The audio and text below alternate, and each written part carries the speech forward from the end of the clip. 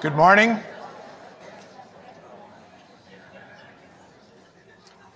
Good morning and welcome to Arctic Futures 2050. I'm Brendan Kelly, Conference Chair and the Director of the Study of Environmental Arctic Change, or SEARCH. This conference will be forward-looking, but often forward-looking benefits from looking back as well. So if I find my clicker here, let me take you back a few decades to a time when the Polar Sea was a spry young icebreaker and there was plenty of reliable ice in the winter and spring in the Bering Sea. So it was 1978, and I had the great fortune to spend a couple of months at sea with Konrad Oziva studying the sea ice ecosystem.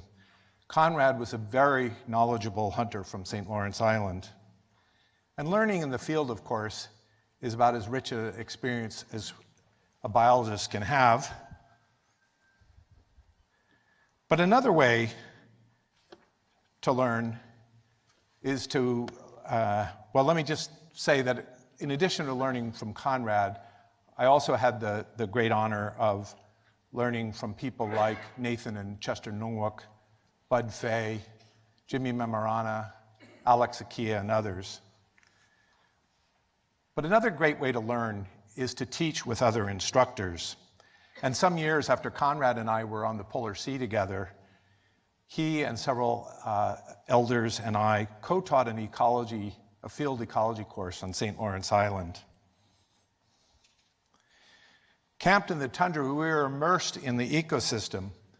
But on the first morning, a student from Savunga confessed that he felt torn. He said, I really like my science classes, and I like learning from the elders, and I don't know which to choose. Well, Konrad very calmly said, you don't need to choose. You can learn what you need from both knowledge systems. And Konrad went on to describe his own experiences learning about the ecosystems from his elders and learning about the geology of the island from scientists that he had guided. Well, indeed, Konrad and Eleanor Oziva, Mabel Tooley, and other elders knew so much about the ecology of the island and its geology that I, for the most part, was more student than instructor. And so again, today, I find myself surrounded by experts willing to share what they know and to learn from different knowledge systems, albeit in this quite different tent. So who are we, and why are we here in this tent?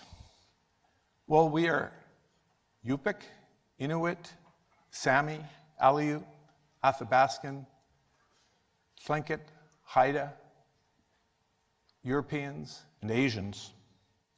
We are 400 people from 17 countries, and we are elders and we are young people. And that kind of ethnic, political, and demographic diversity is challenging. We don't all see the world the same way. We don't talk about it the same way. And those differences can easily lead to misunderstanding and conflict. And yet, at exactly the same time, those differences are very essential to why we are here together. We need to bring together the wisdom in this room to understand and respond to the rapid changes that are taking place in the Arctic. So I suggest that we might start by recognizing two values that in fact unite us. The first is we care about others, including those who will come after us. And therefore, we care about a sustainable Arctic environment. And we all contribute to a sustainable Arctic in our own ways. Many in the room do the very hard work of governing, making policies at the village level, at cities, states, provinces, federal governments, and international bodies. The success of those policies, however, depends on being well informed by what we know about the topics. Fortunately, we increasingly have political leaders who understand and appreciate the importance of informing policy with knowledge. For example, Senator Lisa Murkowski. Hello and welcome to the Arctic Futures 2050 conference. Many thanks to SEARCH and Dr. Brendan Kelly for convening this meeting and for inviting me to be able to speak. I'm sorry that I can't be with you in person, but I am working at home in Alaska, and that's really where I want to be. So thank you for the opportunity, though, to express my support for this gathering and the work that you are doing. Now is the time to decide what future the Arctic will have and how we ensure that future is vibrant, secure, and sustainable, and that this future is built with the knowledge and vision of Arctic residents, policymakers, Indigenous leaders, and our most innovative thinkers. We all know that the North is undergoing rapid environmental change. I certainly see the effects of climate change in Alaska firsthand. We're facing challenges ranging from coastal erosion and impacts to marine life to droughts and permafrost thaw. Diminishing sea ice is affecting critical food resources in subsistence communities. And new issues are arising as maritime traffic inevitably pushes further north. Many countries, both Arctic and non-Arctic, are looking north and seeing new opportunities, whether we like it or not. So how are we as policymakers engaging with effective, meaningful proposals to support our Arctic priorities? The answer, of course, begins with information. We need insight on what is happening and how to address priority needs on the ground. We need to support scientists so that they can collect this information. We need to hear and to take to heart local Indigenous voices. The knowledge of the people that live in the Arctic is invaluable to understanding the region and its dynamics, and it must be regarded as a source of critical information. I'm very grateful for the insights that are shared by Alaska Native and Indigenous communities as we confront new environmental and societal issues in the High North and really around the world. And I thank those who've come here from Alaska and the Arctic to share knowledge about your home. Know that we need it. This past spring, I was able to introduce legislation to reconstitute the Arctic Executive Steering Committee and develop clear channels for the people of the Arctic to have a voice in federal science and policy development. The legislation also updates the Arctic Research and Policy Act of 1984 to include more Native voices at the U.S. Arctic Research Commission, strengthening traditional knowledge and community coordination in our nation's scientific efforts in the Arctic, especially our efforts to study and understand climate change, build resilience at the local level, and adapt in ways that safeguard food and energy security for communities. We lawmakers also must stay engaged with the scientific community. And this means taking the cutting-edge science into account when proposing policy solutions and being attuned to where federal investment in research is needed most. Bottom line, we have to commit robust and continued funding to Arctic science. I've been supporting federal Arctic science across multiple agencies through my role on the Appropriations Committee, from NOAA's work to understand fish stocks that are moving north, to the Arctic research that NASA and NSF support in partnership with the University of Alaska system. We need to be in dialogue with experts from many fields, climatologists, oceanographers, economists, biologists, along with local Indigenous partners to make headway on Arctic challenges, working together. Arctic change is a global challenge that requires collaboration across borders between nations, cultures, and fields of experience. And this room spans those borders and gives me hope. I expect that the dialogue between Arctic residents, scientists, and policymakers here will have greater positive impacts than we can predict. Several members of my staff are there at the conference, and I would urge you to reach out to them with your ideas and messages for how I can best support the Arctic future that we all hope for. Thank you again for your work towards making this the future that we can achieve. Take care. Well, SEARCH and our partners agree with the Senator that Arctic change is a global challenge that requires collaboration across borders. And here in this tent, we span those borders. Together, we have tremendous knowledge of policymaking and the Arctic environment, past and present. But we also need predictions about the future environment, the environment that we want to sustain our children and grandchildren. We have the opportunity then to combine the expertise in this tent in service of our shared value of a sustainable Arctic. And that, by the way, is the actual meaning of the word conference. The roots literally mean to carry forward together. Well, I don't suggest that in 3 days we're going to resolve all the grave threats to the Arctic, but feel free to prove me wrong on that. I do suggest, however, that we have in the tent the wisdom and the expertise to enhance how we inform policy with knowledge. So if we advance our ability to work together as policymakers, Indigenous peoples, and scientists, we will carry forward our shared values. I wish we could be having this conference in the tundra, but we are here for a number of reasons in this peculiar tent. Thanks to the National Academies of Science, Engineering, and Medicine, and we greatly appreciate their hospitality. For those who have journeyed from the tundra, gathering here is especially burdensome in terms of travel and the challenges of navigating what might be an uncomfortable environment. It's plenty hot out there today. The conference organizers, therefore, especially want to thank the Indigenous Participation Working Group for their hard work recruiting Indigenous participants. Moreover, the working group is determined to ensure that Indigenous participants are as comfortable as possible in this tent. The working group members have a special ribbon on their name tags, as do the members of the organizing committee and the ARCIS staff. If you have any questions or concerns, please feel free to ask us for assistance. Many others, of course, were essential to planning and executing this conference.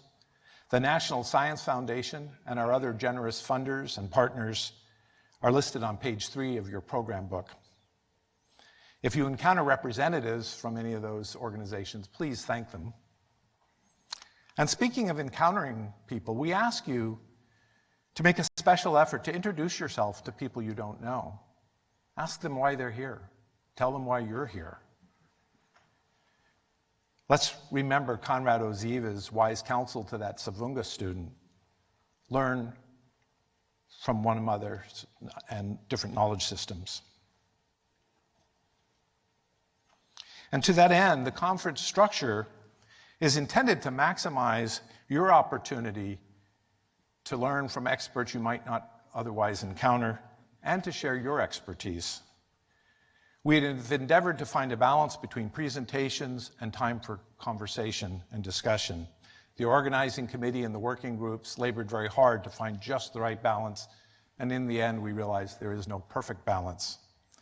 Our imperfect compromise includes urging presenters to avoid jargon and specialized language, having the sessions all in this room so you don't have to choose between competing sessions, minimizing the number of panelists and the duration of their presentations, thereby maximizing time for questions and discussions, and soliciting posters for much of the detailed information that would be very time-consuming in spoken presentations. So there are, in fact, nearly 200 excellent posters that you'll be able to see over the next 3 days. They'll be up for all 3 days. And the presenters will be answering questions at assigned times, and you'll hear more about that later this morning. During the presentations in this room, you can submit questions via the online tool Slido. Instructions for connecting to the internet and Slido are on page 4 of your program book. But if you do not have or care to use a device connected to the internet, you can also write questions on index cards, which will be passed around by staff. Pass them to the end of your row, and staff will collect them and see to it that they get entered into the Slido queue. There are alumni of the Students on Ice program in the tent, and they are happy to help collect those questions and get them entered into Slido. All of the spoken presentations will be in this auditorium, labeled number 7 on the map of the building on the back of your agendas. The posters will be viewed in the lecture room, West Court and East Court, numbers 4, 5, and 6. Box lunches and the evening receptions will be in the Great Hall, that's number 3. And Arcus has put signs in the hallways to help direct you to these other rooms. For safety's sake, please be aware that there are 6 emergency exits from this floor, including the door you came in from Constitution Avenue, and 5 others.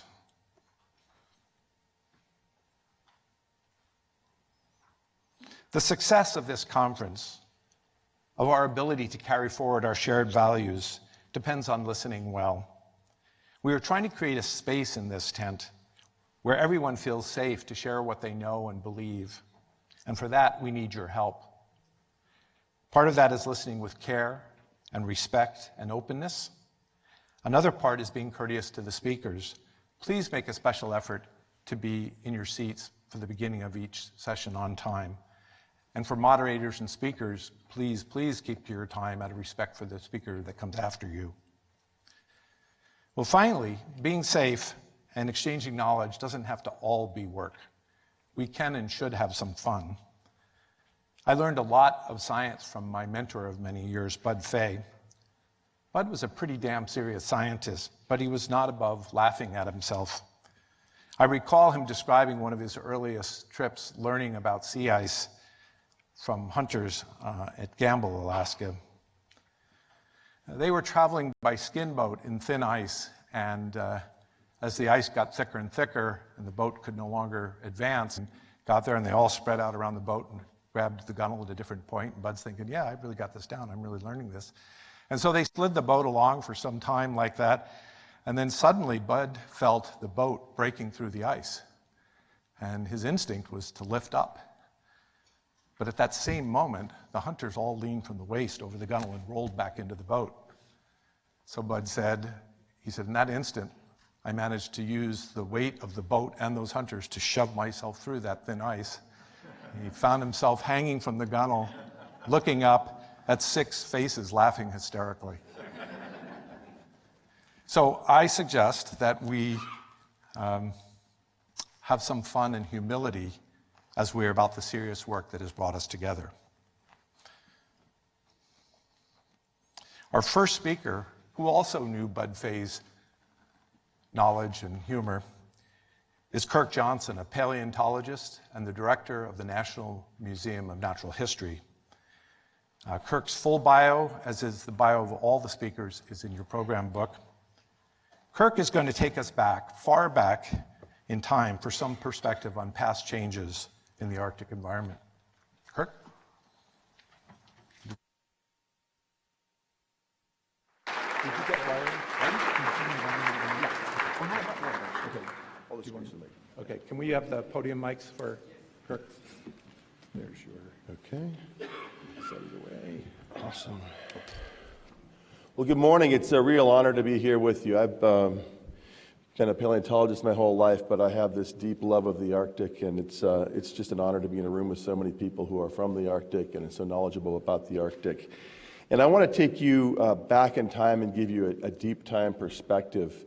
And if you have a chance while you're in Washington to come to the National Museum, on June 8th we opened a new exhibit called Deep Time, and it's the history of life on Earth, and it goes into the future. And it has Arctic elements and climate elements that are worth looking at. It's just down Constitution Avenue. So if you have a moment to go see it, some might call it the dinosaur exhibit, but really it's the story of our planet. And the Arctic is such a bellwether of our planet because when the world warms, it warms faster in the Arctic. Now I start this with a picture of the planet's trees because in a way, if you think about our planet, there are places that have forests and places that don't.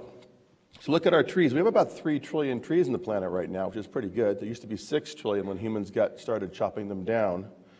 They mainly occur in places where it's warm enough and wet enough to grow a tree. Makes some sense. But just look at that. That's our world of trees today. There are about 60,000 different kinds of trees on the planet. It's quite a few. And many of those trees, by genera, have been around for 50 or 60 million years. So in a very interesting way, trees are our planet's memory. Of course, there's ice. And polar ice today seems like a permanent thing because it's so massive and so extensive. If you go to Greenland or Antarctica, you can't imagine how 10 or 12,000 feet of ice accumulated and what it took to get it there. But there it is. So I see the world as a dance between forests and ice. If you go back in time, where forests are located, where ice is located, gives you sort of the fossil evidence of our planet's history. And of course, in order to interpret forests, you need a paleobotanist, and I am that person, so I will guide you on a tour. Now, paleobotanists use very technical research tools called shovels and pickaxes. We're a science that hasn't changed much since the 1800s, and in fact, early explorers to the Arctic found coal seams and fossil plants in the Arctic, which were baffling then as they are now.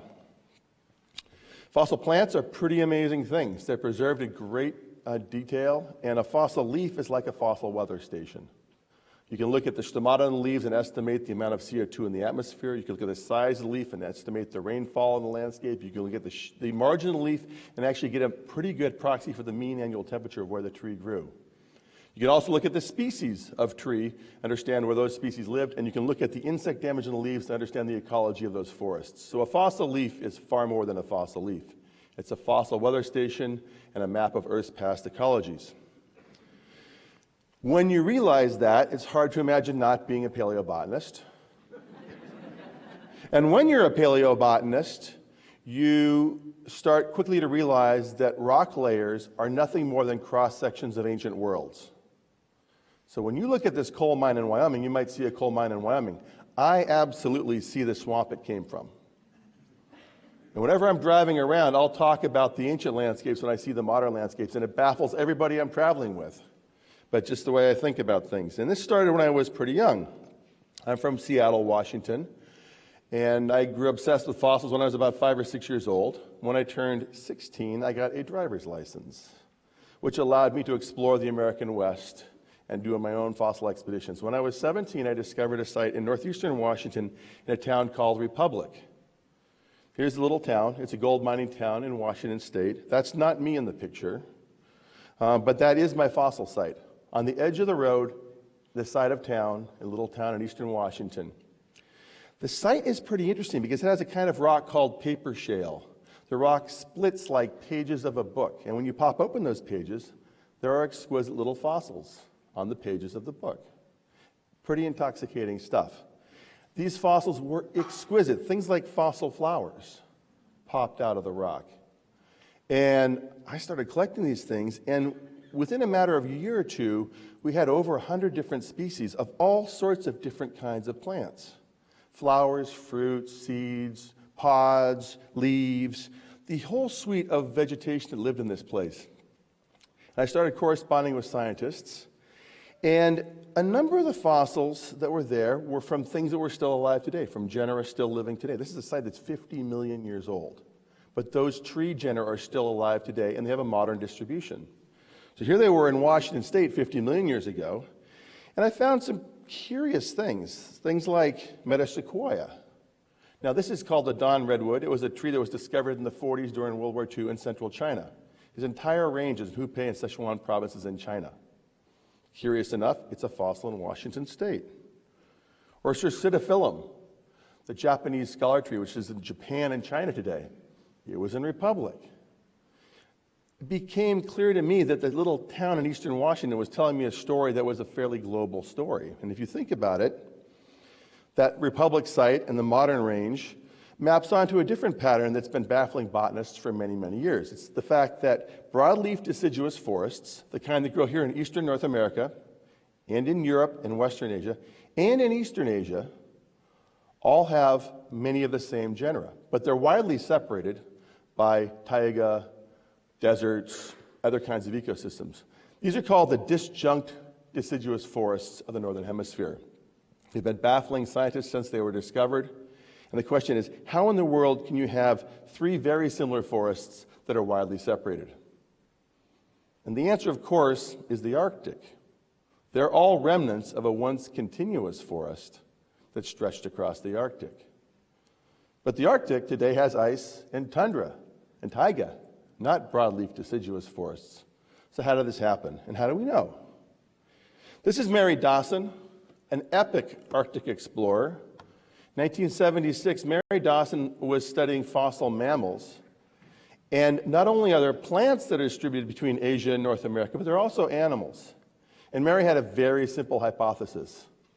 If you have the same mammals in Paris and in North America, they must have walked between the two places via the Arctic. Let's go to the Arctic and find the fossils of those mammals in the Arctic. She went to Ellesmere Island in 1976, and on her first trip, she found not fossil mammals, but she found crocodiles and turtles at latitude 78. So I learned about Mary's work, and I said, Mary, I must go to the Arctic with you. This is just a non-negotiable thing. Here she was in Ellesmere, and I saw a talk given by Leo Hickey at Yale, who had managed to talk his way into her expedition. And I was so compelled by the concept of my fossils from Washington State, perhaps being in the Arctic, that I inveigled my way onto this trip. And you can see Ellesmere is really north. It's not a very habited place. Grise Fiords, the one indigenous village, and that was a village that was transported to Ellesmere. It's not only far above the Arctic Circle, but it's more than 1,000 miles north of the nearest tree. So it's a place where ice has won the ice-forest battle pretty clearly. In 1984, Mary said yes, and we spent the next 2 summers, Mary and I and 2 more people, on 2-month expeditions to Ellesmere Island, all around the island, looking for fossils on Ellesmere Island. And Ellesmere is an amazing place because it does take you right back to the Pleistocene. These ice sheets lying on the land surface, muskox and polar bears, just huge sheets of ice everywhere. No woody plants except for the prostrate Arctic willow. But if you fly around, there are massively thick coal seams. And if you look at those crumbling white rocks in the coal seams, you find them to be petrified trees. And of course, petrified trees are like potato chips. They don't just get one, you get entire forests of them. And they're preserved well. You can see their growth rings. You can see how fast these trees grew, how long they lived. And they got big. These are not small Arctic trees. These are trees the size of modern redwoods because, in fact, the metasequoia is a close relative of the modern redwood. We found fossils of these trees as far north as Lake Hazen, latitude 84. Right? The poles were forested. At this time, there's no evidence for any Arctic ice at all. Similar fossils have been found in Antarctica. So you confront the concept of a world with no polar ice. That's a world that's got forested poles. It is so different from our modern concept of the poles, and it's so hard to explain from a climate model point of view that it remains one of the interesting unsolved questions. How do you warm the Arctic all the way to the poles enough to remove ice, have enough warmth and wetness for forests, and preserve that for long periods of time? Here's the Metasequoia fossils, the same kind that I found at Republic. Here's the Cercidophyllum, Japanese scholar tree fossils, the same kind as I found at Republic. And this one took me a while to realize what it was, but it's in fact lotus. Changes your view of the Arctic to imagine an Arctic with lotus fields and Metasequoia trees. And the fossils were so compelling. Mary would crawl around in the Arctic tundra and pull up the small fossilized jawbones and teeth and skulls of small animals. This is a complete skull. You're looking into its palate. You can see both rows of teeth. It's related to the flying lemurs of Indonesia. And of course, you realize that if it's warm enough for the trees to connect the continents, the animals that live in those forests can also go there. Just 2 years ago, in Homer, Alaska, a 4-year-old child found a fossil tapir jaw. Now, tapirs live in the tropics of America and Indonesia, but there's a Homer tapir now. Here's a flying lemur, Dimopteron, in a Japanese scholar tree in the Arctic. Fossil turtle shells, fossil alligator parts. Here's an alligator for scale. And fossil mammals that come in all sizes and shapes. This is an animal called Coryphodon, First discovered here in the western interior of North America in the 1860s. It's a large hippo-like animal. Here it is at a place called Strathcona Fjord on Ellesmere Island. And there's a reconstruction, early reconstruction of what Ellesmere looked like 50 million years ago, with turtles and crocodiles and lotuses and metasequoias and cercidophyllums and platanuses and ginkgos and coryphodons and tapirs. An amazingly different Arctic than we know today. Here's the diorama we built for the American Museum's Natural History's traveling exhibit called Extreme Mammals that shows that same landscape in a three-dimensional form, not the high Arctic that we're used to. And then in 2004, an amazing discovery. A crew drilled a core on the Lomonosov Ridge in the middle of the Arctic Ocean, not far from the North Pole, down to that exposed bit of continental crust, and brought up cores that had the story or the history of the Arctic Ocean. And at the level of the cores that represented about 47 million years ago, they pulled up not marine plankton, but the spores of terrestrial ferns. A floating fern called Azolla. Here's what Azolla looks like. It's a little tiny thing. Each plant's about the size of a penny. They float on the surface of ponds and lakes from the tropics up into the warm temperate region.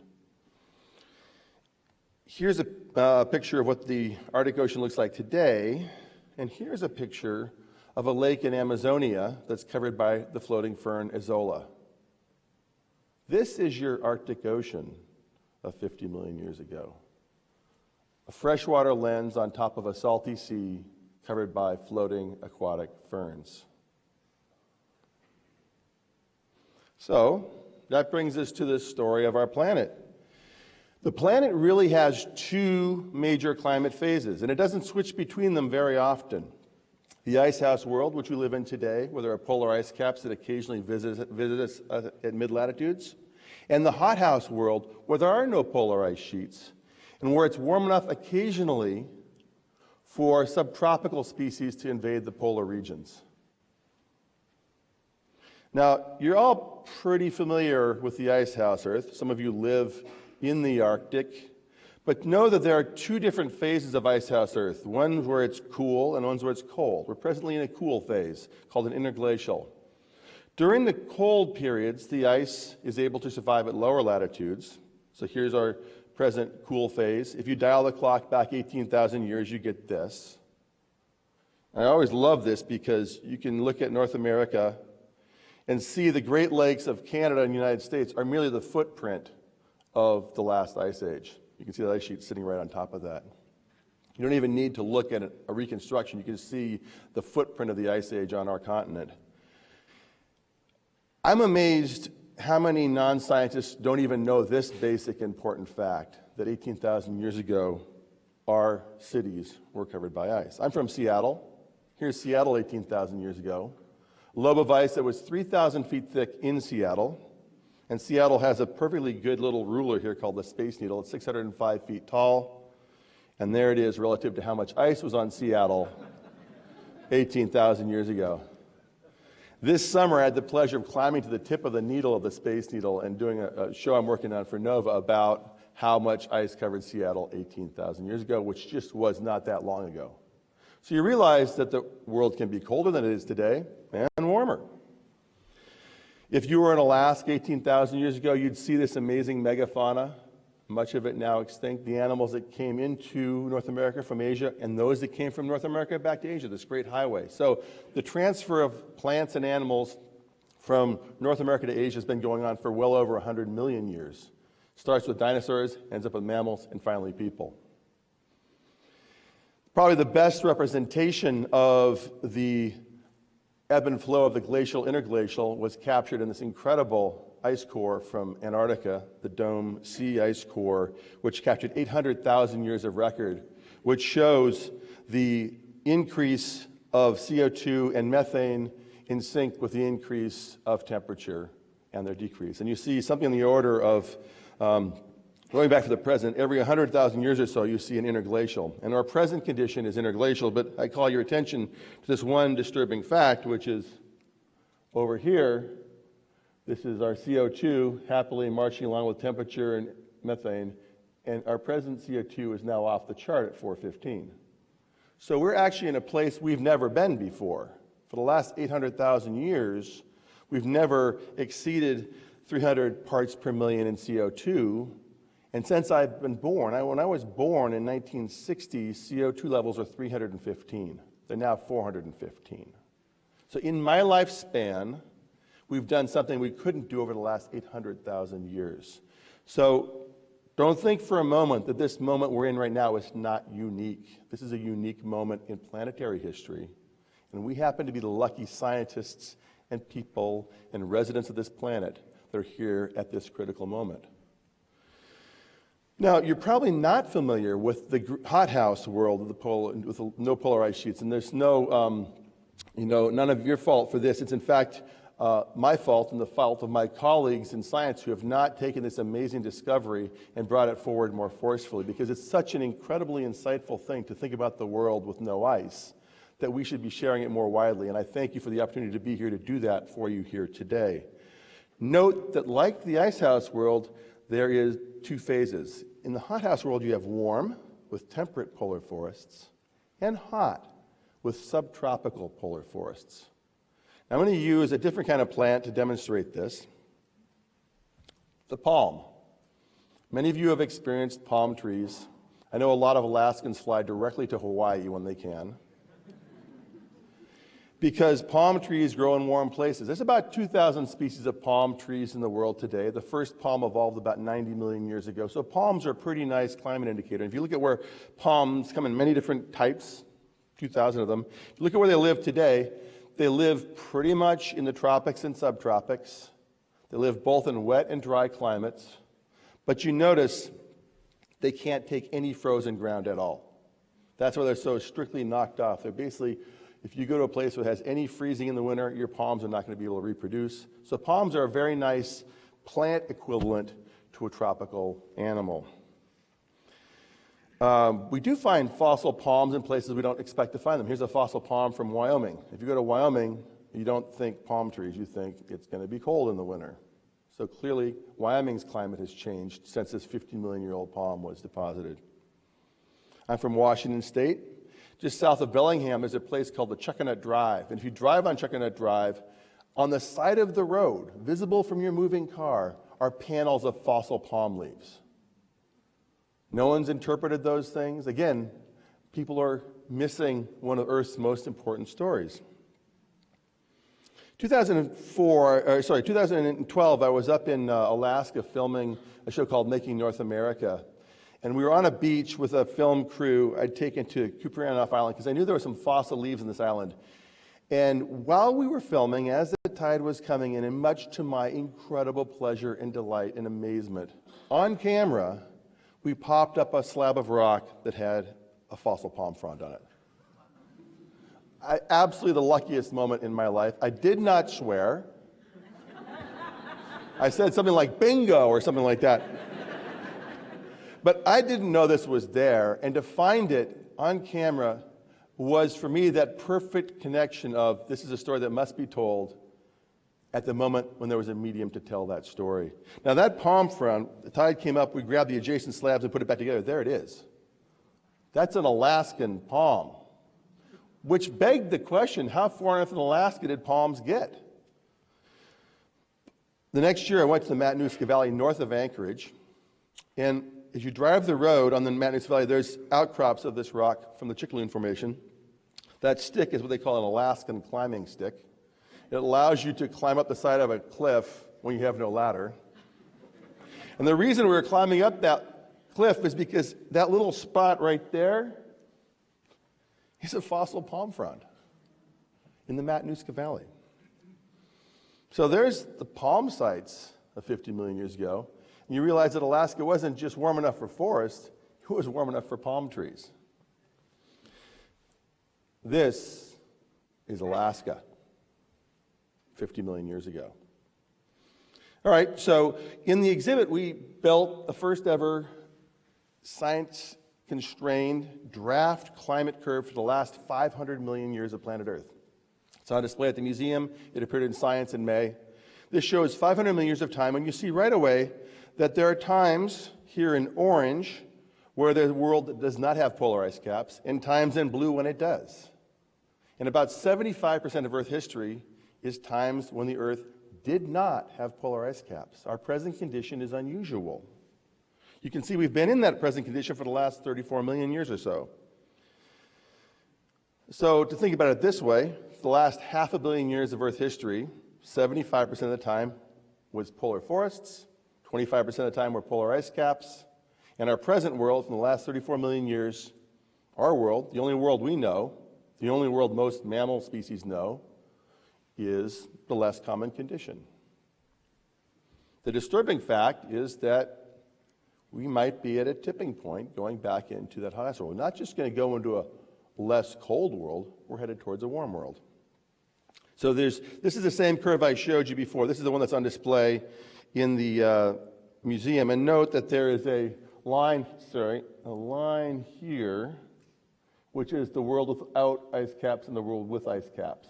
And here we are today.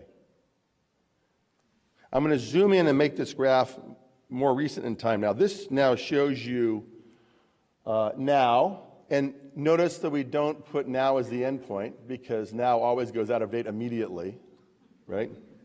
This is just now, and there's a future. We're interested in the future, and there's a past. This is the last 20,000 years. You can see that humans got to North America, people of the Americas, sometime in this time period. We don't know exactly when. But they got here in a time that it's always been getting warmer. And then at around 10,000 years ago, the climate flattened out. This is the Holocene. This is the time period where all of human civilization occurs. And the last 200 years, now we're started up. The question is, we know we're going up more because there's enough CO2 in the atmosphere that we haven't caught up with it yet. If we mitigate our CO2, we might flatten out a level like this. If we continue, we could cross this line, the line of the world without polar ice. And that's the point I leave you at, is that we know we're going to a warmer world. We know this is not something that's happened in the past. The last time we left an ice house into a greenhouse was 250 million years ago. This is not a natural cycle. This is a natural cycle plus human activity on top of a natural cycle. And we are at a point where critical global choices are to be made by the 7.8 billion people on the planet. So I leave you with this thought that the world has an amazingly interesting past, and as a person who grew up as a paleontologist and dug fossils because they were fun, I reluctantly agree that they're deeply relevant to our future. And finally, on February 5th, I did a Nova show, 2-hour Nova show about this topic that'll air on February 5th, and I hope you all check that out. It'll be associated with a NSF-funded education program that included expeditions to Antarctica and a whole bunch of web assets. So if you like this talk, there's more to come in February, and thank you so much for your time.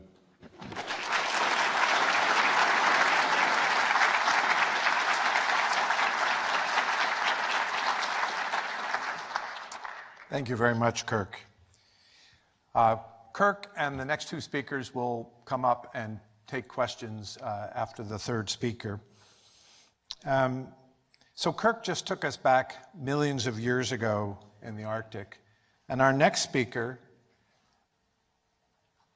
Dali Sambo-Duro, will focus on the thousands of years that, as Kirk told us, people have been indigenous to the Arctic. Dali is the chair of the Inuit Circumpolar Council. She has a doctorate in law from the University of British Columbia, and she is a senior scholar at the University of Alaska Anchorage. Dali, come on in.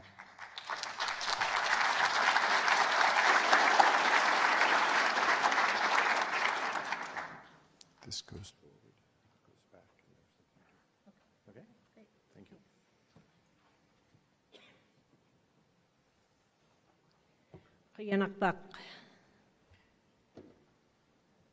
First of all, I want to say that I am honored and humbled to be the chair of the Inuit Circumpolar Council. I know there are many Inuk in the room, and I simply want to say that I'm pleased to work on your behalf at the international level. I'm pleased that you're here and present, especially because we're talking about issues that impact us and our homelands. If I could just ask every Inuk in the room to stand up, I would be grateful. Don't be shy. Yeah, across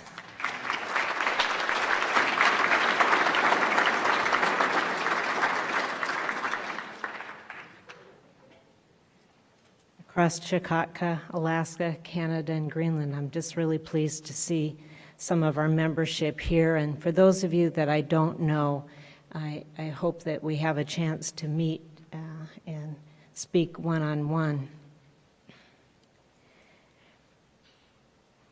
When Kirk and Mary were busy on Ellesmere Island, I made my first trip to Washington, D.C. with Charles Etuk Edwardson. And the issue of the day was to convince the United States government that they had to stand up and do something about our right to harvest bowhead whales. It was in 1976, that same summer. And I guess that just suggests that I have a long history of doing this. I hadn't finished high school at that time, but it was an opportunity to advocate for our people on an important issue, and I'll address some of that today. I don't have a bunch of dazzling photographs. In fact, most of the information that's shown in the following PowerPoint presentations are words. And I simply want to emphasize that throughout this brief presentation, these words are important. Brendan, thank you for the invitation and also your earlier reference about the importance of Indigenous knowledge, which is really the emphasis of the remarks that I'm going to make. I'll focus a bit on Inuit and our distinct rights, the importance of Indigenous knowledge, and the benefits of the co-production of knowledge, emphasizing the need for genuine partnerships aimed at advancing policy responsive to Inuit and other Arctic Indigenous peoples. As Kirk has emphasized, the Arctic has gone from no human habitation to Inuit habitation. We have ingeniously adapted to this snow and ice-covered region that we refer to as Inuit Nunaat, our Arctic homeland, which stretches across Chukotka, Alaska, Canada, and Greenland. Numbering approximately 180,000, we're a distinct peoples with inherent rights to our unique homelands and the Arctic. The Inuit Circumpolar Council, established in 1977, is active at the United Nations, the International Labor Organization, the OAS, a wide range of international fora on behalf of our people. We're one of the original permanent participants of the Arctic Council. On June 13th, 1977, in Utqiagvik, Alaska, Eben Hobson, who is recognized as the founder of the ICC, welcomed our relations to the organizing meeting of the ICC. And he stated, "Our language contains the memory of 4,000 years of human survival through the conservation and good managing of our Arctic wealth. Our language contains the intricate knowledge of the ice that we have seen no others demonstrate. Without our central involvement, there can be no safe and responsible Arctic resource development." This quote is not merely a few sentences in English. These are powerful words and a powerful message. Hobson was speaking volumes about Inuit status, knowledge, intellectual property, land and territory, sustainable development, and above all, our need to play a central role in Arctic policy. Another extraordinary Inuk present in 1977 at the organizing meeting of the ICC was Charles Ituk Edwardson, urging support for a resolution to defend the right of Inuit to maintain our cultural integrity and explicitly our relationship with the whale. He stated, those who knew him can imagine how he stated this, but the people who have called themselves conservationists have chosen not to conserve the Eskimos. We are further compelled to tell the world who we are, the total depth of our environment, and our association with the whale is dependent upon the survival of both communities, the whale as a species and Inuit as a species. A critical correlation is the fact that the health of the whale and the health of the hunter depend on each other. We are part of the overall ecosystem. Our collective health is interdependent. Therefore, when we speak of the Arctic, it's imperative to keep the distinct status, rights, and the holistic world perspectives of Inuit at the forefront of all considerations.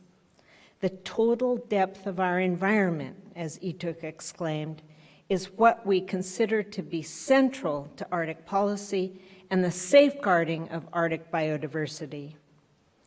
Our original principles and elements for a comprehensive Arctic policy, dating back to the mid-'80s, affirmed that Inuit are an integral part of Arctic ecosystems.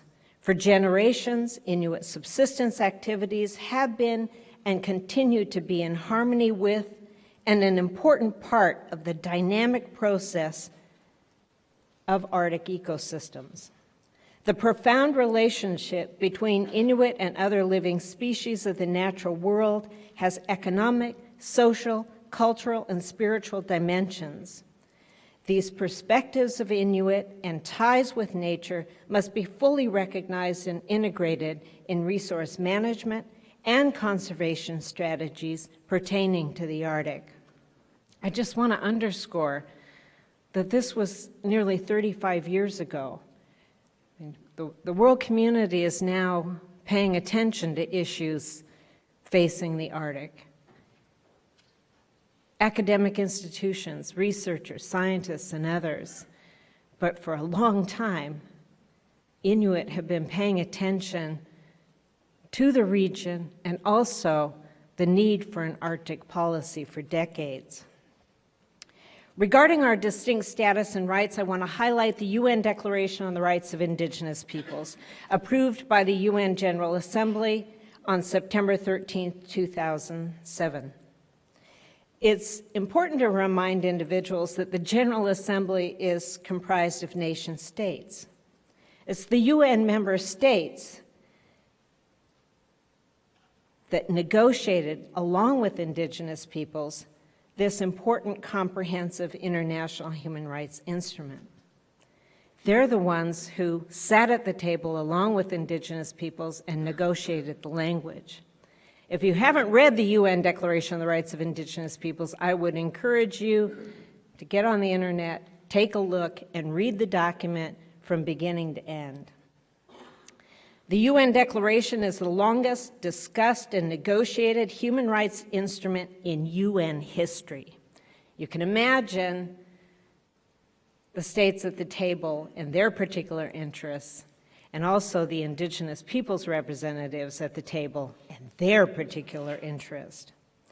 It's also the first time that the subjects of the instrument, in this case Indigenous peoples, participated extensively along with states in its formulation.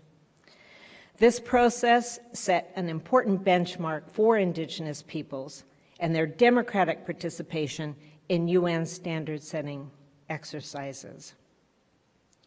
The ICC played an important role in this work. In fact, if you go back and look at some of the earlier language formulated in various provisions, especially those related to lands, territories, and resources, Early formulations included a reference to sea ice, but because the instrument is to be universal and applicable to all indigenous peoples, that term, sea ice, fell to the side because it wasn't a universal concept. The vote in the UN General Assembly was 144 in favor, 4 against, and 11 abstentions. The 4 opposing states, Canada, Australia, New Zealand, and the United States, have all since reversed their positions.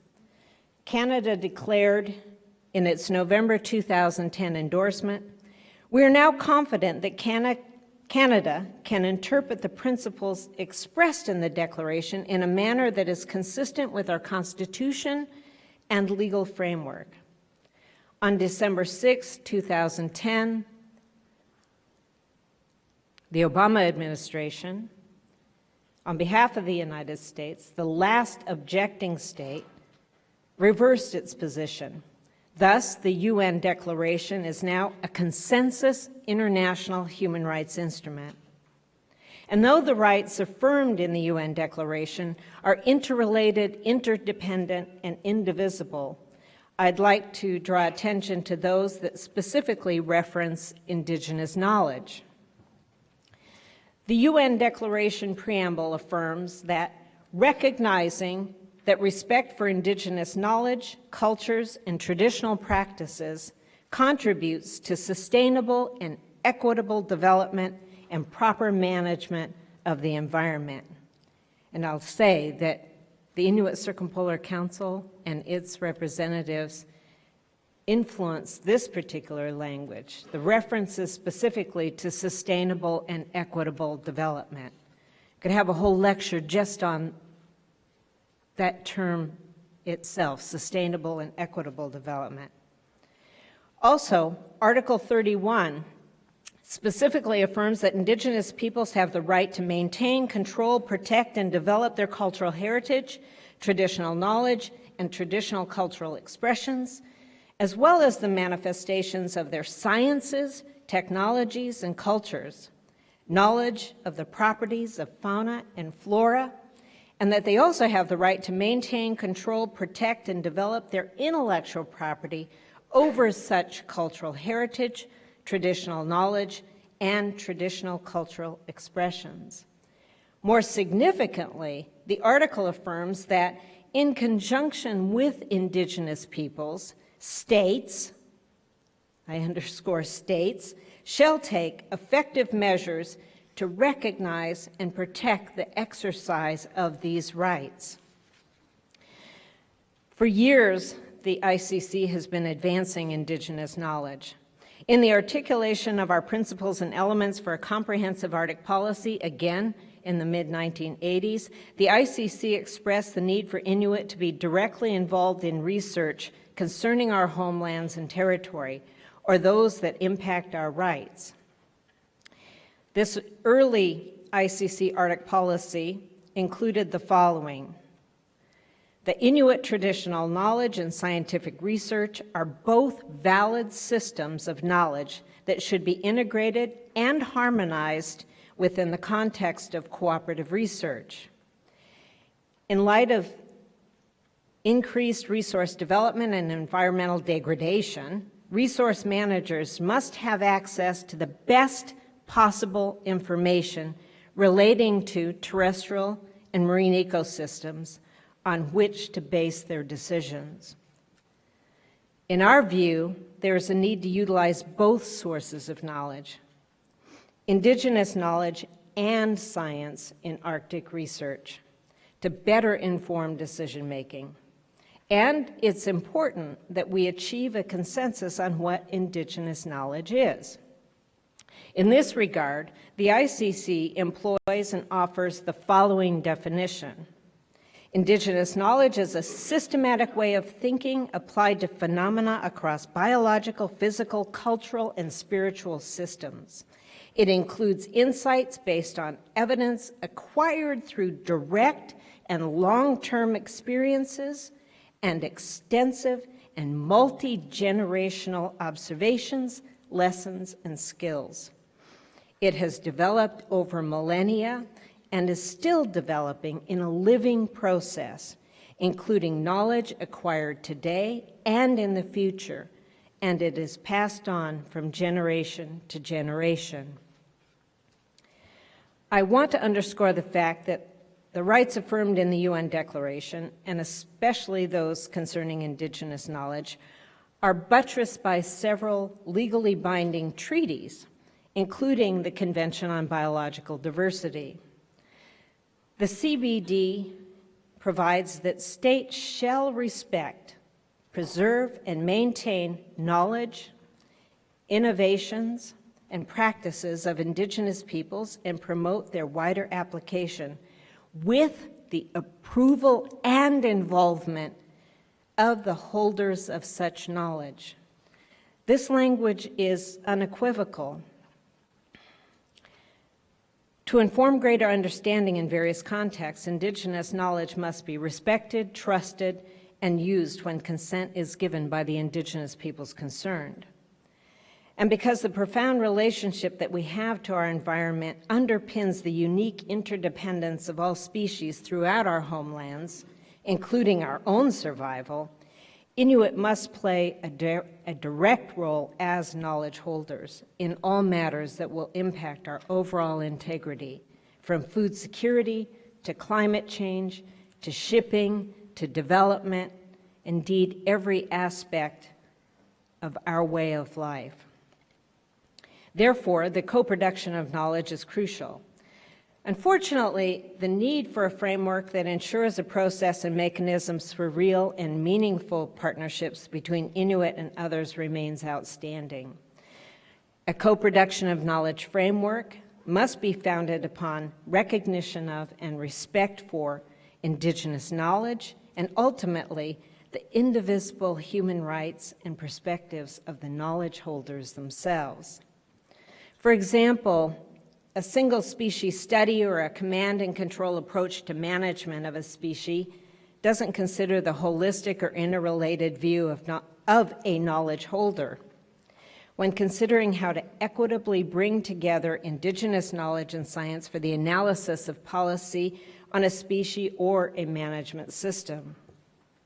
As affirmed in the Ottawa Indigenous Knowledge Principles that was delivered to the Arctic Council by the permanent participants, Indigenous knowledge and science are different yet complementary systems and sources of knowledge, and when appropriately used together may generate new knowledge and may inform decision-making, policy development, as well as the overall work of the Arctic Council.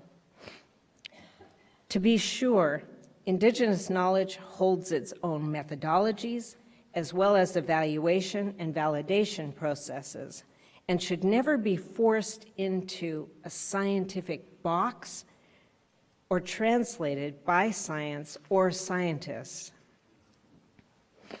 Furthermore, the co-production of knowledge requires creative and culturally appropriate methodologies and technologies that use both Indigenous knowledge and science applied across all processes of knowledge systems and creation. This requires engagement of Indigenous knowledge holders and Indigenous knowledge from the outset, throughout the entire process of study, research, and analysis, from initial planning to the reporting of results. Again, essentially at every stage. A comprehensive framework, approach, and co-production of knowledge mechanisms are ultimately beneficial to all. We're now at a place and time where colonized thinking and approaches must be dispensed with. Policy making must be inclusive of Indigenous knowledge. And there's much to gain from the real, genuine co-production of knowledge. This is undoubtedly the case throughout Inuit Nunaat. We're the knowledge holders of our homelands, whether it's in the area of climate change research, wildlife management systems, vessel traffic and shipping, fisheries, economic development, social sciences, healthcare, again, every facet of our lives in the Arctic. In conclusion, through a dramatic slide away from colonial approaches toward recognition of indigenous knowledge, regional, Arctic individual and collective actions to guarantee co-production of knowledge will surely encourage policy that is more responsive to the global community and in favor of all of humanity, and especially the Inuit. The real potential, and we see it happening in various different quarters from time to time, the genuine co-production of knowledge. But I would submit that more has to be done between scientists and indigenous peoples themselves, and as determined by indigenous peoples themselves, to really allow co-production of knowledge to manifest itself in a way that will effectively impact policy development that can really change the quality of lives of people throughout the Arctic, and in particular, Arctic indigenous peoples, Inuit included. So, Kuyanak.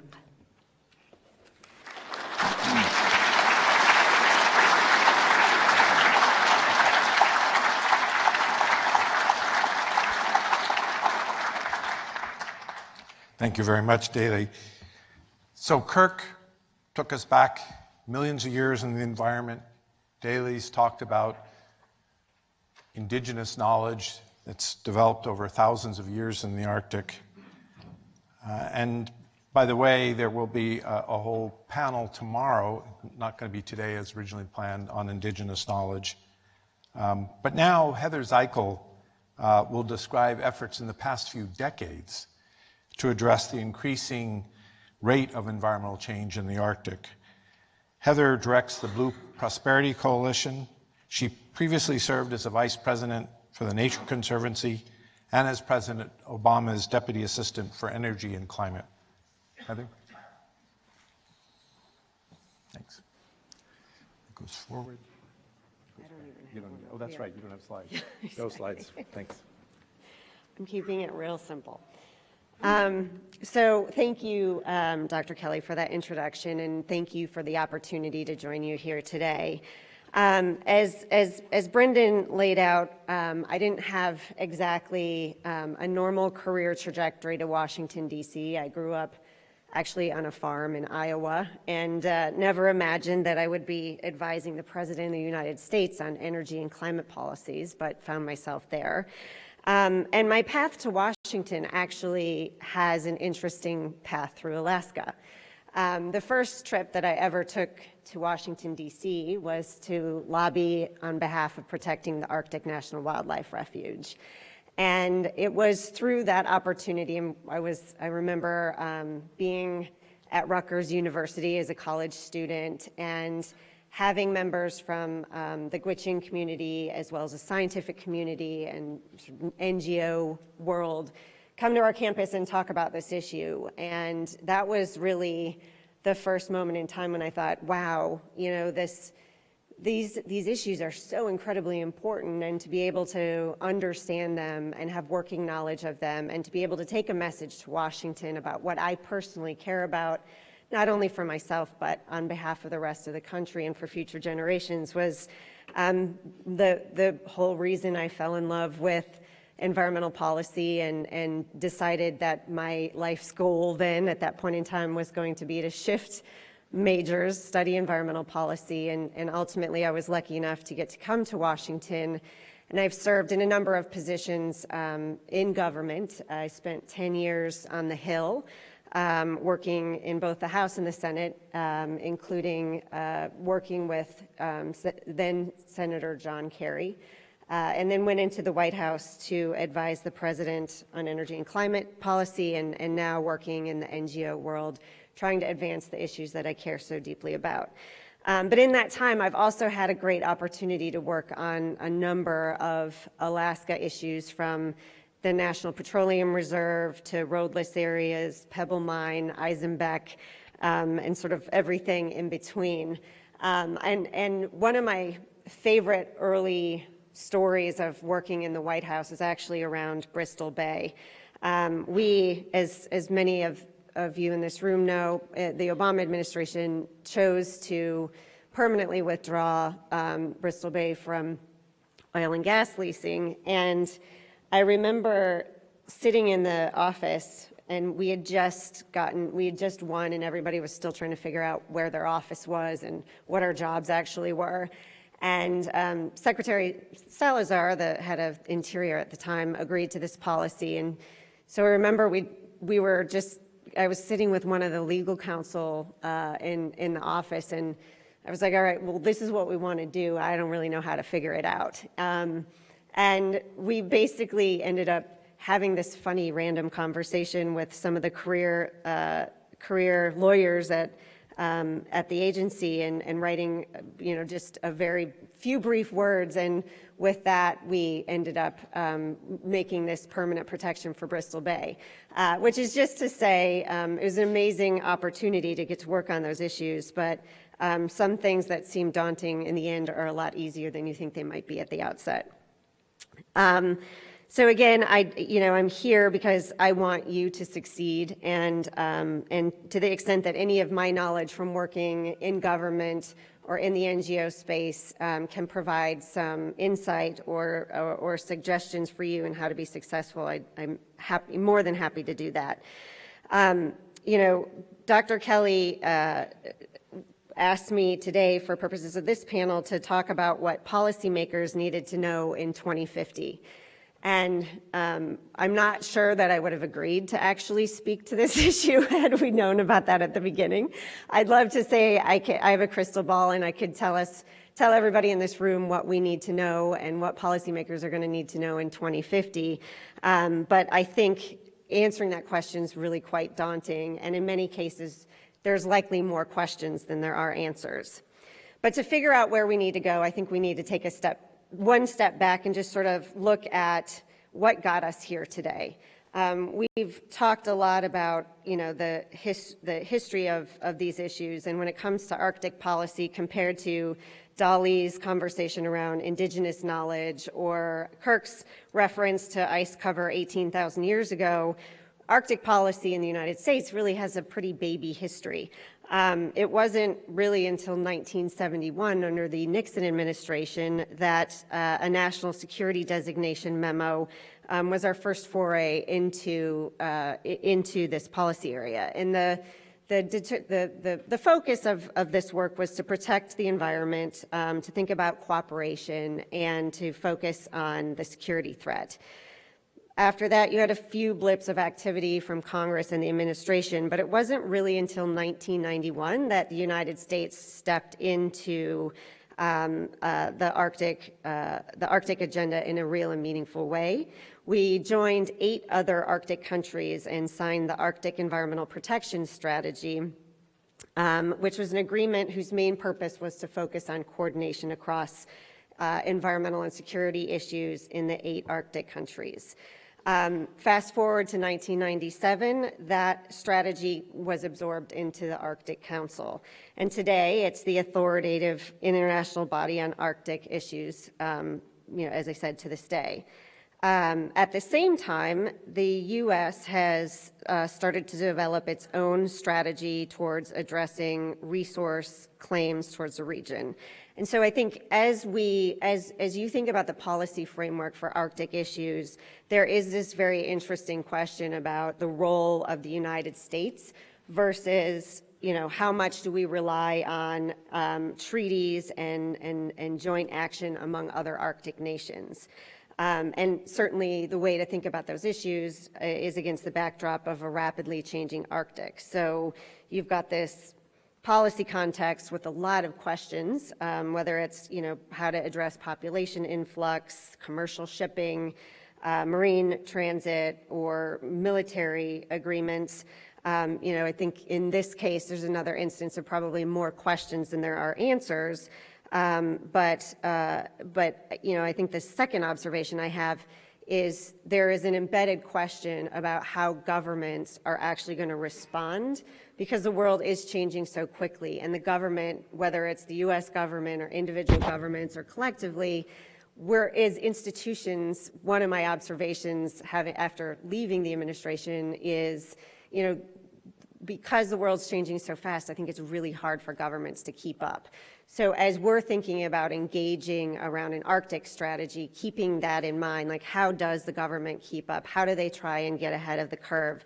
I don't think anybody has answers to that question, but I think it's an important consideration. So after Arctic policy, I think the second, obviously, primary area to think through is the history of climate policy. And I'm not going to spend a lot of time delving into the ugly history of how we got to where we are today. We are where we are. But I think the big question that we all need to think about, and I know is obviously on your mind, is,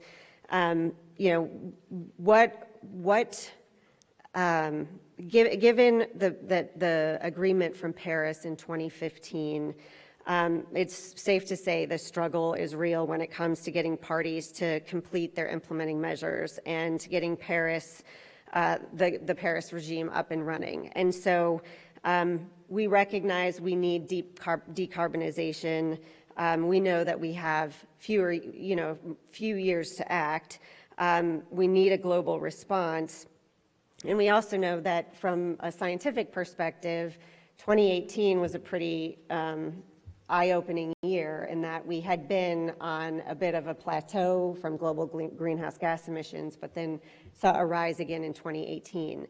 So how do all of the global policymakers take these data points into, and how do we hold leaders accountable for collective action? So against the history of Arctic policy and climate policy, I think the question is sort of what should we be thinking about on these issues over the next 3 days, and how do we where do we go from here? What are the obstacles? What should we be keeping in mind? And I'd love to just, from my vantage point, share a few of my own observations in the hopes that they will help spark some ideas and conversation. My first observation when it comes to addressing Arctic policy is there's just way too many cooks in the kitchen in the U.S., at the U.S. level. In the Executive Office of the President alone, there are 5 different entities that have equities on Arctic policy. Then you go into a long list of acronyms, and I loved that one of the principles and one of the goals at the outset is to not use too much jargon. But if I could put a slide up there, you would see a zillion different DOI, DOE, DHS, NSF, DOD, State Department. We have over a dozen agencies that also have authority to act and to play some role as we think about the Arctic agenda. And on top of that, you have numerous Arctic research programs and other Arctic nations. So I say this not to depress us all, but to help us think about how we get very clear and specific about what the needs are, and to give you the background of, when you're engaging with the U.S. government or the U.S. Senate around these issues, Congress, just being mindful that there are so many different agencies that have, as I said, equities in this conversation. You would never, if we were to spend the next day thinking about what's the best way to manage Arctic policy across the United States government, this isn't exactly the construct we would come up with, but it's the construct that we have. And while I can stand here today and say, but it's really hard to get people to work together, the truth is it's really hard to get people to work together. And I would say of all of my 6 years in the administration, the biggest challenge was getting governments to work together across jurisdictions.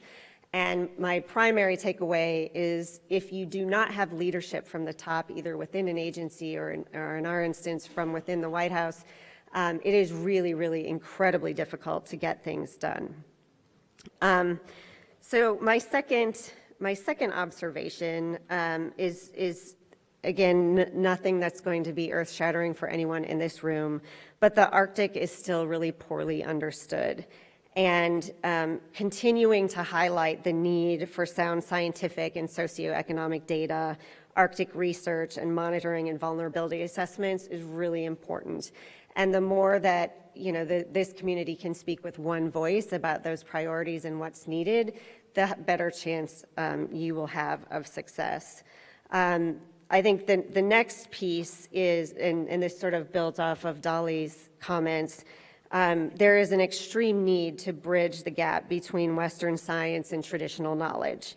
It must be treated as equal, and it must be treated as part of the solution. I know many of the people in this room are working every day to make that happen, but don't lose sight of that goal and continue to push for better results from and better recognition across the spectrum. I think the next observation that I wanted to share with you is, again, the perennial problem that how do we address the lack of science funding, given that the costs of doing research in the Arctic are so much more, but at this point in time, more than ever, more crucial.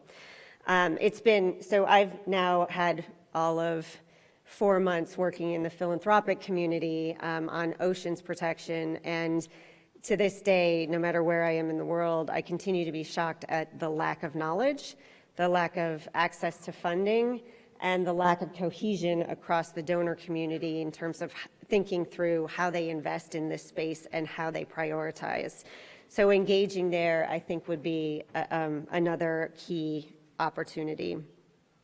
The next part, of what I have observed is, putting the precautionary principle to work is never easy. Not long ago, a decision was made to close the international Arctic to commercial fishing. So what about seabed mining, oil and gas development, and other industrial uses? I think there are interesting ways to sort of look at what's worked globally and how do we build out policy solutions based on things that we know have already been done. Again, one of the lessons I learned in the government is truly, doing something for the first time is a lot harder than doing something that's already been done before. So being able to look at lessons learned across the globe and figuring out how we can plug in solutions that way, I think, you're knocking down a lot of barriers earlier and increasing your chances of success. And then I think the next issue speaks to, yes, we spend a lot of time thinking about where we are today, but it's also very easy to forget about what we need to do to look around the corner. And when we think about 2050, we know two things. We know that if we are to achieve our climate objectives, the energy policy in this country is going to look a lot different than it does today. And the second thing we know is that the Arctic region is not going to look the same as it does today. So if we know these things, we need to sort of look at that trajectory and think through what role and what do we need to be thinking about as we engage or plan for the future of the oil and gas sector. And as much as there's a lot of focus right now about, where to drill, what not to drill, and how to regulate, one of the things that I have on my mind, and this sort of gets to how do we look around the corner, how do we actually have the conversation about phasing out oil and gas in a responsible manner? Because if we don't do the work today or start thinking about the agenda for what it looks like for communities when the oil and gas sector is transitioning out, we can't afford to have a trail of destruction left behind. So there's the aging infrastructure questions, leaking methane, water contamination, et cetera, and nobody is really thinking about what responsible and proper phase out looks like for our communities. So I think that's one area where we need to get on the mission before it's decided for us. And then, again, my last observation is probably also not earth-shattering to those in this room, but it is worth stating that science and policy are just a hard mix. They always have been. And in the Arctic, it's another set of challenges because it's not a place where the general population can easily associate with it. It's one thing to read about what's happening to communities like Shishmaref on the North Slope and what communities are facing in terms of coastal erosion. It's a complete other thing to go and see that and understand how all these challenges fit together. But the more we are able to put a face on these challenges, the better. And I think in this instance, this is why, in particular, traditional knowledge is so key.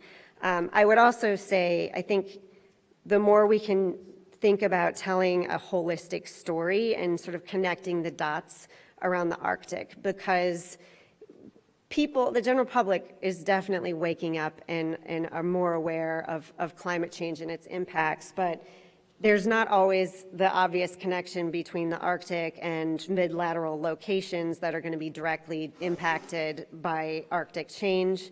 And in fact, we have a very strong case to make that the entire world will be impacted, given the amplifying effect of Arctic change has with climate. So I think that that's another important component to keep in mind. And then, so as I was thinking about my remarks today, so basically it's like, okay, so this is great and really enlightening, but what do we do? I want to end not on a down note, because I do think that we have a lot to build from on this agenda. It's one of the few issues that Democrats and Republicans have been aligned on.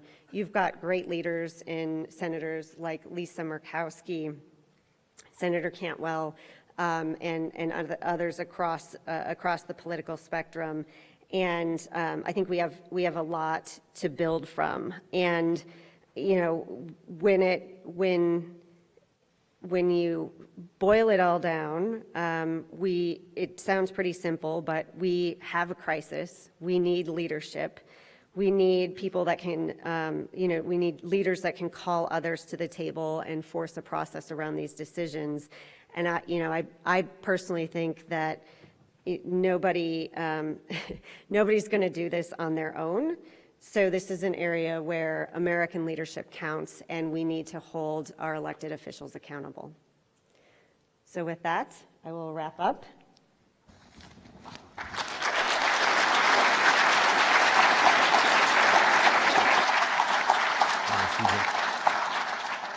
So Kirk and Daly, if you would come up and join Heather up here.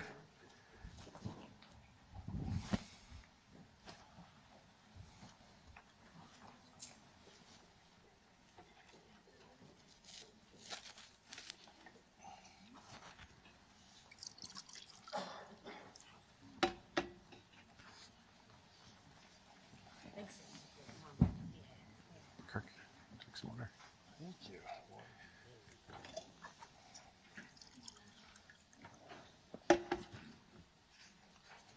Daly? Thanks. Mm-hmm. Thanks.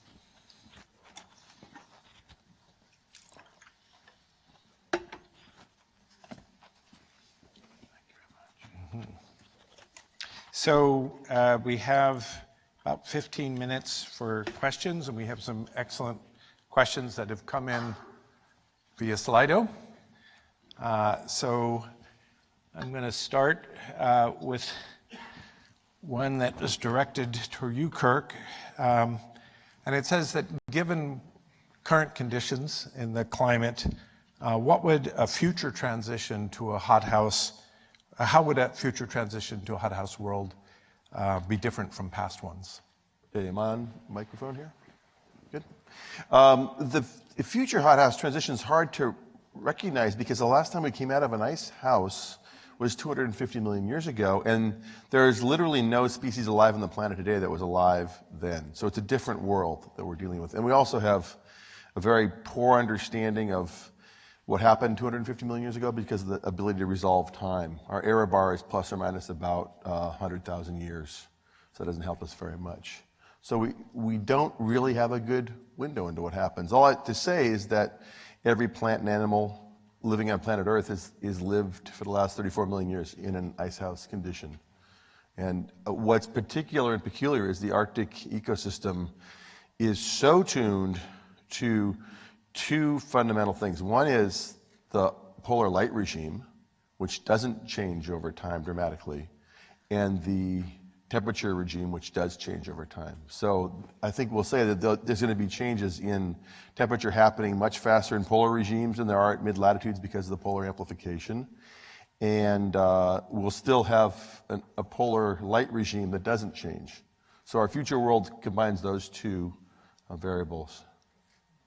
So I guess to follow up on that, I'd ask you, Heather, I mean, is this an example of the kind of thing that if you're working on policy and you go to the science community and you say, okay, you know, you've got all these great models and you make these great predictions, what can you tell us about a transition to a hothouse world? And the scientist says, pretty hard to tell you that because for the reasons of Kirk.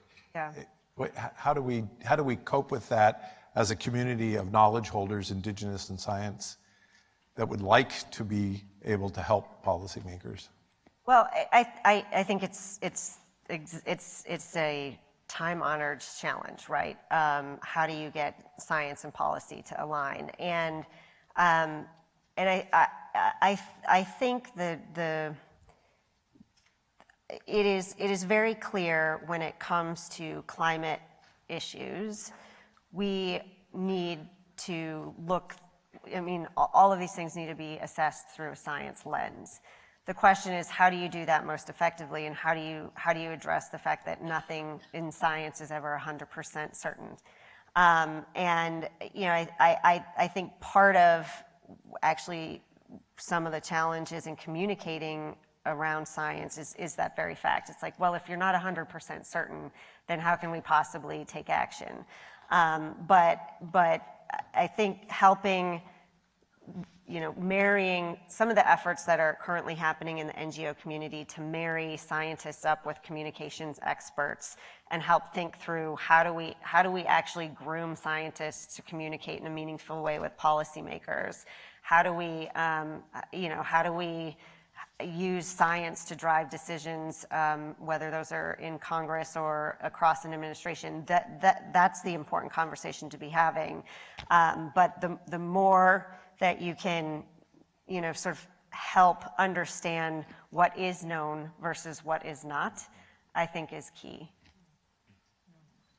So in a similar vein, I have a question here, Daley, that I think is appropriate for you or directed towards you. And the question is, how do we make policymakers more aware of the value of indigenous traditional knowledge? Well, on your first question, I was thinking of Angakok and someone who sees things beyond what is here and now before us in terms of projections and the future. But I think that indigenous knowledge and the potential for it, and the larger context of recognizing and respecting the interests and the aspirations and, importantly, the rights of indigenous peoples could potentially be the bridge as far as policy is concerned and science and indigenous knowledge, and to look at all of the potential contributions in order to build the bridges that are needed. And I think that one of the difficulties, and we certainly experienced this in the drafting of the UN Declaration of the Rights of Indigenous Peoples, as well as other instruments, the ILO Convention 169 on Indigenous and Tribal Peoples, as well as the American Declaration on the Rights of Indigenous Peoples, is that state governments in particular tend to have a them and us approach, when in fact it is all of us. And I mean, if you take simple things like you're offering me a glass of water, we can't make any more of this, right? The water that we have here and now on planet Earth is the water that we have, period. Yeah. And so I think that the opportunities for Indigenous knowledge to not necessarily solely be front and center, but I think it's an important and integral part of it, of policy and policy development. But again, even the larger context of the fact that Indigenous peoples are here and now, and the Inuit are here and now, and there is a desire to remain and to ensure that there'll always be an Arctic homeland that is supportive of our ways of life. And I think that through embracing Indigenous knowledge and the contributions that Indigenous peoples can make to these very, very challenging issues of climate change, as well as all the other activities that are taking place that are compounding the pressure being placed upon Arctic Indigenous peoples, as well as Indigenous peoples across the world. Some of you may have seen the press release of the ICC expressing solidarity with the Indigenous peoples in Brazil and the forest fires that are raging there, and the contributions that those devastating effects are having to our global climate health. That these are not small matters. So I do think that Indigenous knowledge has an important role to play in the linkages between science and policy. I think that's one of the interesting things, is that there's so much basic ground knowledge about life on the land, and we are in a shifting baseline kind of landscape. So Indigenous knowledge is actually critical for understanding where we are. But as with biodiversity, which will shift with time, there's adjacent Indigenous knowledge in different ecosystems. So it may be, one of the things that's going to happen is, as the ice degrades, ice goes away faster than it returns, but vegetation moves as rapidly as it recedes. So what we'll start to see in a warming Arctic is an increase in the tree line. The tree line will move further north. So the Indigenous knowledge of life within the tree line is relevant to the Indigenous knowledge in that changing ecosystem. So I think there's some things that are happening on the human time scale that are deeply relevant to the Indigenous knowledge base. Yeah. So I'm interested in that. So there's a underlying thread here. Like I sort of characterize you as each looking at a successively smaller slice of time. It's not entirely true, but I asserted that anyway. But then we have this issue of, and it came out, Kirk, in your remarks of just now, that the ice goes away faster than it'll come back. You contrasted that the change of vegetation, but this rate of change issue, I think,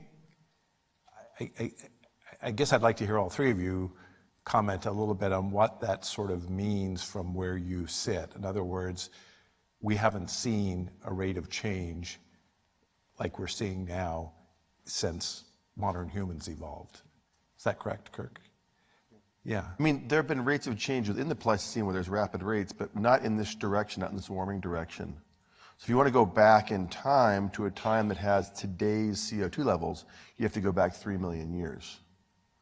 And if we were to burn the entire fossil fuel reservoir over the next century, then you'd go back 30 million years.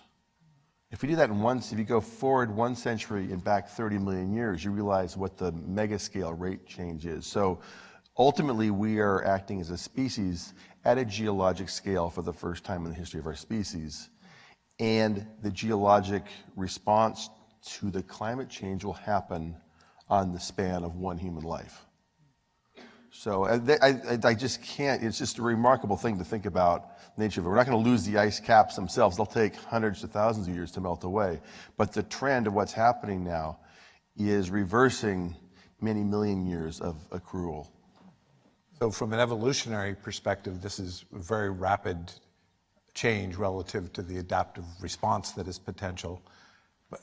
But I guess what I wonder is from an indigenous perspective, David, could you comment on what that might mean to have change happening in the environment unlike anything humans have seen before in terms of rate of change? Yeah, no, this was an interesting slide, and in fact, it would have been useful to magnify just that very last frame of the dramatic change that we're seeing. And I mean, we use these words pretty consistently throughout our communities. And for example, the recent village-based meetings that we've held on the topic of food sovereignty and self-governance, quite a lot of the feedback from individual hunters and others out there on the land is that they are seeing dramatic changes. And when you say in terms of one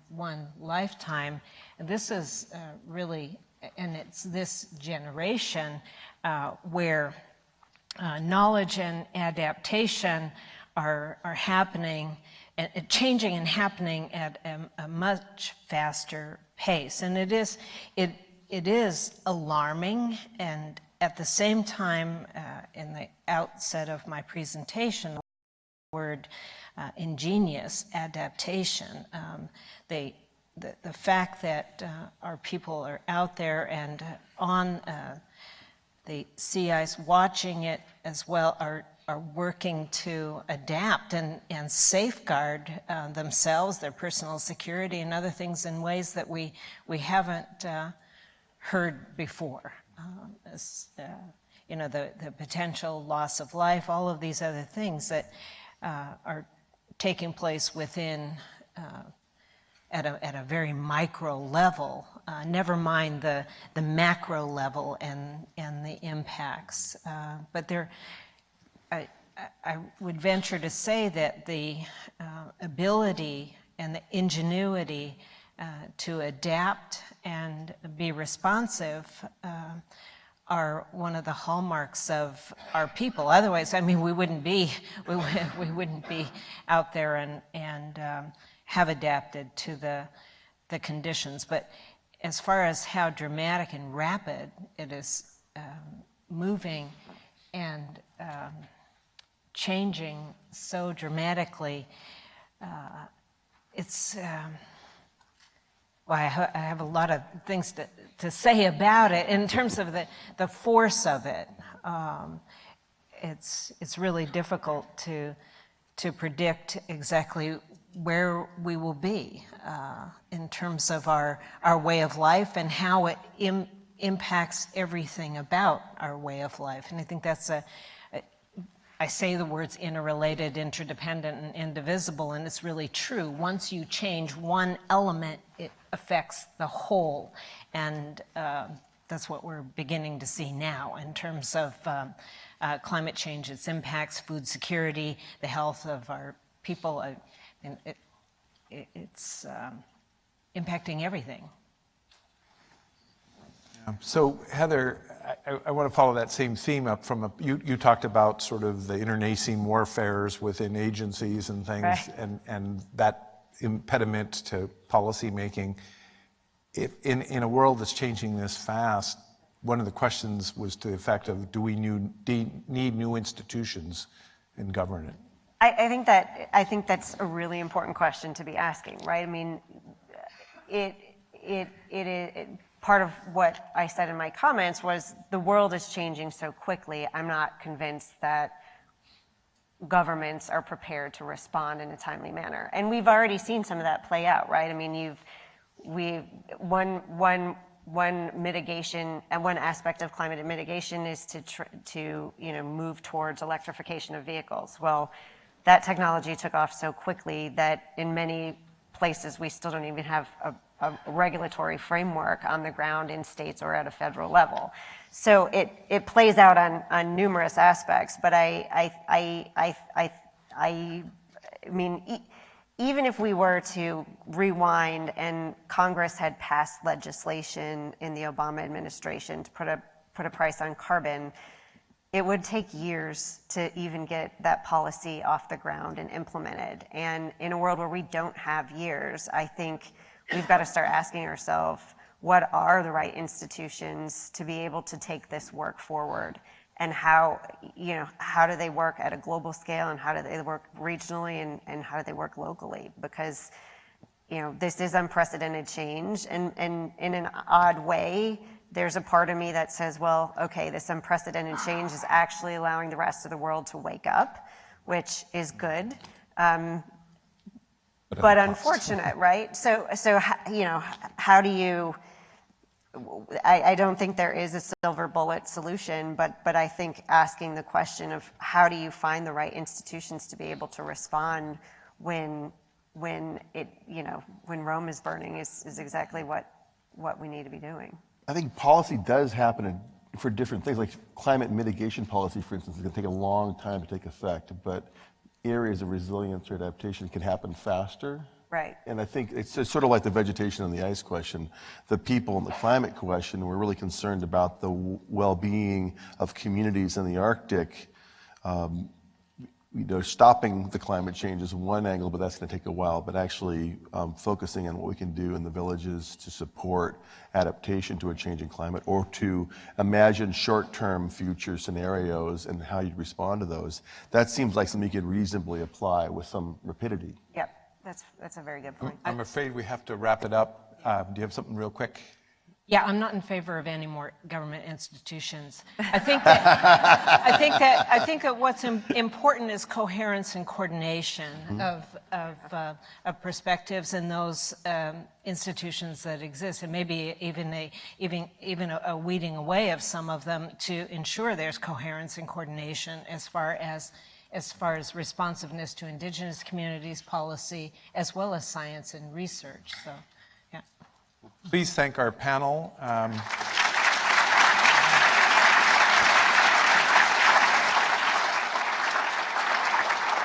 There are lots of other very good questions, and you will have an opportunity, because many of these topics are going to come up over and over again. So please hang on to your good questions. We're going to go to a 30-minute coffee break. Please be back promptly. It is possible to exit those doors at the very top there, but you can't come back in through them, but you can go out down to the coffee room, if that helps people. Thank you.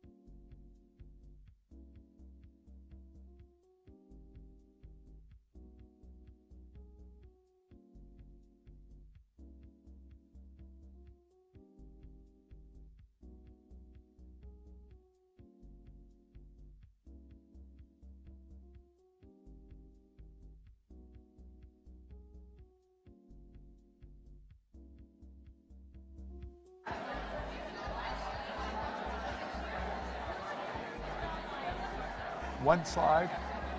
One slide.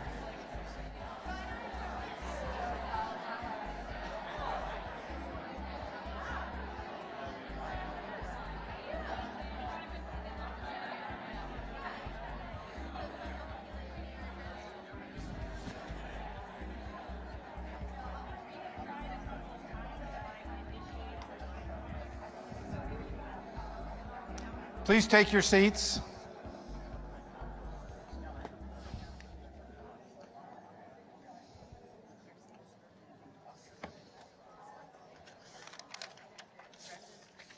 Yeah, so come on up if you would. Thank you.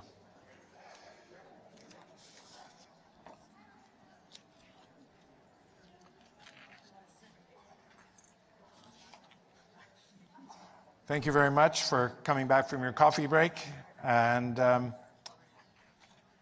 welcome to the first panel discussion. This will be one of several throughout the conference. I have a couple of housekeeping notes. Let's see if I can find them here. Yes. If you didn't get the memo, there's no food or drink allowed in this room, except for the water up here. If you get real thirsty, I guess you can come join us.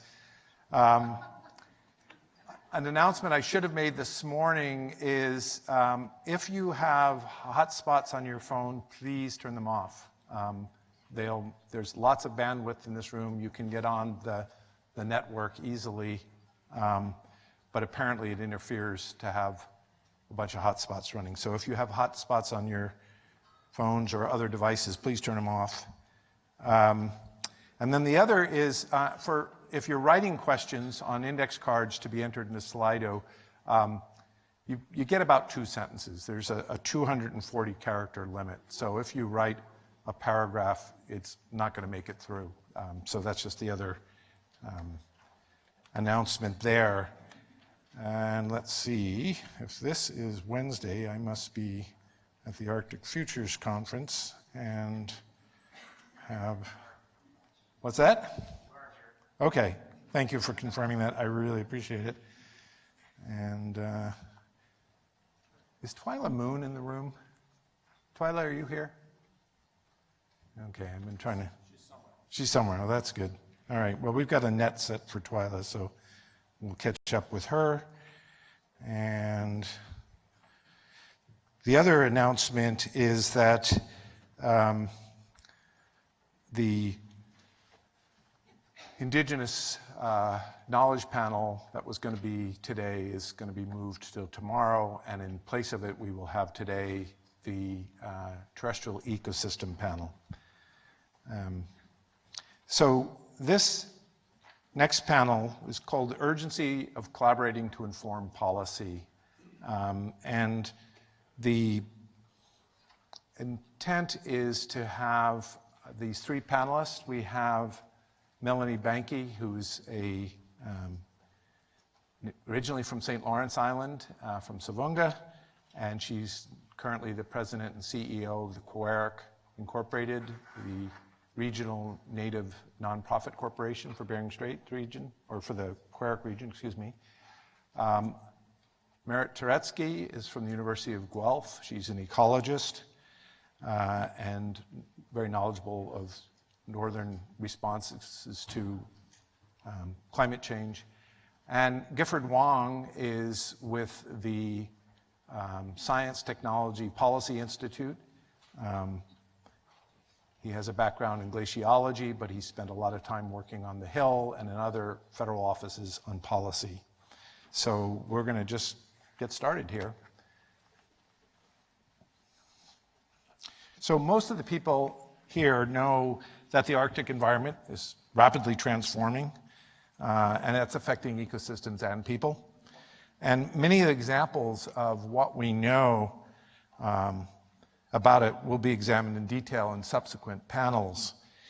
In this panel, however, our goal is to highlight some of the key challenges to informing policy with knowledge.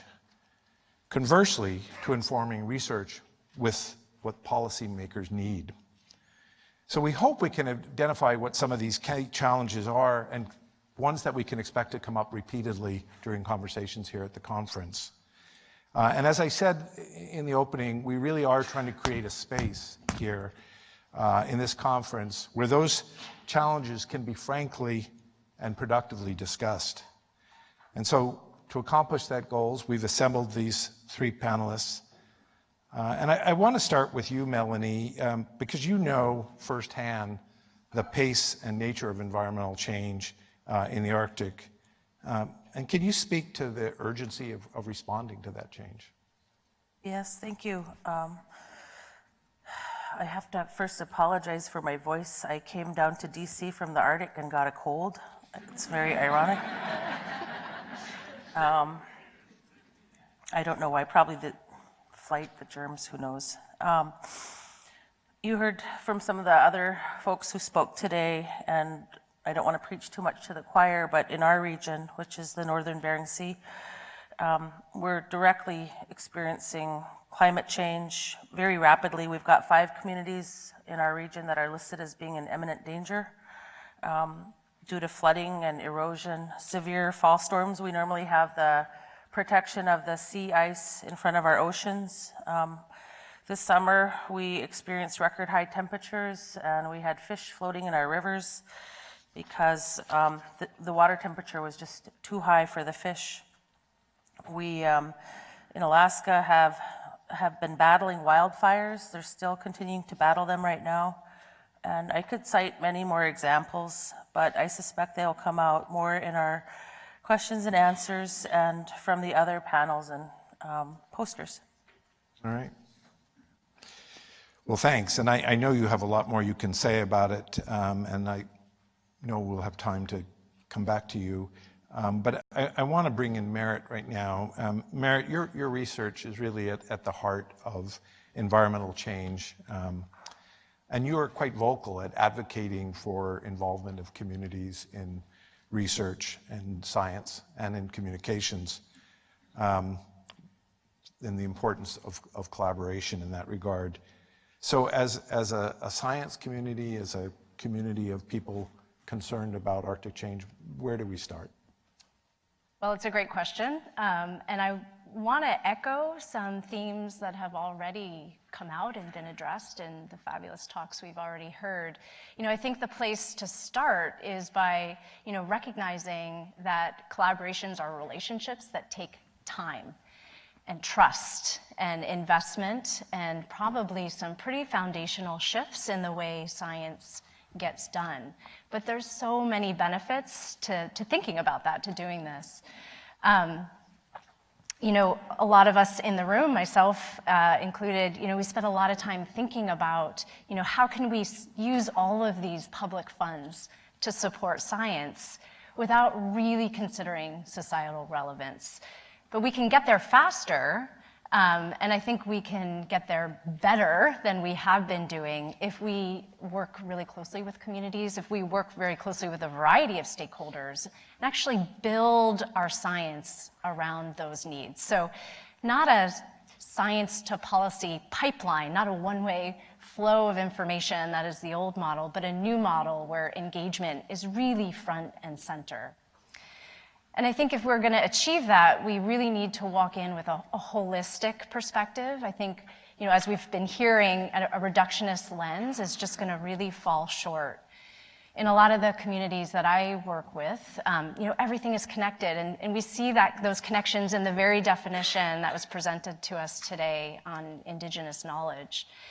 And so for me, working with communities and being embraced by those connections has really forced me at times to move out of my own comfort zone, but that's where progress occurs. And, I know for myself that I am a better scholar as a result of that kind of work.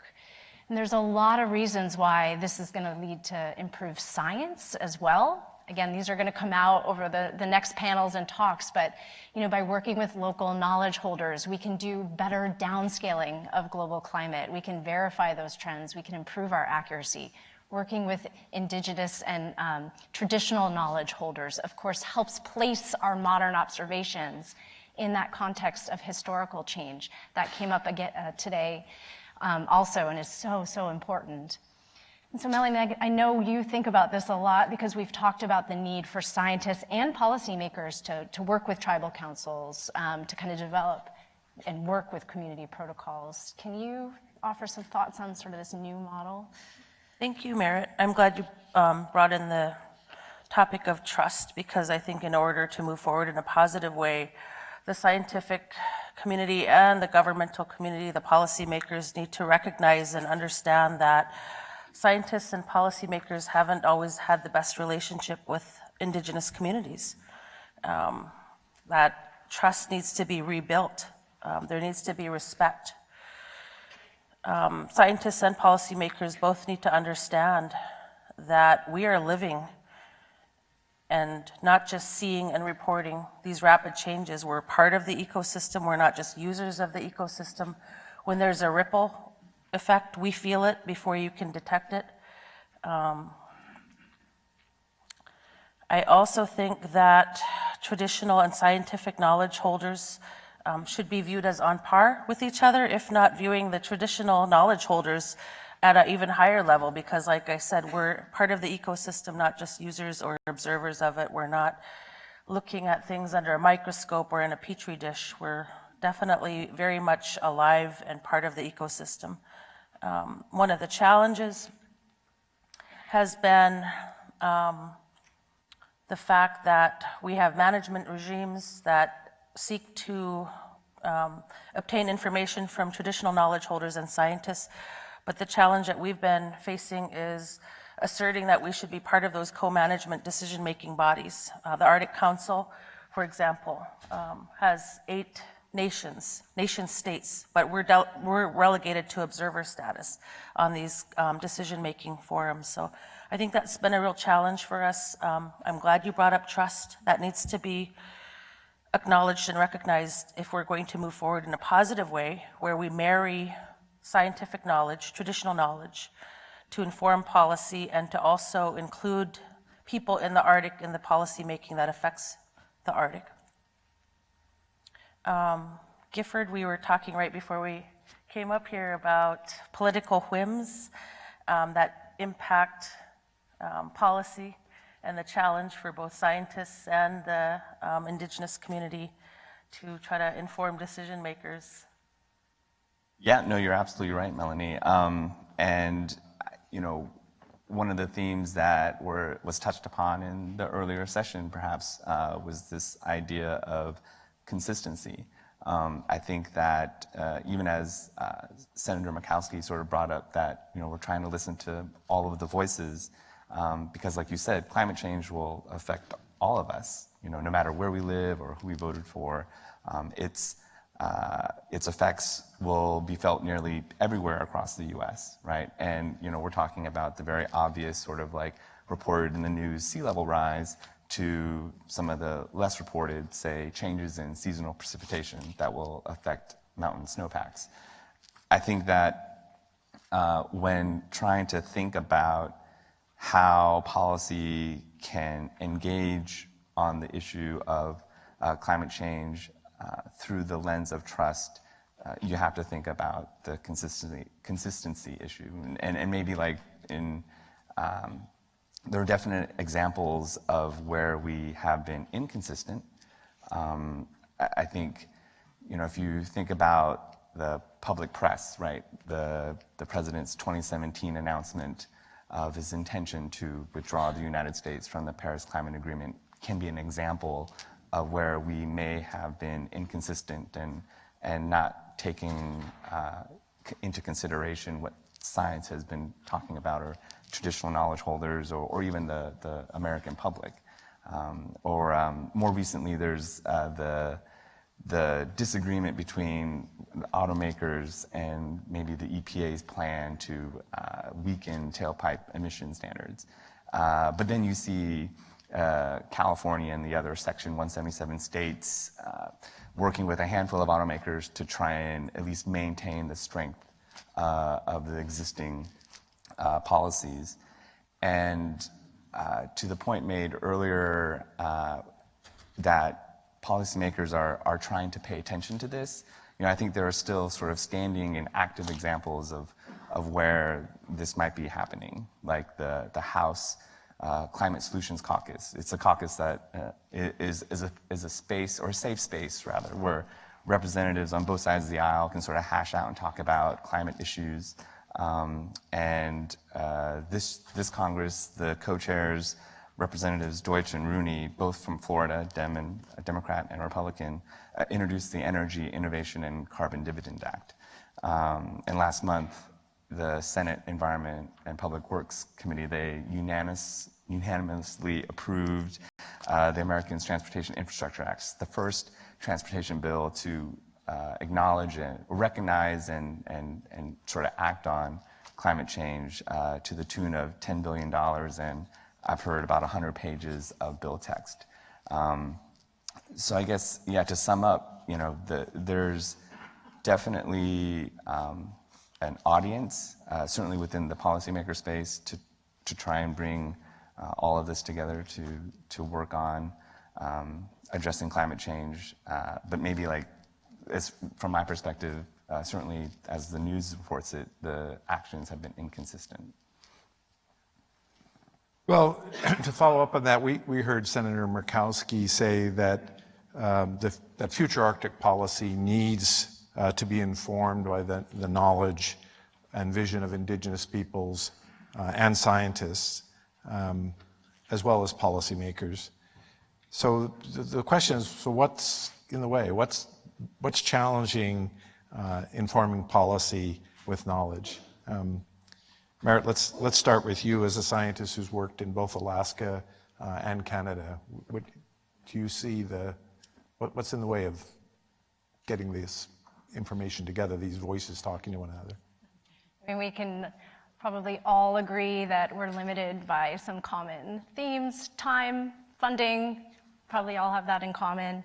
But I think there's some deeper challenges that we can explore together as a group.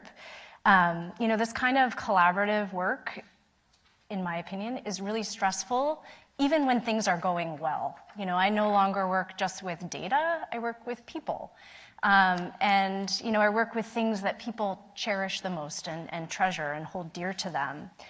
And so there's a fragility to that you just don't get by working in the biophysical arenas. And I think we need to acknowledge that, the science can be going really well. We can be hitting all our milestones and feeling great, even while the communities are suffering. And that's really profound to me. Things are definitely getting more difficult and more challenging for people living in the North. And, as a scientist, I'm helping those communities to study that. But that's not enough. We need to feel those changes. We need to experience those challenges and that pain right alongside them. And that takes empathy. And empathy is difficult. It's not really a skill that most scientists have in their traditional scientific toolbox. And so I think that's a big challenge. I mentioned that relationships are built on trust, but they're also built on giving and taking. We can't collaborate with communities or policymakers or any stakeholders and only take. We also need to give back.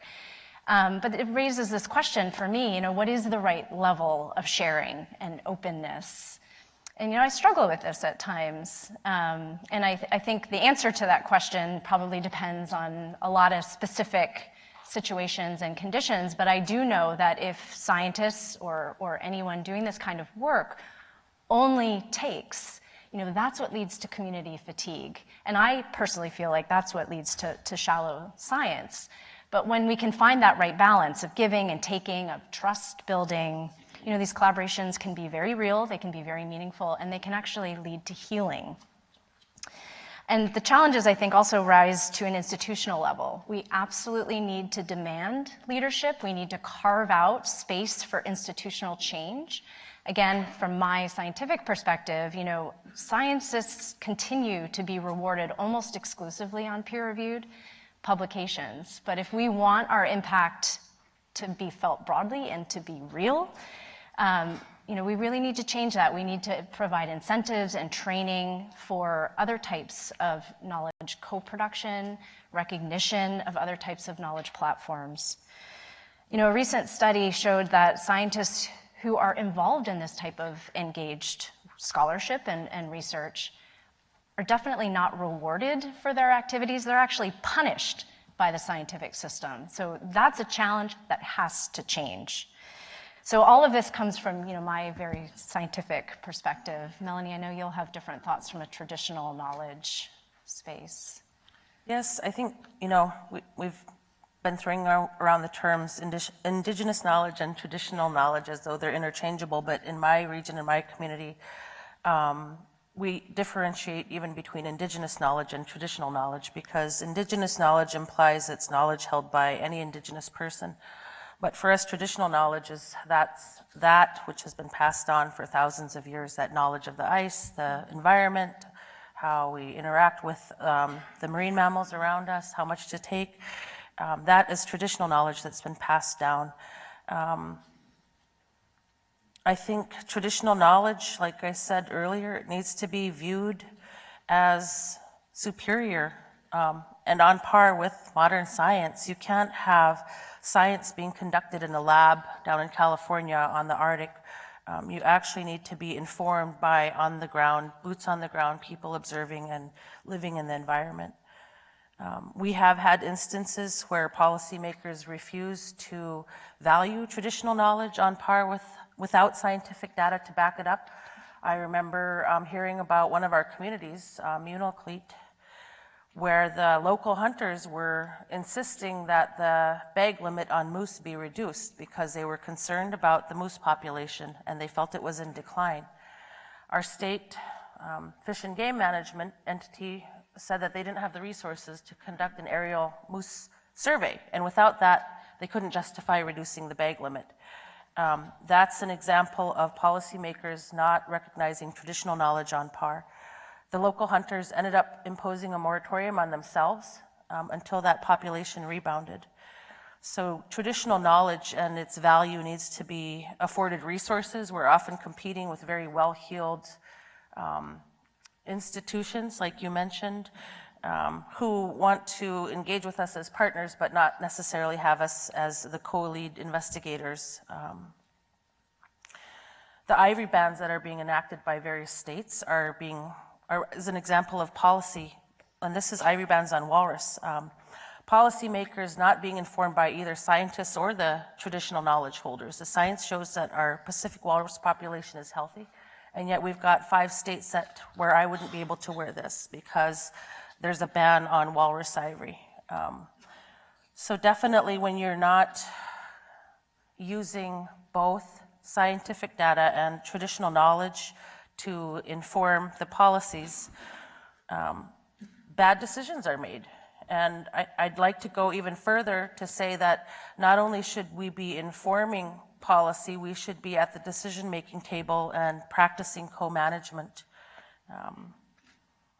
That's my vision for how it would work out, is not just asking us what we think, but actually us being able to guide and make the policies, and that scientists would recognize that their work is inferior without our information and our knowledge. Thank you. So Gifford, your background is both in science, you have a doctorate in glaciology, and you have considerable experience working in the policy realm. Are these challenges that Melanie and Merritt just outlined, are they visible in the policy world? Yeah, I mean, I guess in a word, yes. Absolutely, they're visible in the world here in DC. I think just as a short aside, like, the challenge of getting everyone either at the table or to be able to hear everyone's voices, I believe that's something else that Senator Murkowski's address mentioned with regards to trying to incorporate all of that input, the input of the constituents, the scientists, the indigenous peoples that are living there, like boots on the ground, as well as like the other think tanks and nonprofits that are also sort of looking in these areas. And so I think that that's a space where offices want to try and make themselves more accessible, and the challenge then is to try and incorporate a response or a solution that can please everyone. And I suppose there is that saying that it's really hard to please everyone. But political compromise is an unfortunate necessity. And so trying to work out strategies so that the compromise is as equitable as possible, that would definitely be one challenge that I see sort of echoed, at least here and in the time that I've been in DC. I think Merritt mentioned sort of time and the scales of time, and science is a very step-by-step process, and it embraces variability, variation, and uncertainty. And certainly, if you ask my advisor, it seems to never finish. So it takes a long time. Traditional knowledge took thousands of years to build up and create this very strong body of knowledge system. And I think sometimes Hill offices just work on very improbable, quick turn time schedules, where when you have the sort of right conditions for, say, a policy to come into effect, then they kind of quickly reach out and say, where can I get this knowledge that I need? Because I need it right now. And so trying to make those tempos fit together well. And I'm certainly interested to see how this mismatch in tempos between science and policymaking sort of play out in the other panels. And then I think to a point that Merritt had raised with regards to working with people and how it's relational, I definitely certainly see that on the Hill as well. Sometimes it's just that random acquaintance you met at a happy hour, but they also happen to be a staffer in that across the aisle office that enables then for the key co-sponsorship of a bill or something. So, oh yeah, right. No, I think relationships though, work out in all of these circles, right? Where like you can have that great science project, or you can have just great interactions that sort of enable things to happen. Yeah, I'm really tempted to jump in on this question of relationships, and I'd like to come back to that, and specifically with reference to the rate of turnover in the policy world. But let's put a pin in that. I ask you to kind of respond to Merritt and Melanie. I just want to give you a chance, Gifford, to say, tell us if there are challenges you have observed as a scientist or a policymaker, other than the ones that have been outlined so far. Excuse me. No, I wish there were some new challenges. I think the challenges that have already been presented are probably some of the main challenges that I've seen. Certainly, when I was going through my PhD, so maybe in that scientist hat role, I felt that there's really a huge need for institutional change. Not just this idea of rewarding academics for, say, informing policy, but that larger conversation of inclusivity, diversity, equity, such that we're bringing more voices to the table, right? We're able to partner, engage with traditional knowledge holders, as well as like just incorporating even different science disciplines to examine this sort of problem or challenge that we have with regards to climate change. Like how do people make decisions? It's something I didn't study, but I know someone did. And so partnering with them might make the write-up of said science more accessible. And then I guess just like, working in DC, I feel that I'm talking a lot more than I should. I feel like DC is all about succinct and how do you make messages very bite-sized so that it's very quick, but processable and accessible. And so the challenge of trying to communicate, this is a very complex issue, and watching environmental change in the Arctic can be very complex and involves different voices, traditional knowledge holders and science folks, as well as like people who have had a history playing in the policy space. And so I see that, I guess, as another challenge that sort of echoes what they've said more than being something different. I'm not letting you off the hook that easy. Okay, that's fair. I'm sorry, but so you're a scientist, you're a policymaker, you know a lot about the Arctic. I hear agreement here that we need policy being informed by traditional knowledge and by scientific knowledge.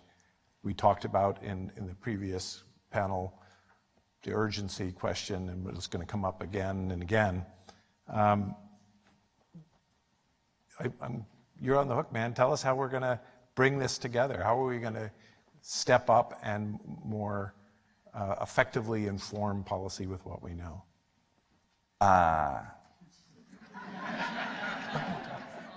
Well, I don't think I'll be hold able on to to it. disprove you on stage.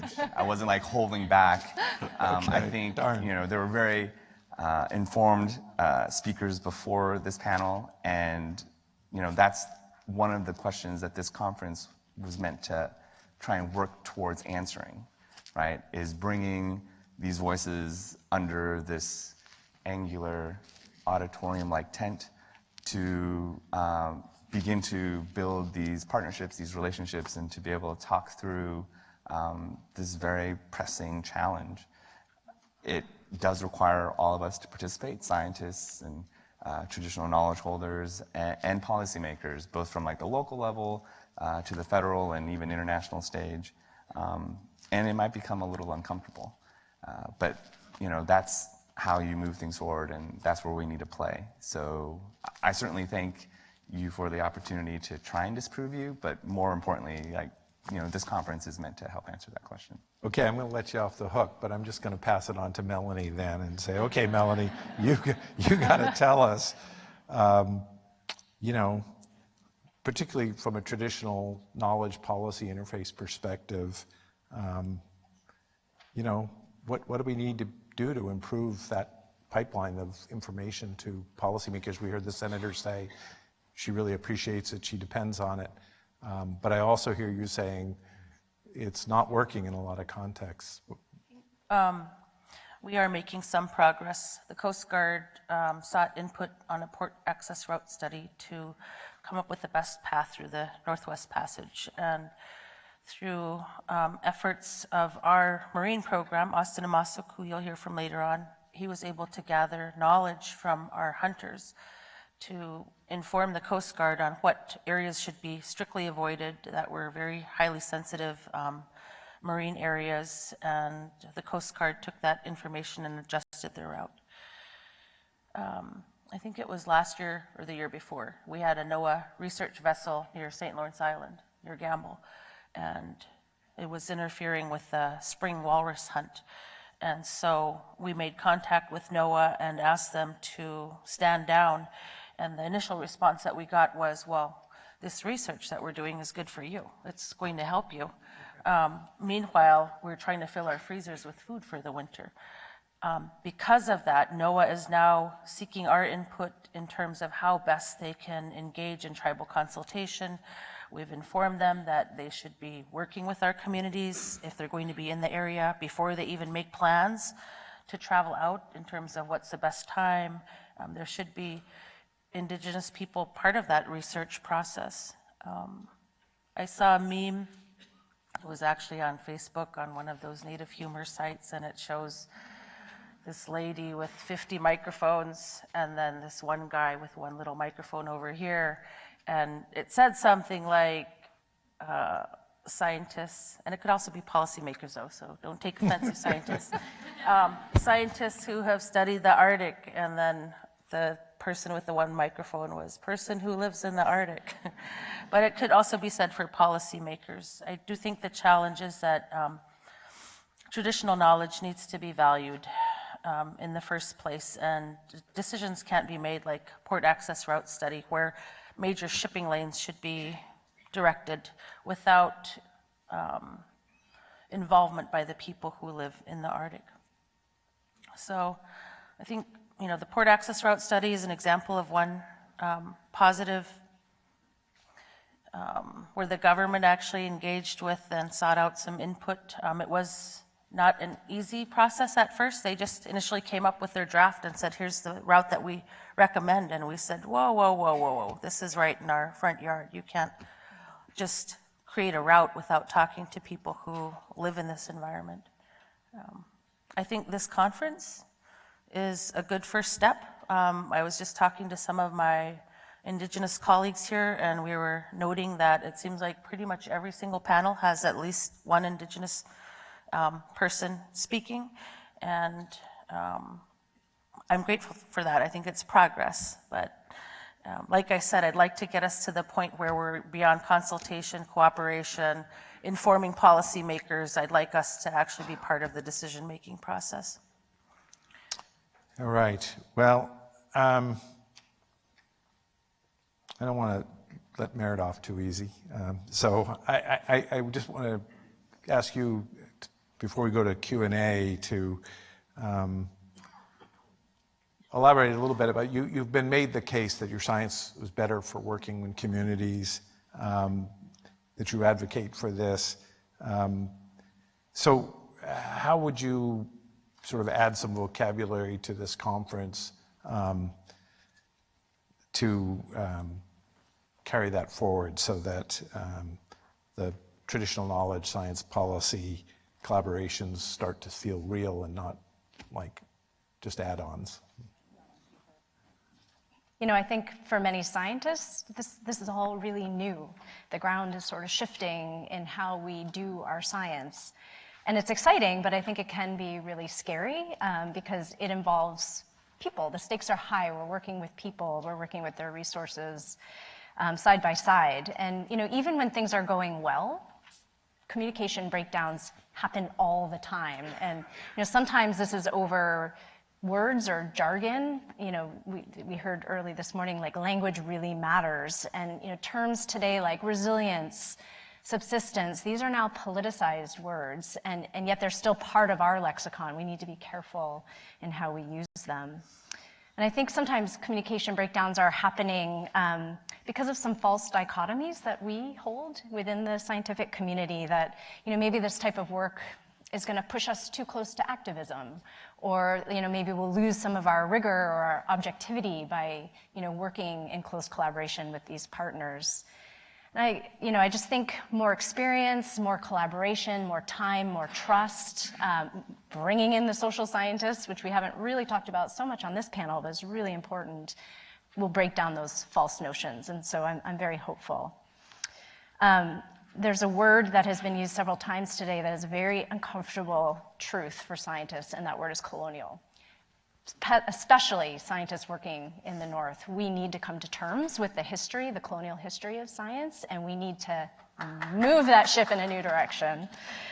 We need to change that. You know, I was on a stage just like this a few years ago. I shared that stage with Sheila Watt-Cloutier, who is an Inuit diplomat in Canada and an author.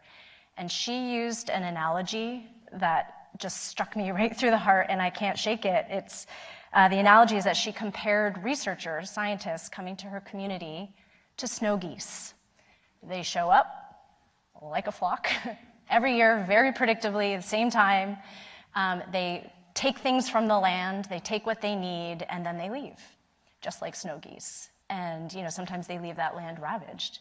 And that is a legacy that I am not proud of. We need to change that legacy, and we need to change that now. So I think more terms, humble. Scientists need to be humbled and in awe in the face of, you know, working with traditional knowledge holders.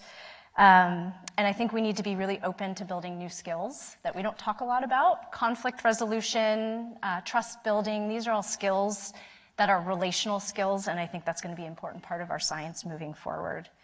And my last word, you mentioned it, and I had to repeat it, is grateful. I am so grateful that these communities that I work with allow me in and allow me to work on their land. I'm grateful for everything I've learned from them, and just really grateful for those partners, and also grateful to have this space here. I think it's a great way to kick things off. So, thanks. Thanks. It's not surprising that you all have a lot of questions. That's a good thing. But I want to kind of pick up with your last comments here, and it's a question for Melanie, and it kind of plays off of the snow geese, I think. And the question is this: it says there is a lot of Arctic. Can I say something about that really quickly? At least the snow geese provide us some kind of sustenance. Oh, That was the part. That was the part of It's the a little analogy bit of a that reciprocal really relationship struck there. me in the heart. Yeah, exactly. Right. Good, I won't be worried about sleeping in the tundra knowing that some hunter is coming. They actually provide us something in return. Well, the question, though, is there is a lot of Arctic research. How best to involve the people who live in the Arctic without overwhelming them with requests? So this snow geese come in big flocks, and so do scientists. We're seeing it because, there's so many different universities in the U.S. and in the international community, and everybody wants to take part in Arctic research, and it's not necessarily coordinated. People aren't talking to one another. Our communities are getting overwhelmed, and I think there needs to be better coordination from the onset and engaging us in what we feel should be researched and what's worthy of research, and respecting local protocols. Don't expect to just go into a community and be able to conduct research without working with the tribal council, without working with the regional organizations that are very involved in their communities. I also think that some of the more urgent things that we're experiencing are going not necessarily, they're just not being researched enough or communicated enough to the policymakers, because we have, my father-in-law has a cabin, and across the road he leases some land to some research outfit, and they're studying mice and the impact of climate change on mice. I'm not exactly sure what they're studying. In the meantime, we've got communities that are being flooded, and nobody's researching what kinds of seawalls to build, what kinds of protection to put in place, infrastructure to put in place in this rapidly changing Arctic community, and yet mice are being studied. So I think the first step is to ask us what we feel is important immediately to be researched. I mean, there's of course global interest in the Arctic and climate change, but at a very local level, we're experiencing life-threatening results of climate change, and there's not much discussion about that. Yeah, I think that is something we all have to sort of struggle with, is what is the right balance between the basic research that needs to happen so you can detect something like climate change in the first place, but then the very real, I mean, you're talking about lives being lost, we're hearing about, real impacts. I think this is something we collectively have to grapple with. I want to turn it to the science policy interface for a moment, although I think it applies to the Indigenous information as well. And this is a question from one of my colleagues who shall remain nameless, but his initials are Ted Schur. And he wants to... Ted. He asks, what is the approach for developing policy when many science issues can only provide relatively wide ranges for possible futures? Gifford? What is the approach to policy? Yeah, so I think what he's asking is, how do you develop policy when you ask how much methane, for example, is going to come out of the tundra, and Merritt and Ted and their colleagues are giving you very wide ranges? How do you work with that? What do we do about that?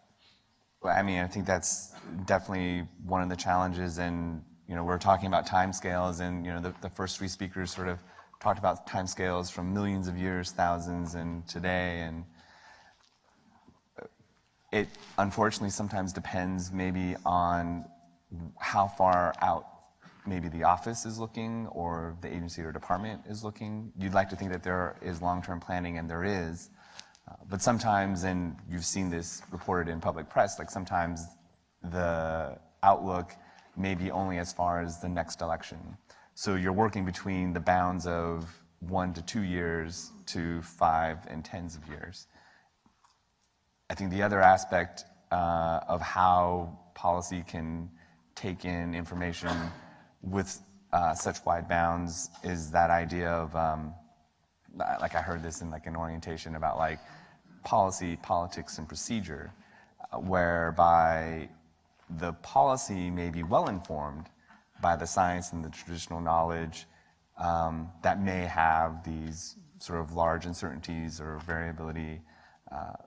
And then it depends on the politics of, say, those bounds or the procedure. How do you marry up the science with maybe some of the studies that look at the economics or the challenges of building out infrastructure and where you find revenue, which are issues that I've sort of watched from afar, but maybe not,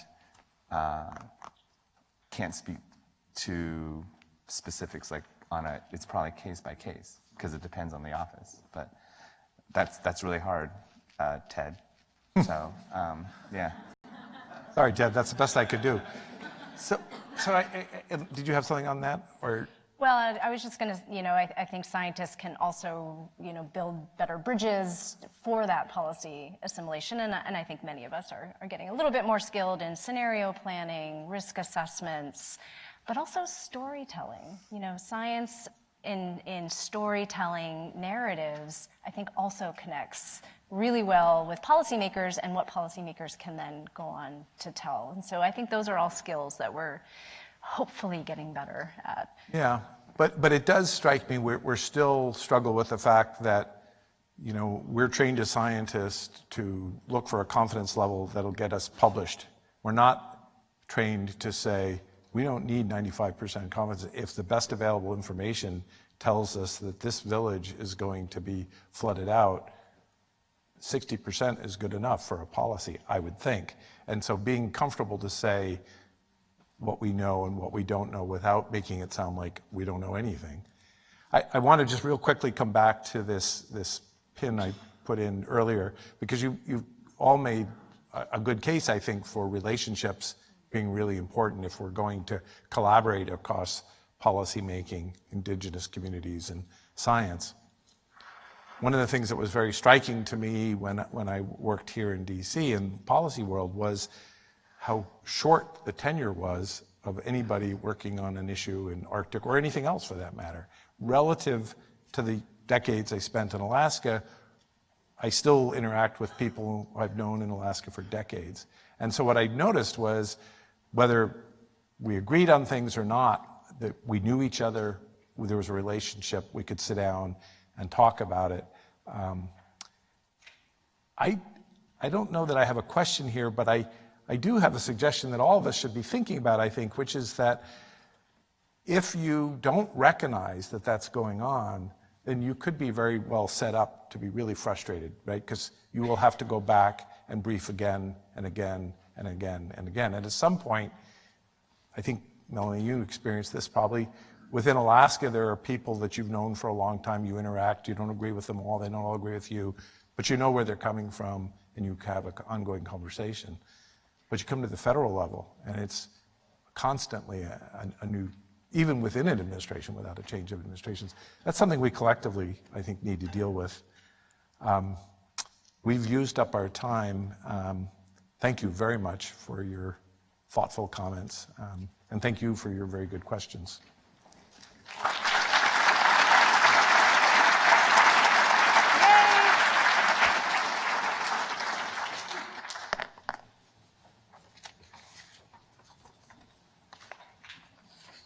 So here to introduce our next panel and panelists is George Kling with the Search Science Steering Committee and the organizing committee for this meeting.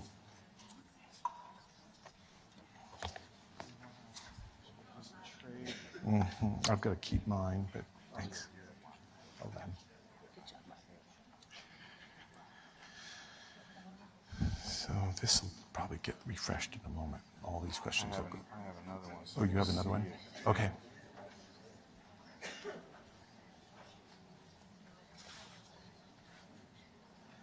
No slides, right? No slides. Or do you have? You don't have any slides, right? No. Right.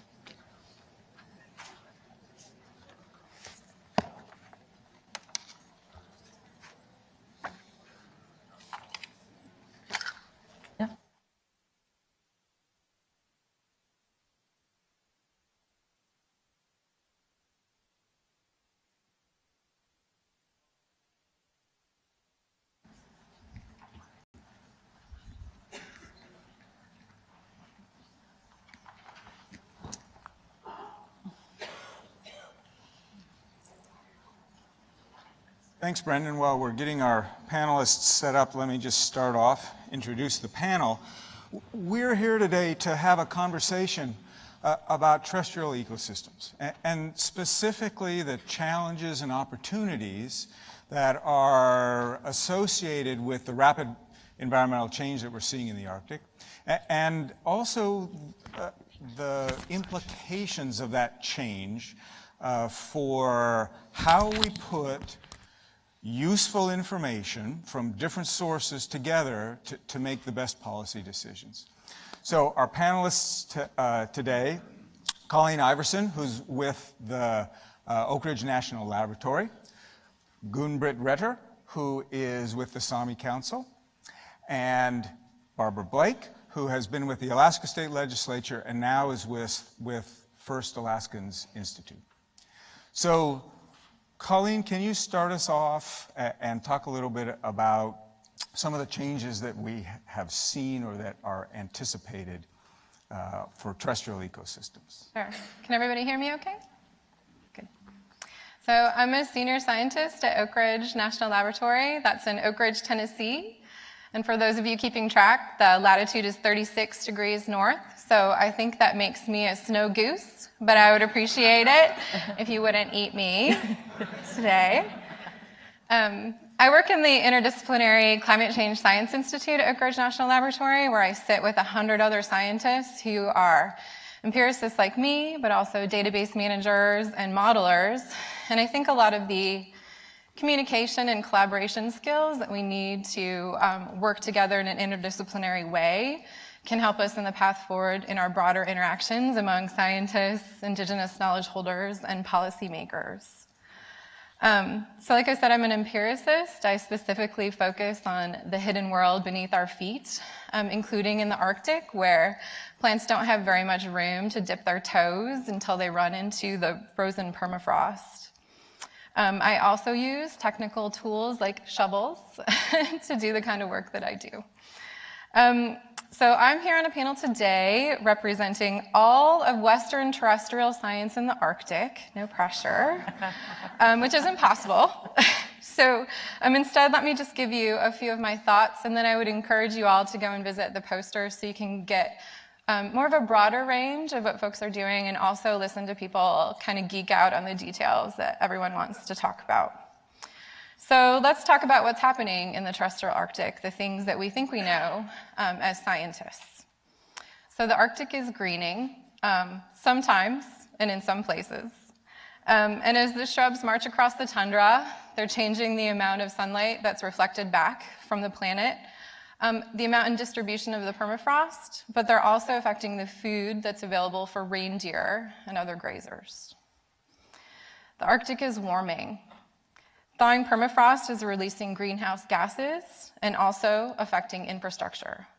Warming is leading to declining snow cover, but it's also changing the timing of berry picking. The Arctic is burning. Wildfires are changing plant community composition and increasing permafrost thaw, but they're also affecting the air quality for folks that live in the area. We know about these changes through measurements made at the tiniest scales of bacteria all the way up to a landscape level view of the Earth from satellites that circle the world. This information has been brought together in a number of publicly available reports, like the Arctic Report Card, National Academy's reports, the National Climate Assessment, and the SEARCH conference has brought together a lot of these reports on their website. So I would encourage those of you who are detail nerds to go and check those out. As we've heard already, what happens in the Arctic doesn't stay in the Arctic. So our news in Tennessee is filled with wobbling jet streams and burning tundra. And in that way, everything is connected within the Arctic and across the world. My work, which is supported by the Department of Energy, focuses on making these connections in virtual space. We use models to help us understand the connections and to predict the future. These models are built from a shared and interdisciplinary understanding across a community of scientists that collects data from across the Arctic. For example, even though I study what's in the unseen world beneath our feet, I have colleagues who study everything from permafrost extent to geomorphology to greenhouse gas release. These models incorporate information from many, many years ago to help us predict many, many years into the future.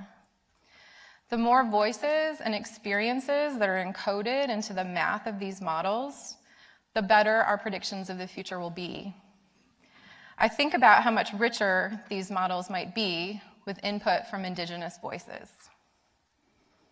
In the coming decades, the models predict that the Arctic will rapidly warm, resulting in drier ecosystems, longer growing seasons, and more wildfires and insect outbreaks. The Arctic future scenarios encompass this range of variation and predict slight to substantial changes in plant biomass, fires, and biodiversity to ultimately a complete transformation to a green, wet Arctic.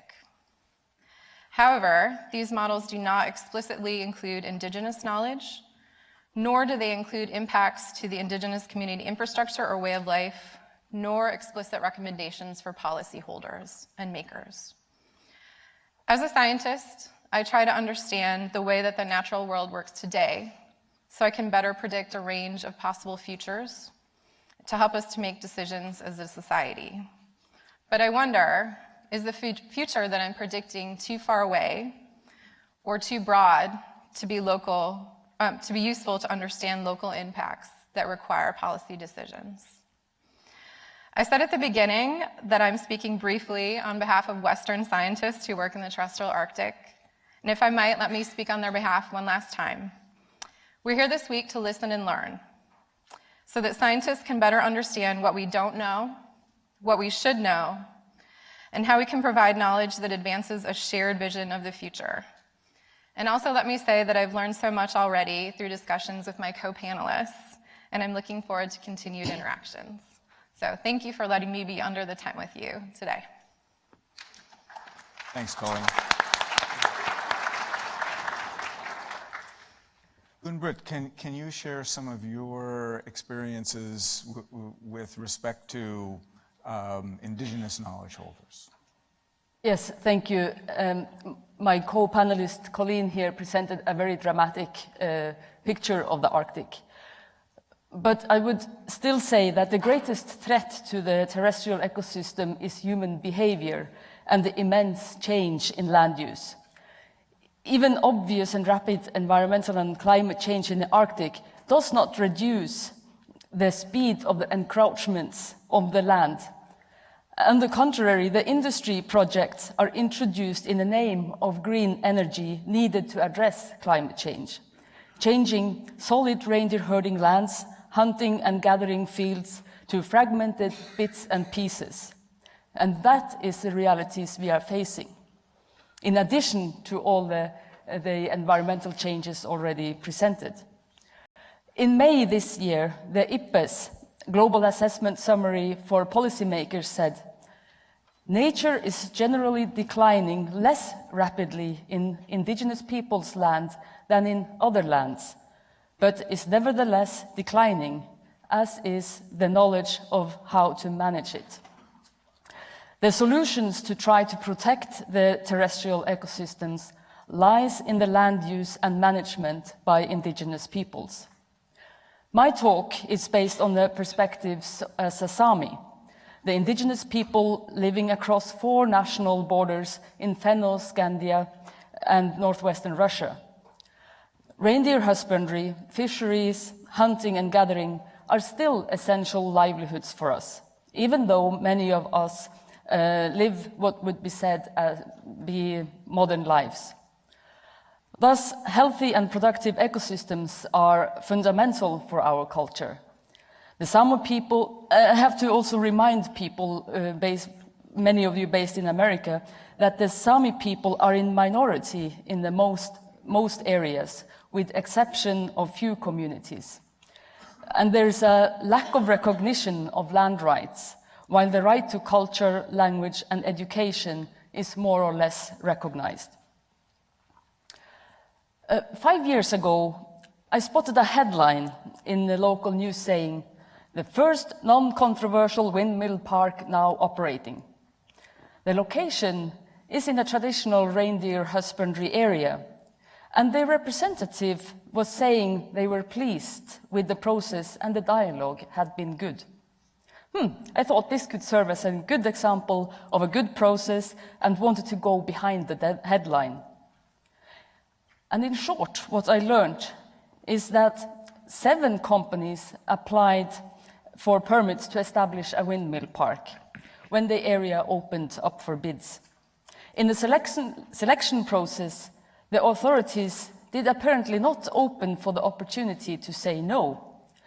The question was rather, which offer would you accept and what is the least useful lands for you as reindeer herders among the areas that is useful for windmill parks?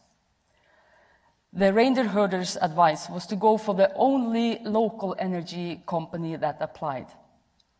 The story behind the headline is about the relationship with the local company during the planning and construction process, which was conceived as good. And I think the local community, the local reindeer herders and the local company, they are actually living together in the same society and make both parties to be more respectful as they will meet each other on other arenas. The reindeer herders are users of the land and thus also holds a holistic knowledge about the land and environment, knowing how the reindeer move and behave, knowing that one year is not like the other. But they had little knowledge or capability to understand what impacts windmills would have on the reindeer, in particular females being protective of their calves. Now, 5 years later, the reindeer husbandry entity have learned a lot about the impacts and the extra cost and work due to reindeer actually avoiding the windmills. And at the time being, they are struggling to get to consensus with the consultant writing a report of the impacts and who apparently is not interested in documenting negative impacts. And this brief example represents only one of many single projects impacting the traditional livelihoods and thus our culture around in Sápmi, calling for the Sami to kindly give up land to needed green energy development, representing what we would call green colonialism. While we, in fact, by our livelihoods, are the keepers of biodiversity and protectors of the land, like the IPBES stated. On the question of bringing knowledge holders, scientists, and decision makers together related to terrestrial ecosystems, I think, based on this local case, I think we need to recognize that the indigenous land use area stretches beyond single project impacts and beyond single municipalities where local decision makers do their area or spatial planning. I think there should be a process of land use planning taking place before getting into single project impact assessment process. A planning that could also serve as a dialogue platform between scientists that need to do their science on this land in question, regional and local decision makers, because local is not enough because municipalities are too small, and the indigenous knowledge holders. And this could be a fora where the trust, mutual respect, and good dialogue can take place, and while applying a holistic approach. We need to, and in order to do this, we need to strengthen and establish locally based institutions backing up the indigenous knowledge holders, because we can't leave them on their own dealing in meetings and with industry. And last but not least, we should have a joint vision of what we want the Arctic to be in 2050. And we need to keep that vision in sight. And the more we look for it, the more we reinforce it. Thank you.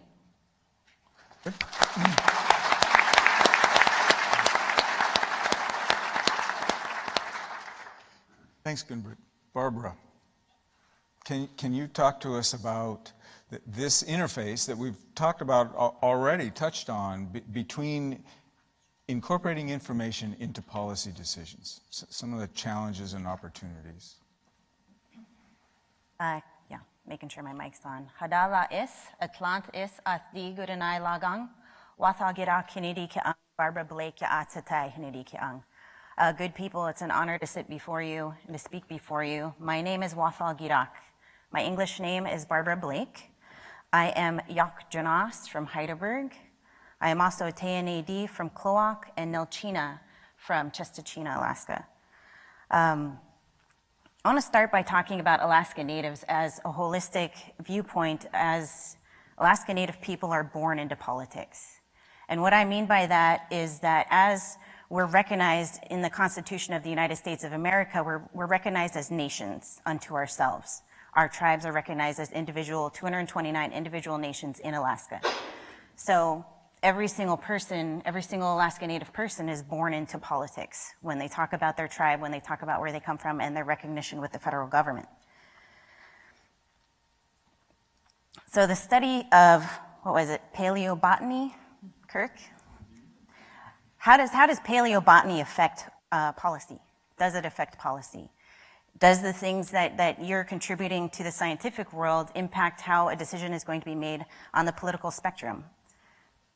Maybe at some spectrums, at some points along the way, but for the most part, what I would say about that is that it impacts or it helps to connect the traditional orate society of 10,000 years of history and 10,000 years of traditional knowledge being passed down, and it connects that to the science that you're studying. But I also see that connection as a reiteration of our oratory. It's just saying again what we've been saying for the last 10,000 years. The same exact stories that we've been passing on from generation to generation is being reiterated in a scientific way. Not translated, but being reiterated. I also want to thank Delaney for talking about how Indigenous knowledge should never be forced into a Western science box or interpreted by Western science. The Arctic is an intimately understood place by Indigenous people. Their understanding of the world around them is so intimately tied that they can trace their lineage back 10,000 years, or since time immemorial, as we like to say it. Which I thought, 10,000 years, that's a really long time, until Kirk started talking about palm.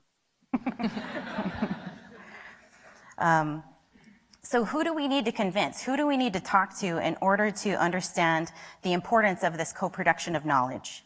How do we get everyone in alignment to affect policy change in the greater context of what we're seeing in the day-to-day changes in our communities and our way of life? So I have two ideas for ways we can impact and help influence that change moving forward in terms of people that we need to, I don't know if convince is the right word, but people we need to have those discussions with. The first one, and I'm just speaking for Alaska, but the first one is the public. More often than not, we see policymakers trying to do the right thing, trying to incorporate Indigenous knowledge, traditional knowledge into their decision-making processes. And what happens is that the general public will challenge that incorporation or challenge that knowledge being justified in that setting as for a decision that's being made by a policyholder. So how do we do that? We constantly reiterate the importance of co-production. We constantly show and demonstrate through a collaborative effort by Western scientists and Indigenous traditional knowledge holders the importance of that work and that collaborative work together. The second is the policymakers. Duh, right? Policymakers need to understand the importance of including this body of understanding and this way of understanding, not just from a standpoint of Indigenous traditional knowledge, but also Western science. Because we've heard already on this stage how oftentimes policy is being made without science or without traditional Indigenous knowledge being at the table. So in order for that to take place, policymakers have to emphasize and enforce the importance of their researchers collaborating and working alongside Indigenous people, Indigenous traditional knowledge holders when they are doing their research and when they're enforcing that research. Because whenever a researcher within any body in the state of Alaska or in the federal government is doing research for their boss, say Secretary of Agriculture, they're doing a specific research based on a policy decision that that secretary wants to make. So in order for that important piece, that component of Indigenous people and traditional knowledge holders to be incorporated into what is being researched, that person at the top has to enforce that importance. They have to reiterate and constantly tell them, you have to include Indigenous peoples, you have to include traditional knowledge when you're doing this research. So we had up here, Brendan made a good point on what do we do when there's constant changeover in leadership. Governor Walker changed over to Governor Dunleavy. President Obama changed over to President Trump. You know, what happens when we see this constant changeover, not only on the political spectrum for the United States, Alaska, but our tribes as well? And the way that I see that kind of coming into crystallizing with something that can outlast one administration to the next is by creating movements. Not creating, and also policy that coincides with those movements, but by creating movements. And what I mean by that is you're changing people's minds, but you're also changing their heart. That's a lot harder to do, and I know that there's a lot of scientists in the room who are going, ooh, heart, what is that? That's a tough thing to deal with. But it's important, and if you're confused on how to do that, then all the Indigenous people can raise their hands in the room, and we can help you get there. But it's an important factor that plays into movement making. It's something that changes the structure of how decisions are going to be made, and it works to cross the border on the right and the left. If you're changing people's hearts and their mind, you're crossing the board, and it's not a political division anymore. And finally, the last point I will make is that there's a level of training, there's a level of education that needs to be undertaken by everybody who's going to engage in these spaces. Governor Walker, during his tenure, mandated that everyone under his, every commissioner and every senior advisor under his administration was required to take an Alaska Native Protocols and Governance training put on by First Alaskans Institute. Little plug for us. But he mandated that. And it's not just, I'm going to dedicate an hour to understanding Alaska Native people. That mandated at least a minimum of a 2-day training, fully immersed in a Native community and understanding the community that you're going to approach, the protocols, the traditions, the values that coincide with that community. Because there are 229 tribes, and there's 229 different value systems, different traditions, and different roles established within Alaska as a whole. So understanding that better and really taking the time to dedicate to a training, to an education, will enhance your ability to go into that community and act as a true partner with the Indigenous people there. Hawa.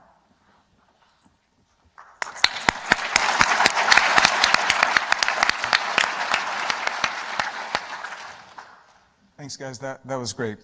Barbara, let me just follow up on that last point that you made in terms of training, and especially in terms of the diversity that you deal with at the state level. We've talked a lot about the federal, some international levels. Do you see any specific challenges at the state level, or something that's different at the state level? In terms of engaging with Indigenous communities, or just holistically in terms of policymaking? Well, I think overall, I'm not going to go the Brendan route and ask you to solve everything. You know, what should we do? But in general, specifically because, you know, there are differences at local levels, smaller municipalities, up to larger and larger levels. And one of the things that you have experience in is working at those smaller levels. So I've worked for my tribe. I've worked for the state of Alaska and the governor's office. I've also worked for the Secretary of Agriculture here in Washington, D.C. I've got a little bit of breadth of experience with the different bodies of governance, the 3 bodies of governance that operate in the United States. And I would say Alaska is unique in that we all know each other. And if you've truly invested in living in Alaska, I would say that if you're going to go dry into a community to try and either do a study or to make a change for that community for policy, Alaska is so small that there really is no excuse for not making contact ahead of time. There's a chance that you know somebody who knows how to get in touch with leadership in that community, the tribal leadership, the Alaska Native, Indigenous, traditional knowledge holders. More often than not, if you're in Alaska, you're going to understand the nuances and the ability to have that connection and that connectivity within the community. I would say at the national level, that's harder, right? There's a lot more people at the national level. But Alaska is so unique that you really cannot have a level of care for every person in a community without that impact rippling throughout the state and that being known to the broader state as a whole, that you didn't do your due diligence of contacting and checking the right boxes before you walk in. Good. So one of the things that you touched on, Gunbrint, was this idea of the green colonialism. And the green part is maybe good, the colonialism part isn't. In that vein, this is sort of for everyone here, do you feel that the weight of commercial interests in changing and developing Arctic lands is changing? Is it becoming stronger? Yeah, green is a color. Blue is too. I think the Arctic policies or Arctic discussions nowadays is very much about everybody looking from outside, looking to Arctic for all the Arctic is melting and up comes a lot of new opportunities. Opportunities for who? So I feel that's what I was trying to say, that I feel that people were looking to have mines and windmill and hydropowers in the past, but now they got a new argument to do the same business or business as usual, because now they would say, oh, but now we need to address climate change. And of course I also support that we have to change from fossil fuels and to green energy and or more environmentally friendly energy, and that's why I always bring my little Sami traditional cup as well as my personal political statement to move from plastic cups and save dishwashing and using the wooden traditional cup. So I think everybody can do their share at personal level, but also at the state level or decision-making level. But it shouldn't be opportunities only for those outside. We have to keep in mind that we already have economies in the Arctic, and that was I was trying to address here. And that's why I feel it's like opportunities for industry from outside on the cost of existing economies, and that's why I call it green colonialism. It should be opportunities for us too, and I think we have all the arguments to and I'm not saying that we shouldn't have any of the Sami land shouldn't be also used to produce alternative energy or mines for battery, because we need batteries to drive cars as before. So you should just drive less. That is never the question. Then what do you do for your own consumption to reduce, not just replace with other energy sources and keep your activities as nothing is happening? So that was a lot of rambling around why I think, yeah, it's fair to call it green colonialism, and it's a challenge for us as a Sami culture to already facing all the ecological changes, which we might be able to adapt to a certain extent, but on top of that comes all this land use change. I'm going to ask you all a general question about this idea of having better integration between local communities, traditional or indigenous knowledge, and the scientific community that's coming in from the outside. Do you see some things that we can do to, for example, help put scientists in touch with people in communities? And can we develop some sort of a structure or a network along those lines? Is it to me first? Well, to all three of you. Yeah. Yes, I think, first of all, the science should not become yet another encroachment industry, because that's sometimes how it's felt. And I think what I was also trying to say is that the indigenous knowledge is a collective ownership of the knowledge in a way. So we need to strengthen institutions, local institutions in the indigenous communities, so they are stronger in receiving scientists. So you don't put the burden on individuals, but that they have an institutional network and a safety network as well. Because we need science and we need new knowledge, but we need to do a co-production of knowledge, as we heard before. And I think we need to strengthen, and my dream is to have a local competence or knowledge center in all the Sami communities that could be the ones that document the indigenous knowledge and also maybe generalize some of the lessons learned that can be used when informing policy making, decision making, and also these networks could be, or institutions could be partners or the ones who help identifying knowledge holders that could be participants in the different projects. So I think what I'm saying is that we should do this conference is a dialogue on a macro level, but we should do that on a micro level too.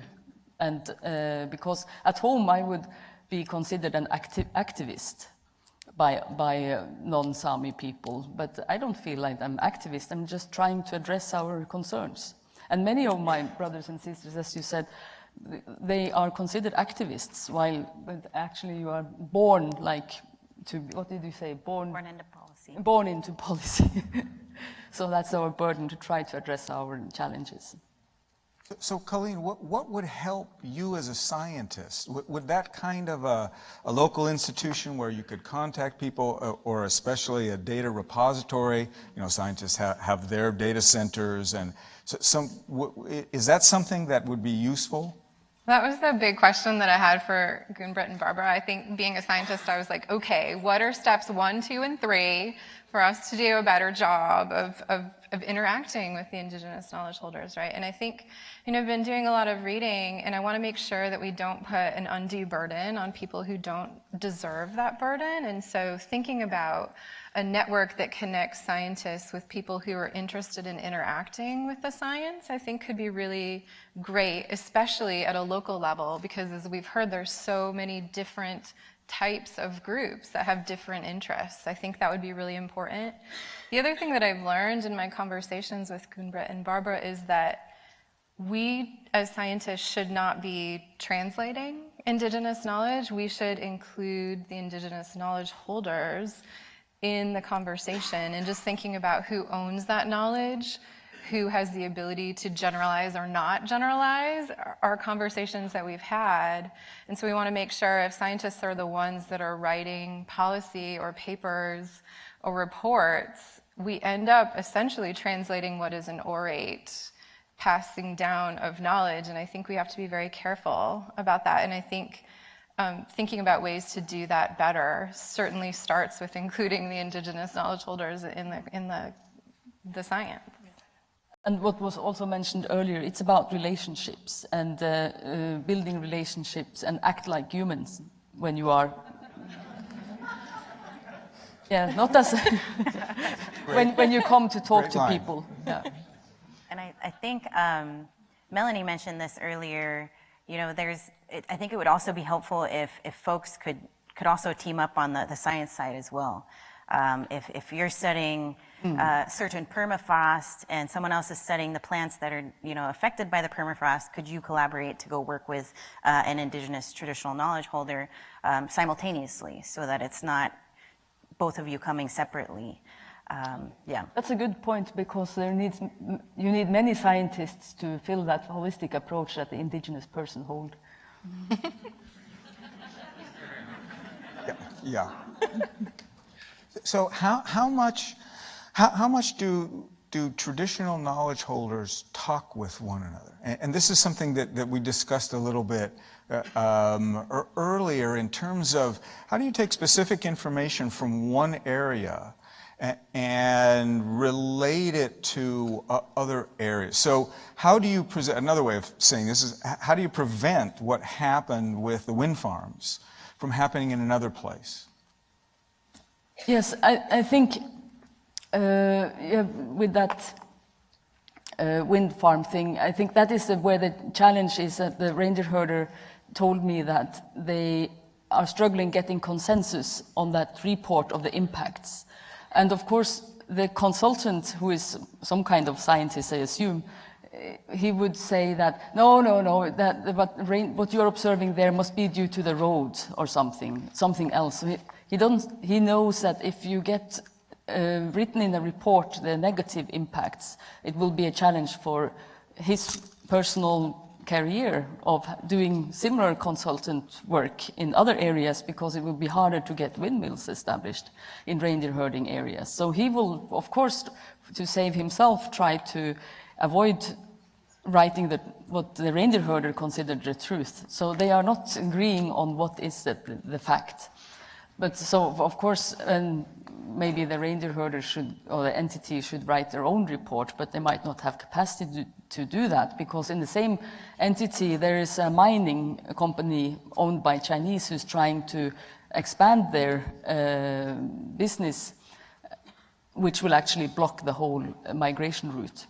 So you don't really have time to spend discussing back and forth for ages and be presented graphs, and it's hard to understand. And then they say, well, we have a deadline tomorrow, but then you see the machines are already moving in the other side of your reindeer herding district to expand the mine. So yeah, it's challenging. I had another idea, but I forgot the other point I was going to say. Well, this is something that scientists deal with all the time. We make measurements on a square meter or in one place, and then we want to make statements that apply to a much broader area. Yeah. And so that's something that we could probably talk together about in terms of how do we do that? How do we assemble information? What are the key points that we need to know to be able to extrapolate information from one area to the other? But yeah, now I remember what I was going to say, if I may. Of course, the nature of indigenous knowledge is tied, as is science, I guess. What do I know about science, by the way? That it's a local experience tied to that people in that situation in that time, even though it is also transferred from generation to generation. But so it's this nature of indigenous knowledge being a living thing, and as soon as you document it and write it down, it becomes static. So that is why I think it would be important to also try to generalize indigenous knowledge and communicate this as more uniform knowledge, as you do with science. Science is also sometimes a very small piece or geographical area or little space that is investigated in depth and communicated as general knowledge. So we should be more bold doing that with indigenous knowledge at the same time as we document and protect the original source, of course, as a raw material, that you would call it maybe.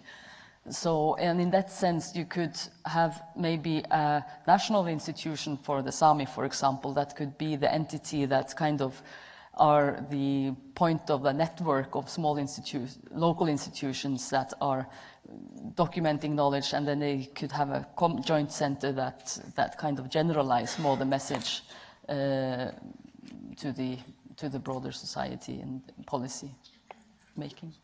So Barbara, do you see a role of shifting the funding environment within the states because the legislatures end up making funding decisions in terms of research and so forth, that would stimulate these kinds of networks, these kinds of repositories for information, even the training, even though it takes many scientists and just one indigenous person, but sooner or later you're going to run out of people who have that sort of knowledge, or there needs to be more training in terms of interacting with scientists.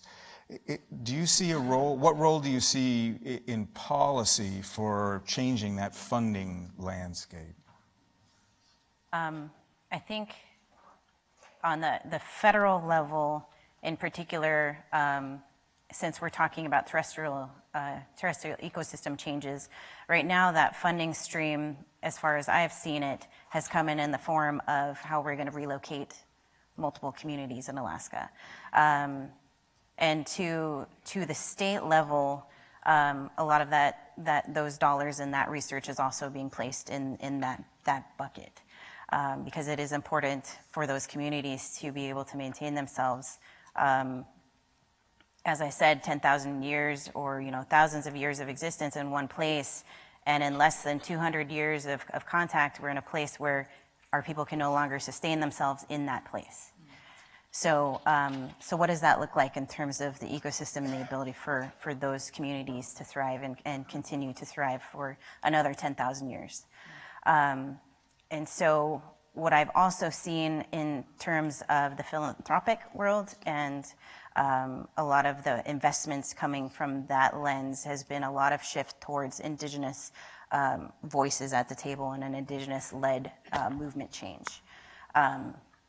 But at the state level, I think we are at a place where I'm trying to be very nice about how I approach this. We have a battle going on in the state for funding that as I see it, as a man-made crisis. But if we were to reflect on what we could do if we didn't have this crisis, and where we could see a lot of that shift taking place in terms of where the legislature puts their dollars, I think that was seen with the first iteration of the budget that was put forward in maintaining a lot of the level of services that currently exist in our communities. Good. We're winding down on time, but one last point for all of you, a question. What changes in the terrestrial environment are of the largest concern for local communities, policymakers, scientists? I think from a scientific perspective, a lot of what we think about is thinking about predicting very far into the future, 50 years or 100 years. But it seems to me that the most important changes that we're seeing are the things that are large, hard to predict, and have immediate consequences. And those are things like a thermokarst slump or wildfires. And those things are very immediate in terms of the effects that they have on things that I think about, like the carbon and the nitrogen cycle, but also in terms of their local effects on local communities, including the infrastructure. And I think thinking about how to better predict what is going to happen over short time scales and over short spatial scales is something that we need to do a better job of as scientists. Well, I would also say that my vision for 2050 is that the Sami culture still exists and is thriving. But the greatest challenge for doing so is what I was already saying. In addition to the ecological changes and environmental changes, we are also struggling with the encroachments that is fragmenting the land, and that is in many of the local areas putting the Sami reindeer herding and other Sami traditional livelihoods at risk of existing. It's no space.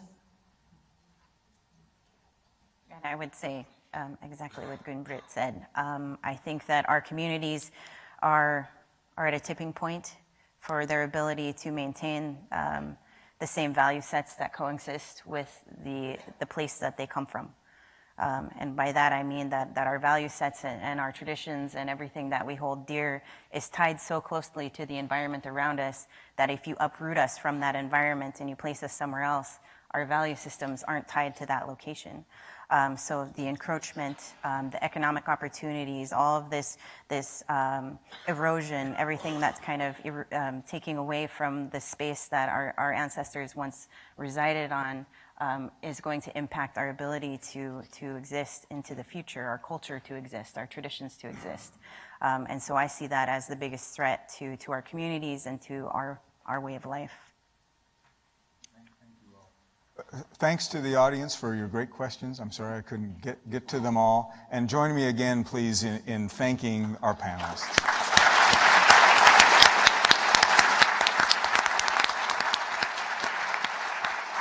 Thank you. That was wonderful. Yeah. Thank you. How many?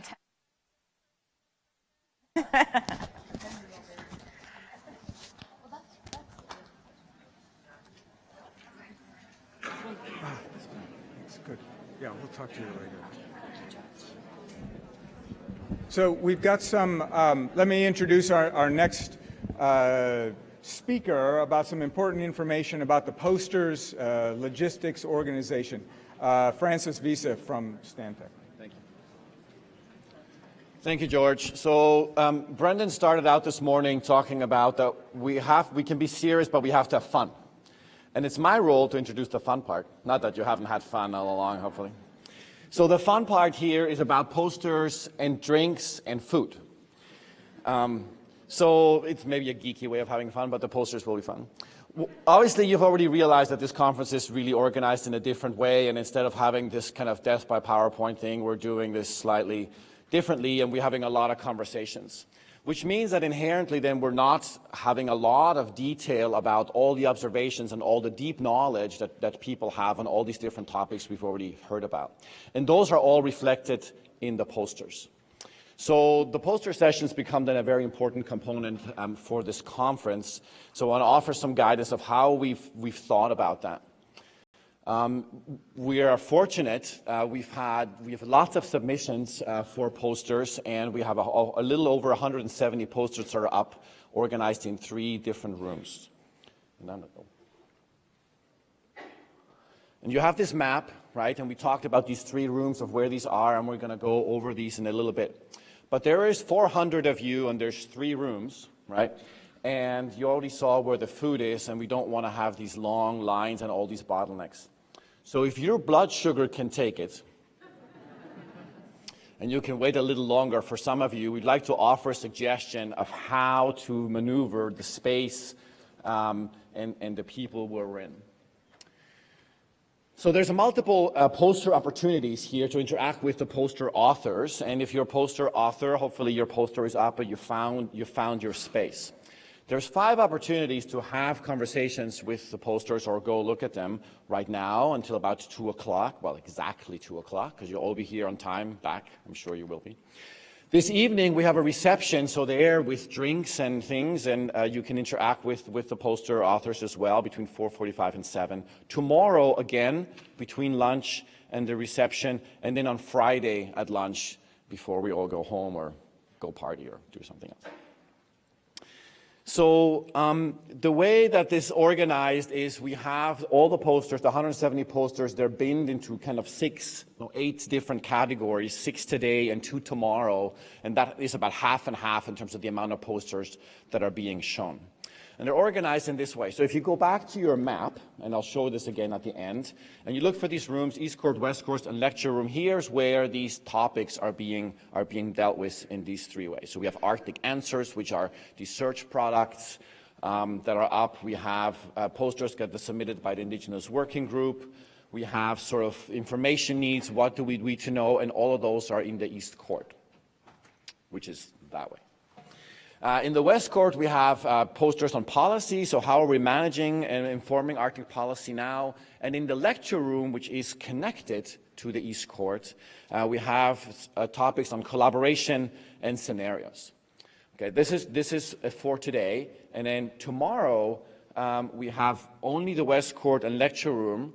The posters, I mean, only when I say this is when the poster presenters will be there. The posters are up the entire time. But the poster presenters are in these slots today and tomorrow. And then on Friday, there is no assigned times for the people or from whatever category, but people may be there. And for all of you who are poster presenters, there's half-page kind of notes where you can put in, I will be at my poster at this time, if you choose to be there at an additional time other than your assigned times, if that makes sense. Also, if you go and see a poster and the person is not there because they decided to do something else, there are sticky notes on some of these tables. Write a note, right? Write a note, a sticky note, put it on their poster and say, hey, my name is so-and-so, I really want to talk to you. Find me here, or whatever, or email me or something. Okay, so this is kind of what is where, when. So this is my suggestion here in terms of the flow of people. If you are a poster presenter, this is for today. If you are a poster presenter for today, you are in group 0. If your poster's tomorrow you will be group 0. Otherwise, you're assigned depending on what quarter of the year you were born. Okay, so hopefully everybody knows what month they were born in. So you're in groups 1, 2, and 3. Okay, or 0. Now remember your group for today and for the following days, because this is my suggestion. Okay. We're going to start with the poster sessions right now. But there's lunch. There's box lunches out there, but we don't want a mob to go to the box lunches, okay? Unless you're fainting, okay? And I'm going to stop talking here pretty soon. Let the poster presenters, group 0, have the lunches first. They can grab their lunch and then go to their posters, okay? So hopefully that'll take about 10, 15 minutes or so. So by 12:45, right, those will have cleared out. And we'd like to suggest that group number 1 go and get their food and drinks. Meanwhile, okay, groups 2 and 3 go to these rooms. And this is really just to spread out the amount of people so not everybody is in one room trying to get in or out. And then maybe do this for 20, 25 minutes, okay, and hopefully you've had a chance to meet some people and then switch. Some people will be really hungry, right? And so group number 3 gets to eat in this particular instance, and the other 2 groups may switch rooms until maybe 1:35, and then again for the last 25 minutes do this again. So if you're in group 2, and now you're really worried, did I have enough during my coffee break? Did I have enough muffins? Maybe tomorrow you'll have enough muffins. So think about that for tomorrow. Now, it's a suggestion, okay? So don't blame me for the bottlenecks if you don't follow these suggestions. That's all I'm saying, okay? So hopefully at least some of you may follow this, and that'll work. So we'll see how this works out. Tomorrow there's a similar schema that we may go for, and then we may adaptively manage how that works. For this evening, simply everybody should just get their drinks. I know you're not going to listen to me if I say don't get your drinks until 6:30. So just get your drinks whenever you show up. But maybe start in these rooms, okay? The poster presenters will get their drinks, their group 0, and we'll go to the posters. And then the others, maybe just start there and then just start mingling as the time kind of goes on, just so we have some sort of a partition of people. Okay, so a quick reminder of why we're doing this. And the expectation here is, again, it's like the conversations are taking place here. All the details, the gore details are out there, or you can just go read the people's papers too, right? That's possible. But the intent is to deepen the dialogues. We've heard a lot about things here, and Brendan mentioned this morning, it's like we're going to start a lot of these conversations today, but we're not going to have a time to end all the conversations necessarily. But the posters is one way to go deep in the conversation. So find that. Also find new people, right? So hopefully establish new relationships. We've heard a lot about already the importance of establishing relationships. And the reason we're dividing you up into quarters is because you don't want to flock with your snow geese over here and some Canadian goose over here, right? It'll mingle things up. So actually challenge everybody. We challenge ourselves, and I already met a few new people this morning already I'm excited about.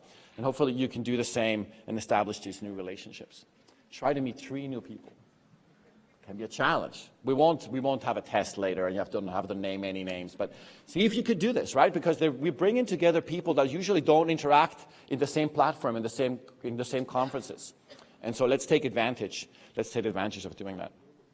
Okay? And then seek these further interactions. And one way of doing that is you can take the sticky notes, leave notes for people, use the Slido thing, whatever works for you. Okay. So before you all storm out And I know you've written down, I think, did we print out some of these group things? I think, maybe, yes, no? Sorry? Okay, some of the things about where you're supposed to start, in case you missed it, are outside, so that'll help. So we are there, right? The food is in the middle, basically where your drinks were before. As you already learned, don't bring your food inside, okay? But there's multiple places to go sit or stand and eat, okay? And it's in these places here, so around where the food is, outside, it's probably really nice and warm and sunny. I have no idea because I've been in here. But there's some places to sit there. And there's also this room on the bottom left corner of your map, which is called the members room, which is when you come out this way in the back corner. For those of you who would like to sit or need to rest, you can go in there if the other tables are taken. The only thing I asked is that if you go and sit somewhere and you start chatting with people, don't linger there the entire time, because you will have missed the opportunity to have this experience of all these amazing posters that are being presented. Okay? And then the mandate is to go and have fun. Thank you very much.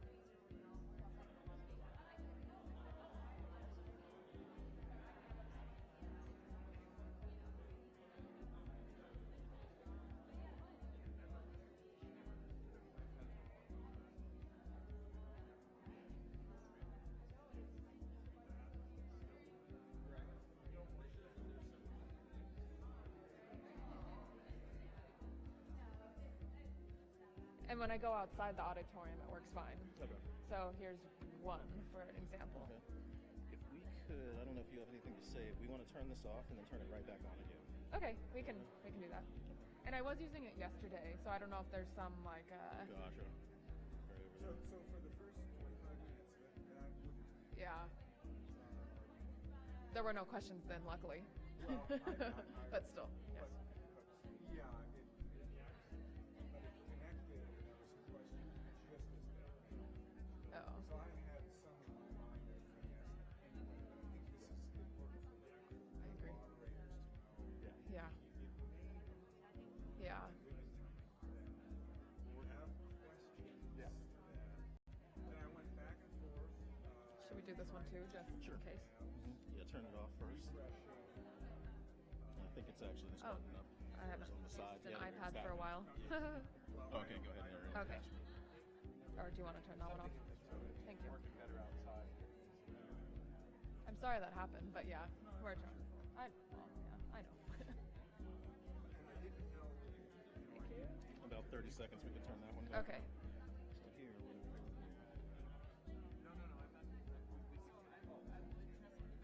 Check. 1, 2, 1, 2. Check, check. Okay. Is there definitely a problem? Well, I was told that by someone up there. Check. 1, 2, 1, 2. Check.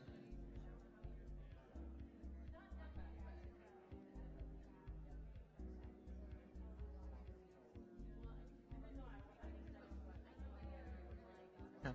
1, 2, 1, 2. Okay, we're connected. Where do you want to go?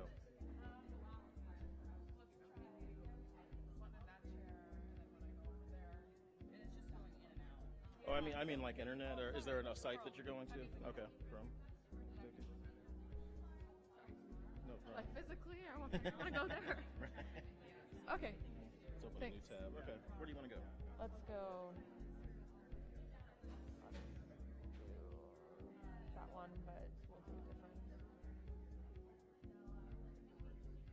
It seems like it's working faster now. You probably just needed to restart the network card inside the pad. Okay, so it could have that's been pretty related typical. to yesterday, using it like maybe. at different times? Yeah, maybe. You probably just needed a restart. Let's see. So it seems like, but the other thing is that it feels like it could be related to the amount of people that are connecting. No, So there was actually really? only 8 people connected, so it's probably not that. Well, that's It definitely. can handle a lot more. So that's The current definitely. There's connection. 8 people connected in here. Oh yeah. That's Mhm. it. Yeah. It's just. The others are connected in another one.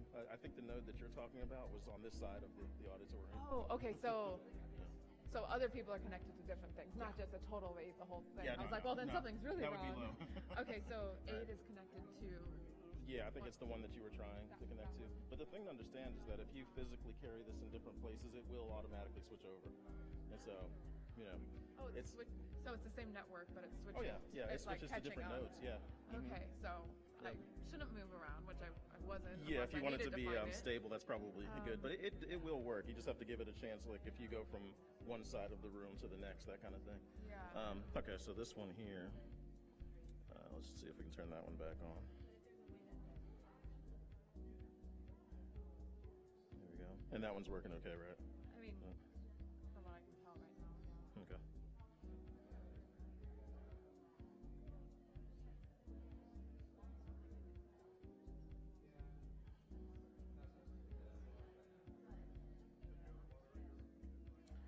Okey-doke.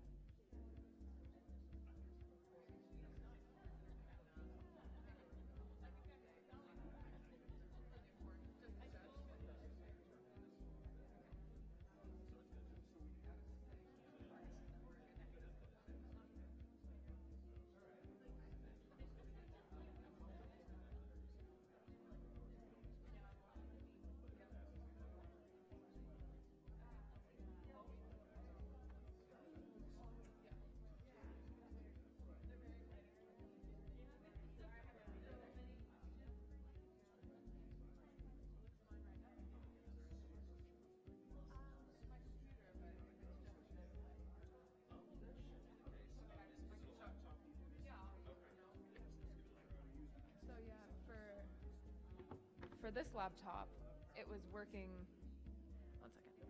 So this laptop, it was working when he was sitting over there in the first session, and then he came over here and it wasn't working. So that's why I thought it was related to the router.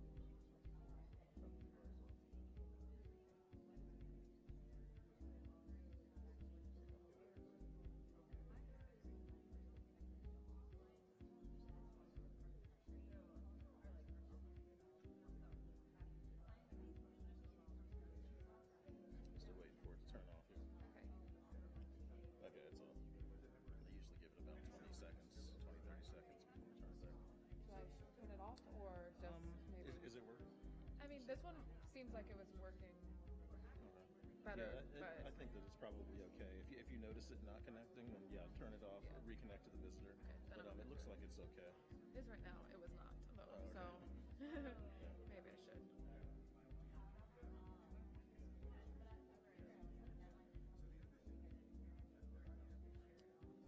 I'm gonna turn this one back on. Okay. Pardon my breath, I just had lunch. Oh no, it's fine. My breath is probably bad because I haven't had lunch, I think. Right, yeah. Okay, there you go. Thank you. No problem. Oh, that's his. I'm like, I swear. It's like a lock screen. Okay, thank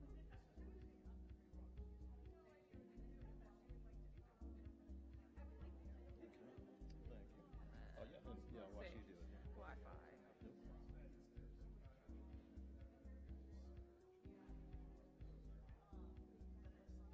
So even at that point, would you think you Actually, need I would wait for it to connect here. to? Okay.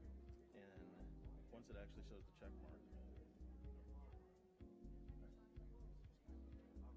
And as you can see, certain ones take longer than others just based on what else is around or the type of card it has in it. Yeah. It just depends. But see how it's connected now? Yeah. I would literally just click that, get the visitor, tell it to forget this. Yep, there we go. And then click visitor again. Okay. And see, yep, there we go. And then just wait for it to connect. Once it connects again, you should be okay. Okay. And then looks like it's taking its time. And now look, with this one, you can kind of test it out. Oh, it looks like it's off. Okay.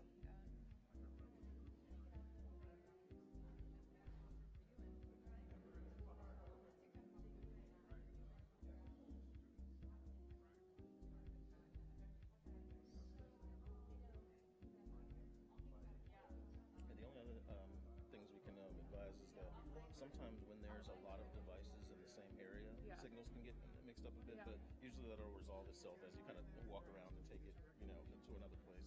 Okay. So like all of these are wireless, obviously, Yeah. including the network card in this guy too. Yeah. And so sometimes all the signals might just be Yeah. boom.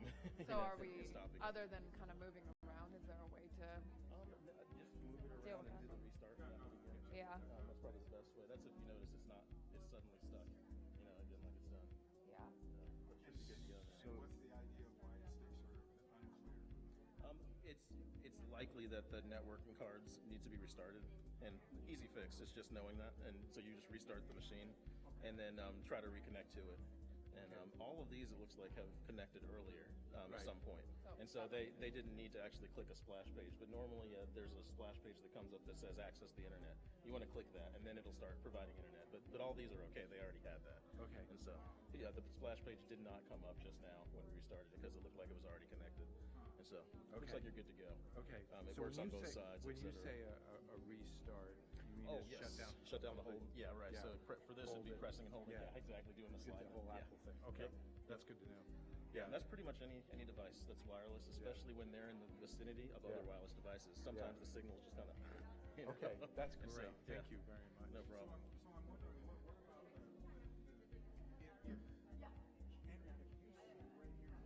Yeah. I was unclear, I wasn't sure how I was going to signal you, but now that we know that if someone's messes up, they just lay it down. Right. And you bring it. Oh, yeah. That's what Yeah. she did. But then he had the other one, and I was outside working on the consistent Wi-Fi, so that's why I wasn't doing it. And then it seemed like you were getting questions. I actually was over Yeah. there looking at you in case, because I could see the questions, and if I thought you didn't, I was going to come up and answer. Yeah, but I will be prepared for that. I just didn't seem safe sitting in the front row at first, so I didn't want to risk that again for not being able to approve questions. So I went outside to do that part. Oh. I wasn't getting Wi-Fi. So I went out to do it, hoping that we were okay at the stage, or that even if it was going out, it would come back in and we would have an update. Yeah. Like, say for instance, like this one. Okay.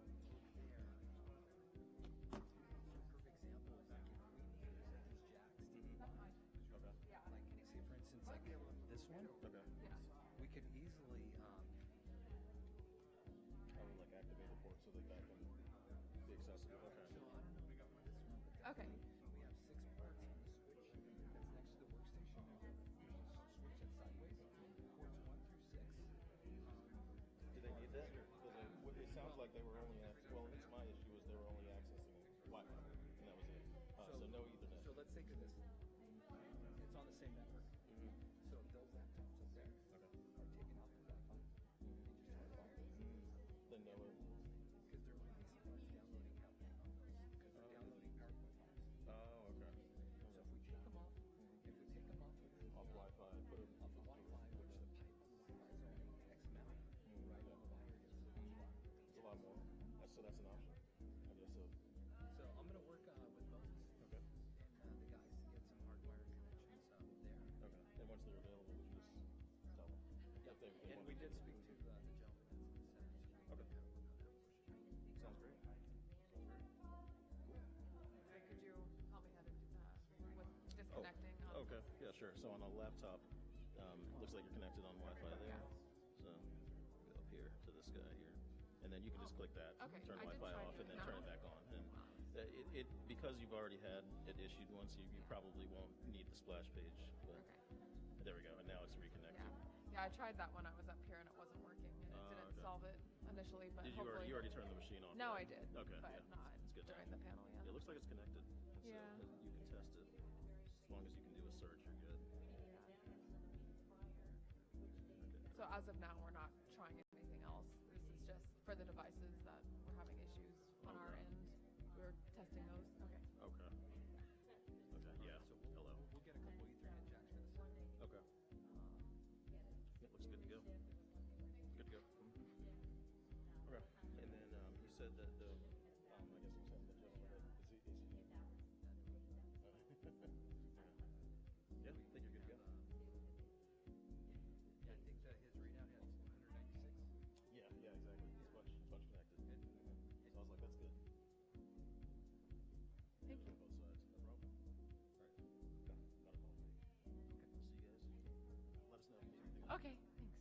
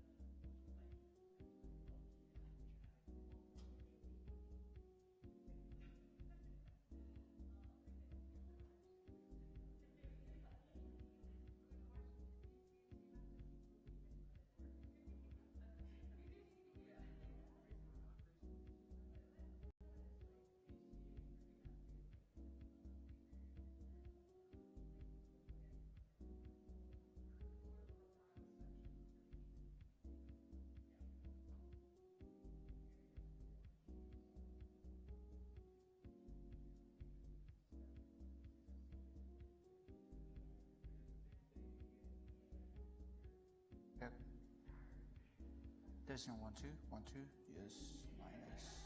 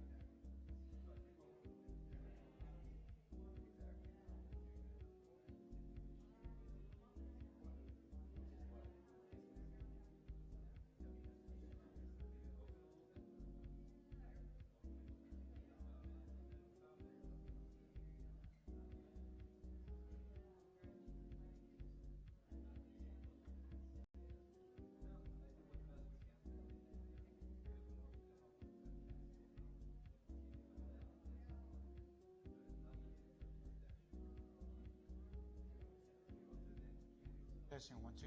Oh.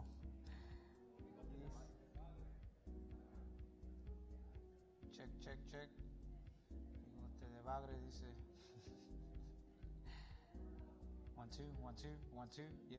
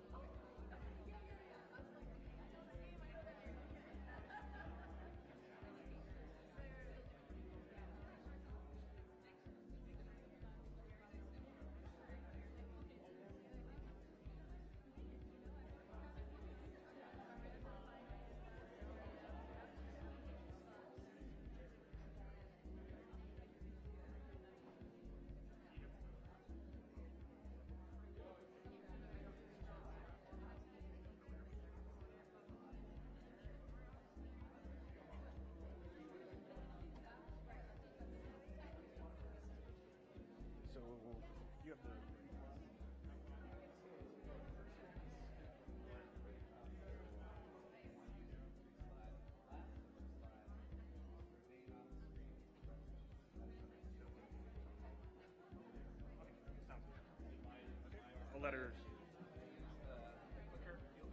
Yeah, I'll just show her that.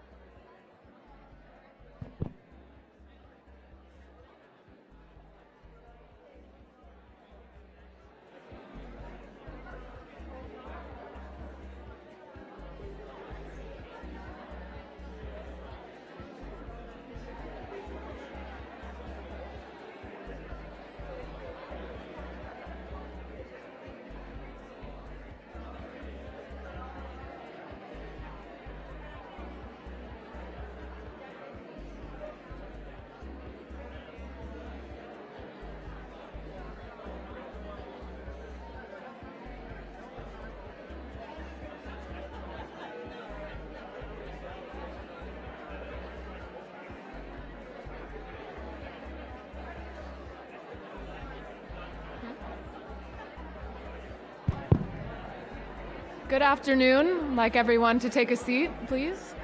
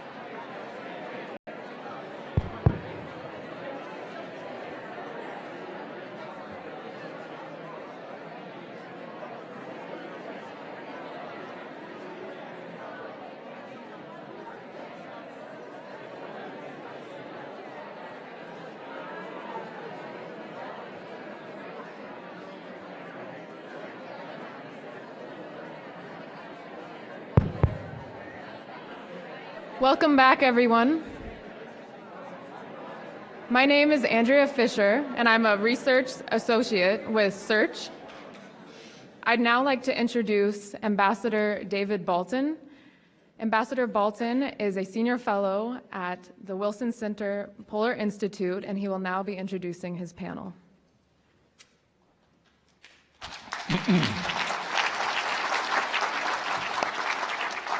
Thanks very much, Andrea. Thanks very much, Brendan, the other organizers of this conference. Welcome back from lunch, ladies and gentlemen. We have a panel for you now focused on fisheries management in the Barents Sea. Why, you might ask? Why not? For those North Americans in the room like me, you may know actually relatively little about the Barents Sea. It's about as far from the North American Arctic, certainly far from the Alaskan Arctic, as you can get in the Arctic Ocean. Indeed, though I spent my career doing both international fisheries work and Arctic stuff, I actually don't know very much about the Barents Sea. I did learn 2 facts yesterday that I'll share with you. One, the Barents Sea is roughly 1.4 million square kilometers. That's about the size of Texas, not an insignificant chunk of water. And the fisheries that take place in the Barents Sea, managed essentially by Norway and Russia, individually and collectively, are in an order of magnitude similar to those of the fisheries off Alaska. In other words, huge. Some of you may know that in the United States, roughly half of all fish caught in the US EEZ are caught off Alaska. Fisheries management in the Barents Sea is a success story in terms of the way in which science and policymakers interact, at least a success story in the sense that the fisheries are considered to be relatively well managed, certainly by world standards. The Barents Sea, like the rest of the Arctic Ocean, however, is changing, and new challenges will confront both the scientists and the fisheries managers there. And what we hope to do with this panel is to try to draw the lessons from what is going on now, what may be going on in the future in fisheries management in the Barents Sea, and see what we can discern about other issues going on in the Arctic. Here to talk about all this with you are 3 people who actually know a lot about this subject, and I invite them to take the stage with me now. Marit Ragstad is a professor at the Arctic University of Norway in Tromsø. Alf Håkon Hoel, also a professor at the very same university. I've known Alf Håkon for almost 30 years. He's worn many hats, I know, over the years. And then Christine Brusendorf is the General Secretary of the International Council for the Exploration of the Sea, one of the oldest international organizations in the world, and has a special role in providing fisheries advice to those managing fisheries in the Barents Sea. Welcome, panelists. So, Marit, I'd like to begin with you, and I know you may speak from the panel, but we'd like to hear from you about your role in providing science advice to those managing these fisheries. Please, the floor is yours. Thank you very much. I'd like to take you on a tour across the Atlantic Ocean to the Barents Sea. The Barents Sea is an Arctic shelf sea situated north of Norway and north of Russia. It's maybe best known for the rich cod fisheries that David was talking about, maybe one of the biggest cod fisheries in the world, which has been well managed and sustained since at least the late 80s. The reason for these rich cod fisheries and a high production in the Barents Sea is a very high productivity, which is fueled by nutrients and heat from the Atlantic water inflow. The Atlantic water is a prominent feature of the Arctic Ocean. It brings heat, it brings nutrients, and it keeps the southwestern Barents Sea ice-free during winter time as well. In the north, Arctic sea ice from the polar basin comes in, So it's mainly ice covered in the wintertime, but over the past decades, the decrease in sea ice extent has been dramatic in this region. It's among the areas in the Arctic which has seen the highest reduction in sea ice, although this year was actually all the ice piling up when I was there just a couple of weeks ago. The change in the climate in the north is much connected to the Atlantic water inflow. It has always been dynamic. It's strong some years, weak some years, but the trend has been increasing heat in the area. And the increasing heat has had effect on the ecosystem. On the figure to the left, you can see a cold year, 2004, where data from the management survey has shown the distribution of different fish species. The Atlantic fishes, exemplified by the cod, has usually been in the southwestern open water and where the fisheries has been taking place, while in the north, the Arctic fishes have had their key region. On the figure to the right, 2012, you can see that the cod is taking more space and the Arctic fishes, the purple field in the north, is reduced. Over the past years, the Atlantic cod has actually taken the entire Barents Sea into use, meaning that they are taking new areas that are suitable for them. The climate has changed, they can survive further north. And this impacts the entire system in the north, and it also impacts the food web. The Nansen Legacy is a Norwegian research project, a huge initiative where 10 institutions with Arctic marine expertise, about 200 scientists from different fields have merged infrastructure, expertise, but also provided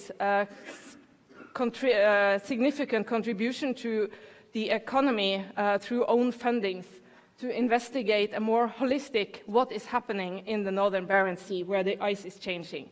So physicists knowing about the atmosphere, the sea ice and the ocean contribute with knowledge on the changing environment. Biologists investigate how this changing environment is responding in the ecosystem and also how new harvestable species like the snow crab is impacting the area. With the increased access and its harvestable species moving north, fish, petroleum and maritime activities are having an increased interest to take a larger area of the Barents Sea into use. But at present, we don't know how to manage that well enough because we don't have the knowledge. It's also a challenging area with logistics. It's limited forecasts. So the research in the project will also contribute to improve the weather forecast for the area and also to investigate how human activities, in addition to climate change, is impacting the ecosystem in the north. So to contribute to a research which is not as fragmented as it had been in the future, we hope to put all this expertise together to learn something about how this entire system works, and that is our contribution to knowledge that is needed for a good management in the future. And I'll just leave up the map of the Barents Sea so that you can see where it is during the rest of the presentations.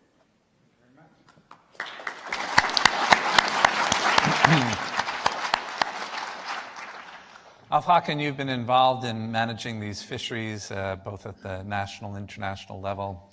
Please share some of your perspectives. Yeah,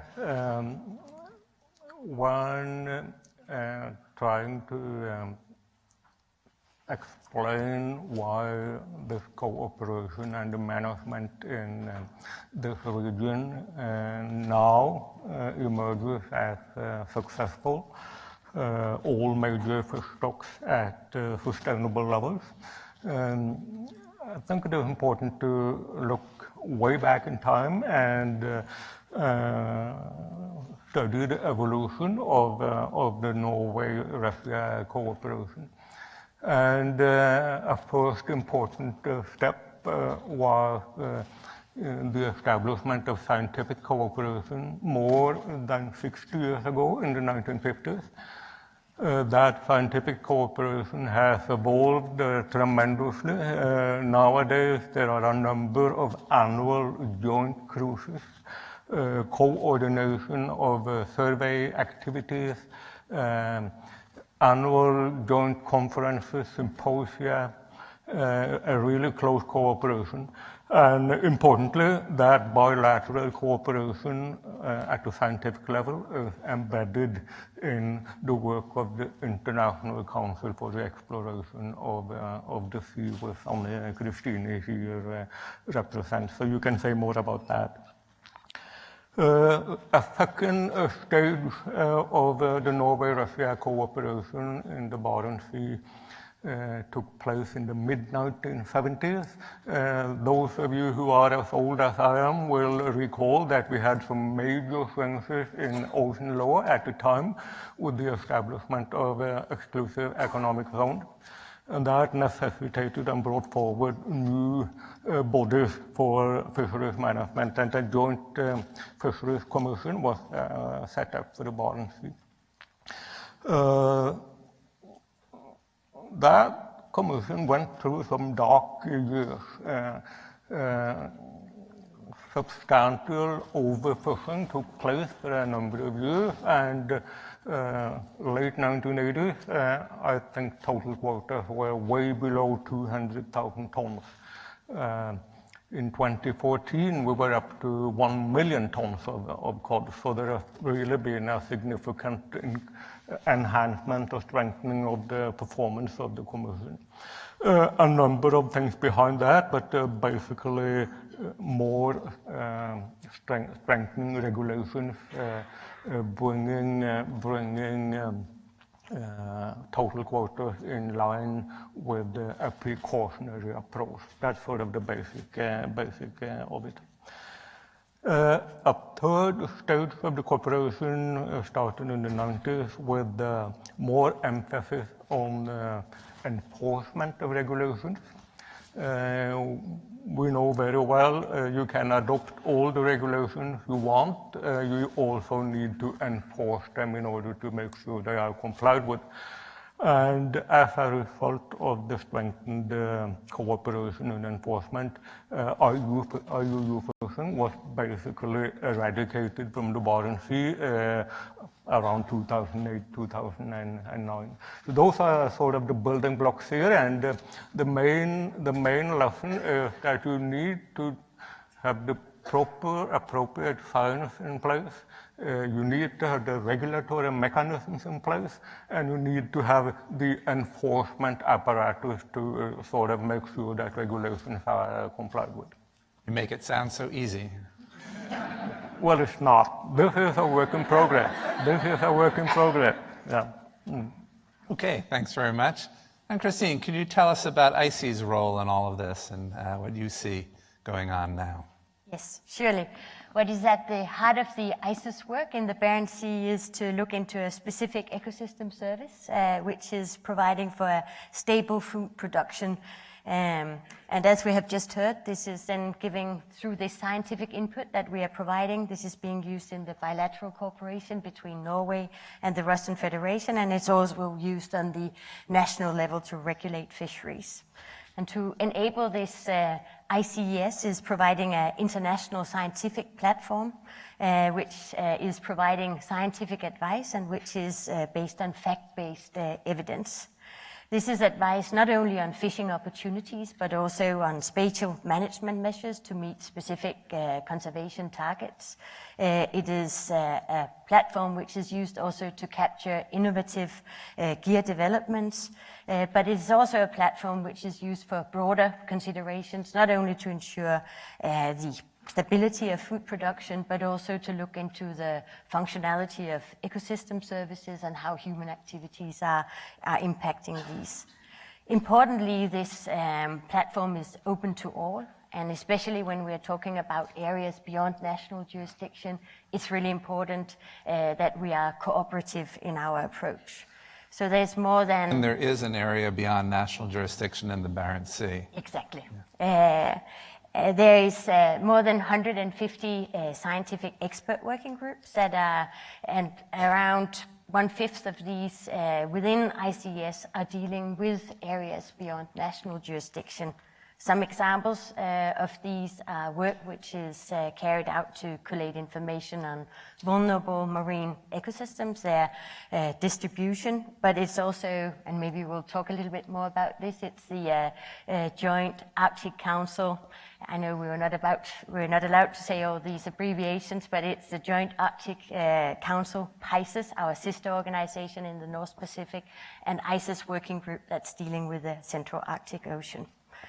Now, ICES is already providing scientific advice for a variety of issues, not only in the Barents Sea, but on biodiversity, environmental and fisheries issues in areas beyond national jurisdiction.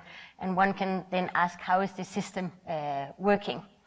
And basically, this is kind of a stepwise approach, which is being implemented and which has one overall characteristic, that it has an arm's length to the policy decisions. Apart from the first step, where there needs to be a dialogue between the decision makers that are coming with a request to the scientific community that they would like to get an answer to.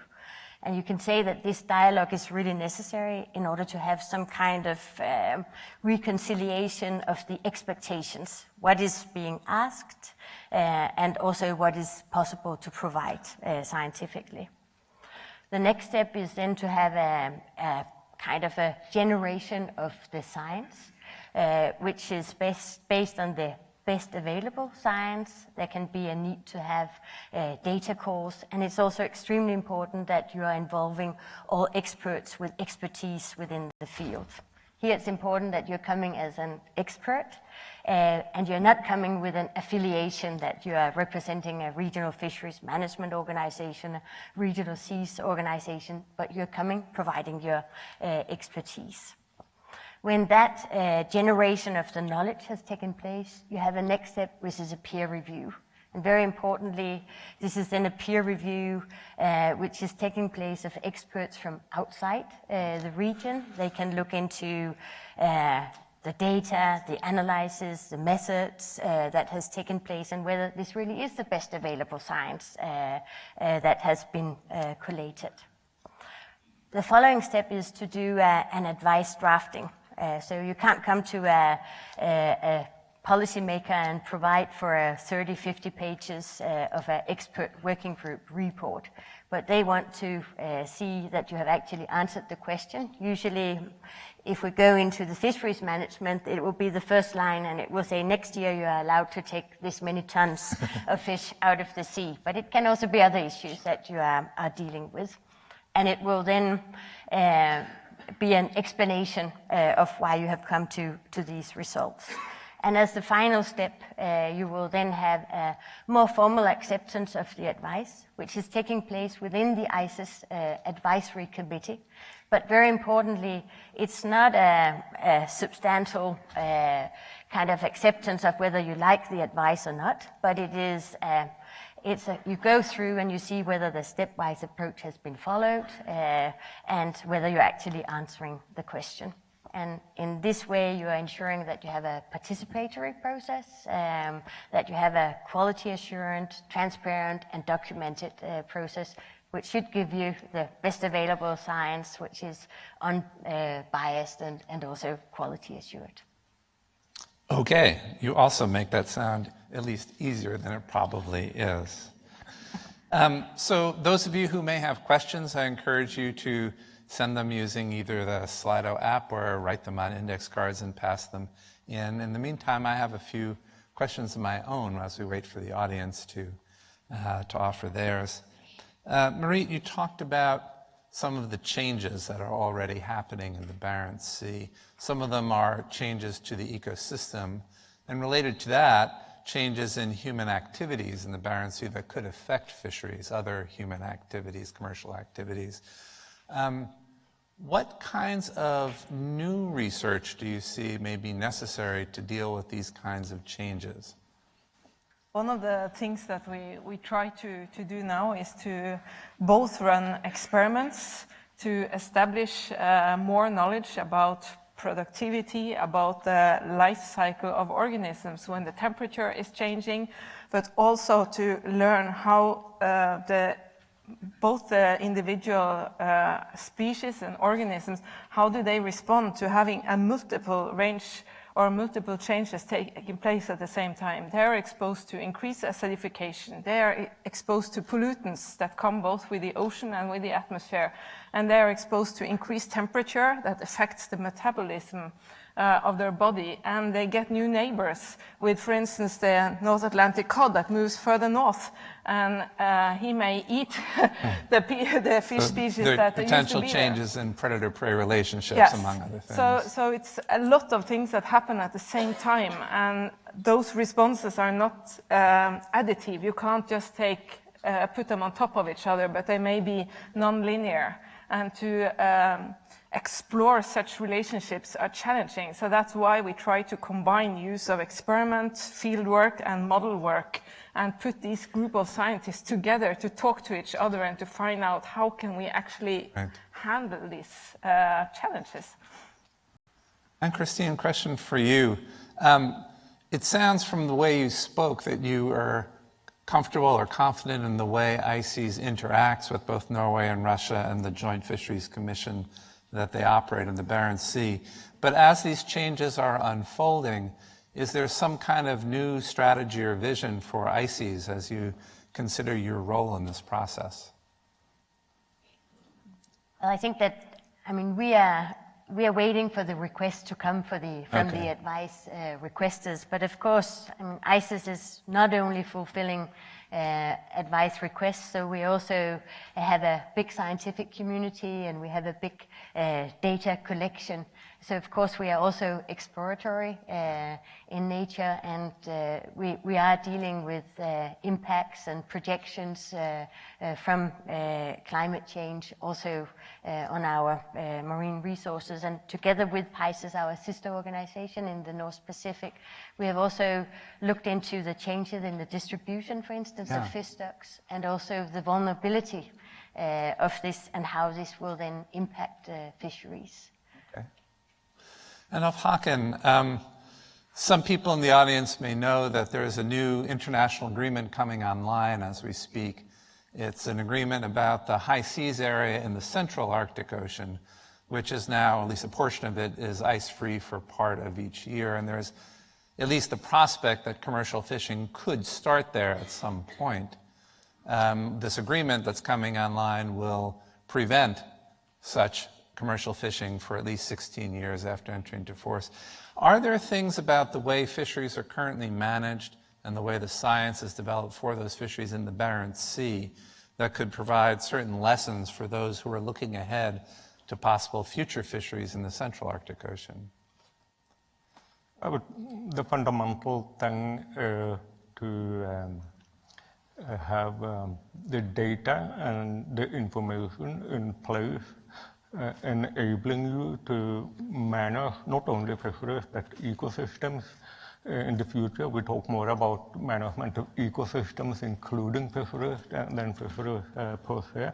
So the fundamental thing is really having the scientific work in place, establishing long-term time series that enables you to follow the developments in abundance and distribution of stocks. Okay. Thank you. We have some questions in from our audience, and I might start with you, Christine. We have a question about the arm's length relationship that you mentioned. I had also made a note of that when you were speaking of it. The way the question reads, is the ICES arm's length relationship with the policymakers working, or is it putting the silence in a silo so that it could be disregarded by the policymakers? Would you say it's better to integrate the scientific input or to keep it somehow silent? And in any event, what exactly did you mean about that arm's length relationship? That was my question.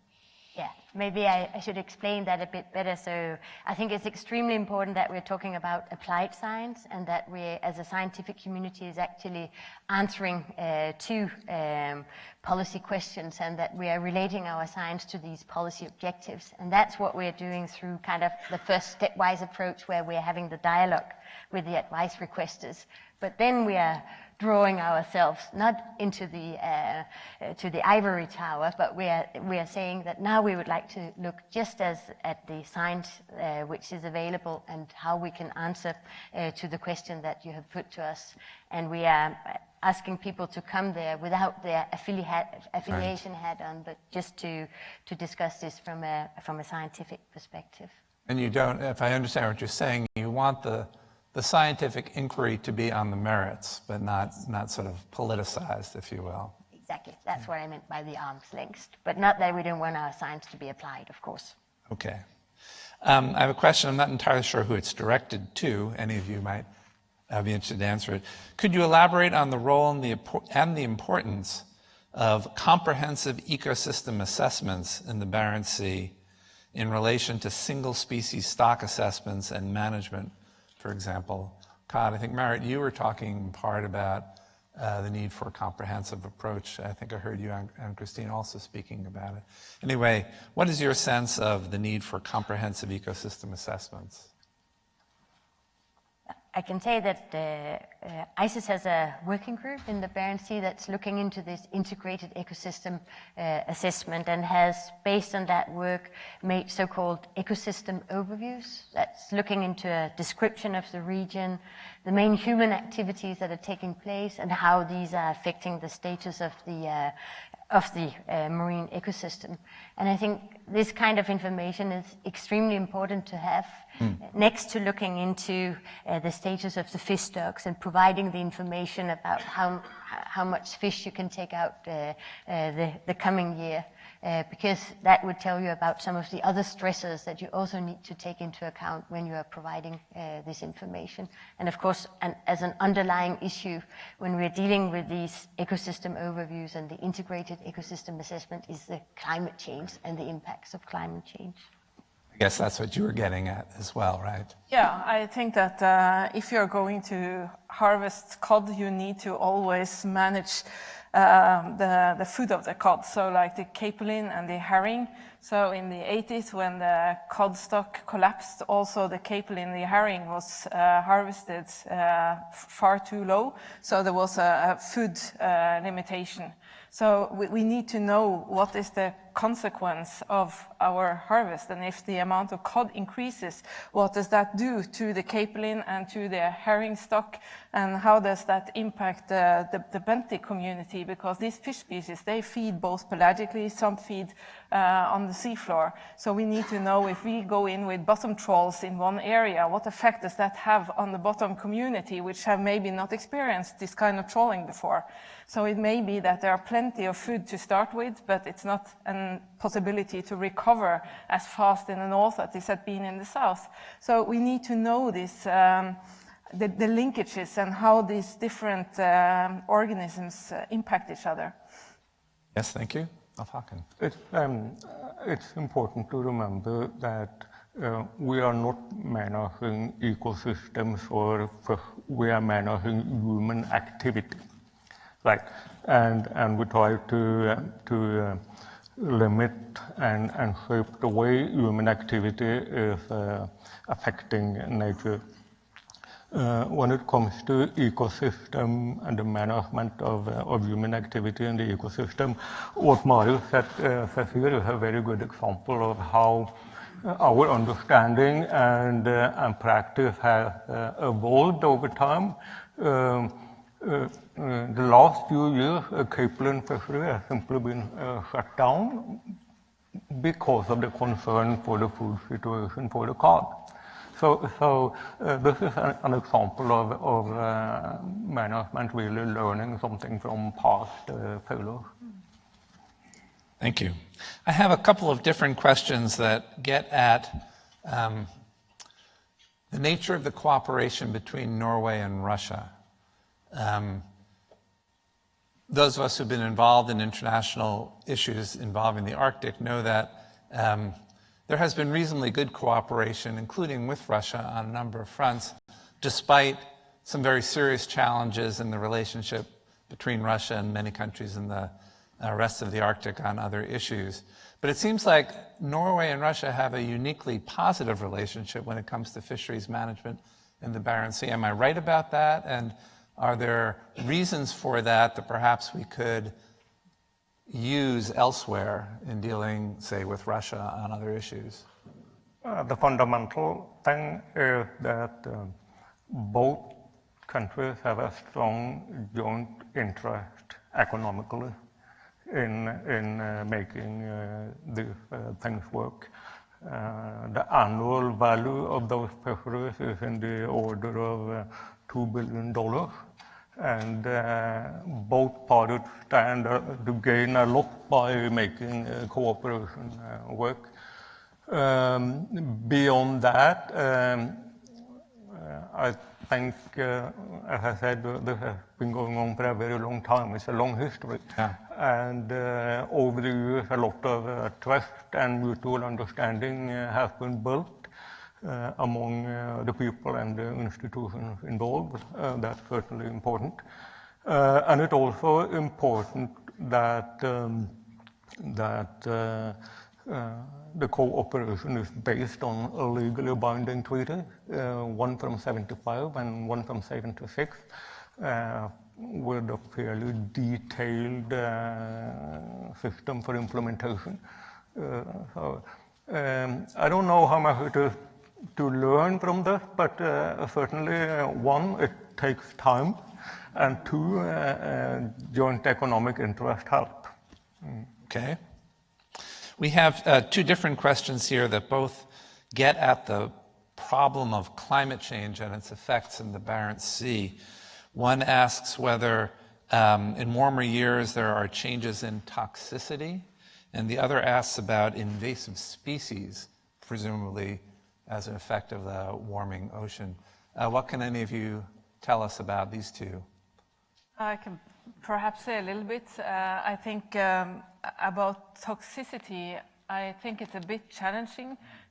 We don't have data to say if there is some interannual variability in that. What we know is that there are contaminants brought both atmospherically and by the water, and they are also accumulating in sea ice. So if you have sea ice melting, you will have increased concentrations in the surface layer, but we don't really know yet all about how they transfer and the interannual variability. When it comes to invasive species, I think it's the snow crab may not have come due to climate change. It has come for other reasons, whether it has been coming there by itself or if it came by ballast water or other means. I think we don't know. We have the Kamchatka red king crab that came from Russia some years ago, which is all the way across the top of Russia. It was put out in the north western Russia because they wanted to have the economic gain from harvest. So it was brought from the Pacific, but it thrives so well that it's now walking along south along the Norwegian coast. Yeah. So it's actually become a rich fisheries for that in Norway as well. But with the Atlantic current, there are also brought a lot of species from southern areas all the time. It has always been. A lot of larvae are dispersed with ocean currents, but with a colder climate, they could not survive. But at present, they're actually able to establish and to reproduce. So the climate facilitates new establishment of species which have always been brought in to the area. But that is now contributing to changing the species composition on many different organisms and trophic levels. Okay. Any other thoughts on this? Well, I could just mention that it's really important that those agencies tasked with management of living resources really try to adapt in a precautionary way to the way climate change is affecting marine ecosystems. And one example, this is domestic level in Norway and not the bilateral with Russia, but one example of that is a regulation put in place earlier this year, protecting about 400,000 square kilometers of waters in the Svalbard area in the northern part of the Barents Sea, and where fishing is basically closed. And if you want to start fishing there, you really have to go through a number of stages demonstrating that the fishery you want to start is sustainable. That raises a question in my mind. Some people in the audience may know that as we speak, there is under negotiation in the United Nations a new international global agreement dealing with parts of the ocean that are beyond national jurisdiction, so-called biodiversity beyond national jurisdiction. And there is one area in the Barents Sea that is beyond the jurisdiction of either Norway or Russia or anybody else for that matter. Looking ahead, do you see some interplay between a possible UN agreement that might focus on an area such as that and the way fisheries are currently managed in the Barents Sea? What does your crystal ball say about that? That's hard to say.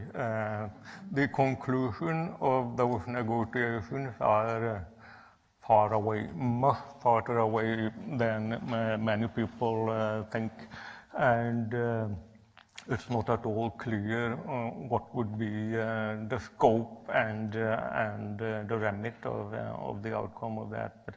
But having said that, I think the agreement will be, the BBNJ agreement, as we call it, could be important in filling some loopholes when it comes to marine genetic resources, for example. It would have a global importance in terms of capacity building in developing countries, so this is something that is relevant way beyond the Barents Sea. Yeah. Of course. I think right now there's a lot of discussion in the UN whether this is going to actually deal with fisheries or whether there's already an established regime. But I think that the experiences that we have from the Barents can definitely be used to feed in to such a BBNJ regime. Of course.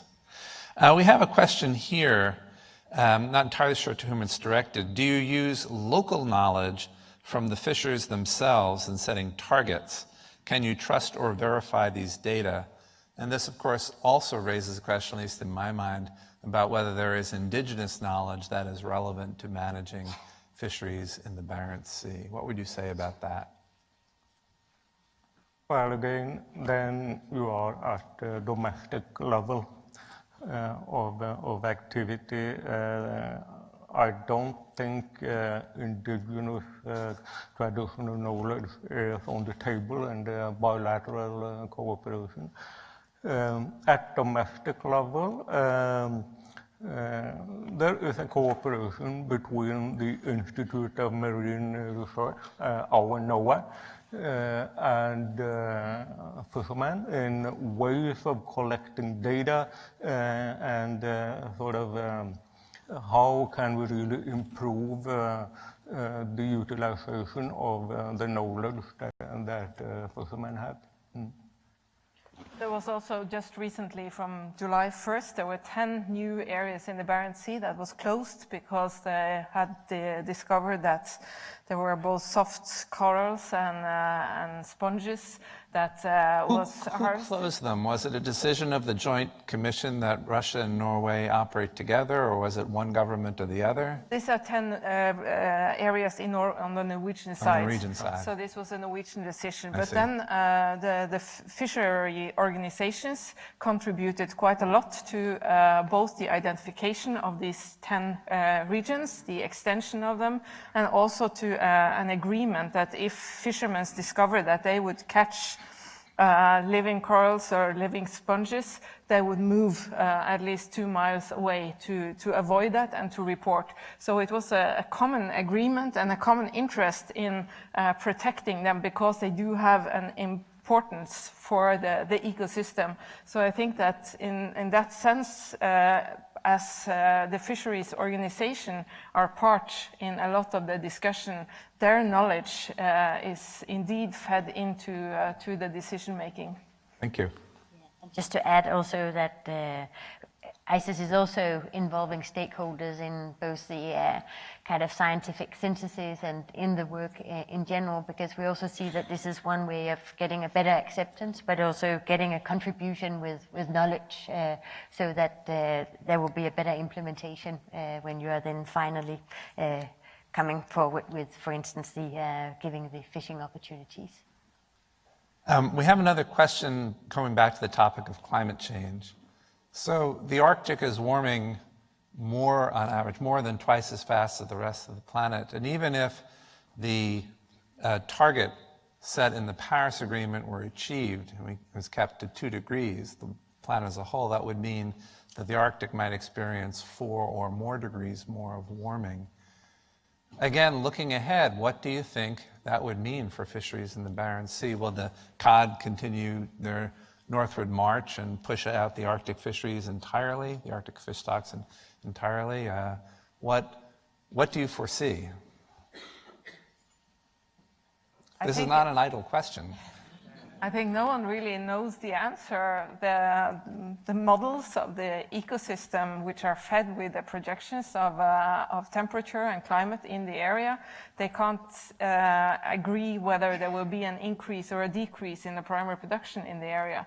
So as long as we can't even say that, because it matters what kind of layering you will have in the ocean, the supply of nutrients, the temperature. So I think in some regions, I think there will actually be a regional answer to that question, and different regions will respond differently. So it may not be the same conditions in the southern Barents Sea as we'll see in the north. It won't be the same in the eastern and western part of the Barents Sea, and maybe not on the other Russian shelf seas. And for the Arctic Ocean, that's a deep ocean. It's a kind of a different story than the shelf seas. So I think it's a very challenging question, but what I do think is that we do need knowledge about these different regions, and we need to put it together, because the ocean currents connects the Arctic across, and it also connects the Arctic with lower latitudes. Yeah. So all signals and everything that happens in one region will be transported to other regions. So we are connected beyond the national borders through the ocean, and we have to do that in terms of science and also management. I think within ICES what we're trying to do is that we're trying to look to these adjacent waters and to provide for these ecosystem and fisheries overviews, and in that respect try to collate the information and the knowledge that we have, and then see how that relates to the Central Arctic Ocean. So that goes for the Kara Sea and the Laptev Sea. That should be done together with the Russian colleagues. It has already been provided in the Barents Sea and the Icelandic waters, and we're now looking into the Greenland Sea and trying to see then also if we, together with the Northwest Atlantic Fisheries Organization, could provide such overviews. And also then in the collaboration with PICES to see how we could connect that with the North Pacific gateway to the Central Arctic Ocean. So kind of collating all of that information that we have in the gateways and to try to link that together with the Central Arctic Ocean. That made me wonder a little earlier, Christine, you talked about this effort by ICES and PICES and the Arctic Council, right, PAIM, to create, as far as I understand, the first ever ecosystem assessment of the Central Arctic Ocean. Is that project almost done? And if it is, what then would the next step be in that effort? Or do we not know that yet? I wish I could say that it has been done, but I've been provided with a couple of draft chapters, and the time scale now is that we're hoping that we will have such a comprehensive report by the end of this year, and that it will be provided by these 3 organizations. And that we would then try to condense some of this information and make it into what I've been talking about, these ecosystem overviews, which are these 10 to 15 pages, and which should be easier to use for communication with stakeholders and policymakers. Okay. Well, we're almost out of time. Are there any final thoughts any of you might have about the way in which scientists and policymakers interact in the Barents Sea when it comes to fisheries, with connecting to issues that are completely unrelated to fisheries at all that may be taking place elsewhere in the Arctic, including in terrestrial regions. Is there something useful about this relationship that from which we can extrapolate? Open-ended question. Yes. I think it is a very important lesson here that ICES is independent of those who make the political decisions. ICES is not part of the system. It's an independent scientific body providing the scientific advice to countries and regional organizations. And that independence is a valuable thing. Yeah. Okay, make a good note of that, Betsy. And with that, I'd like to ask you all to join me in thanking our panelists for a scintillating discussion. Thank you very much.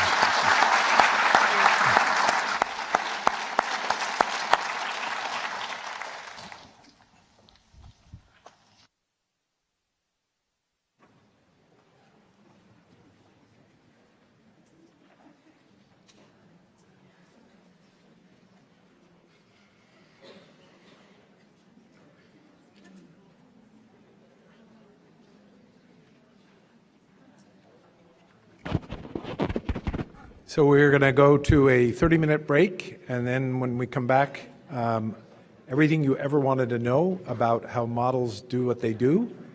It's going to be a very interesting series of talks, including one that will show us the potential of models in risk assessment. So please be back promptly at 1:15. Thank you very much.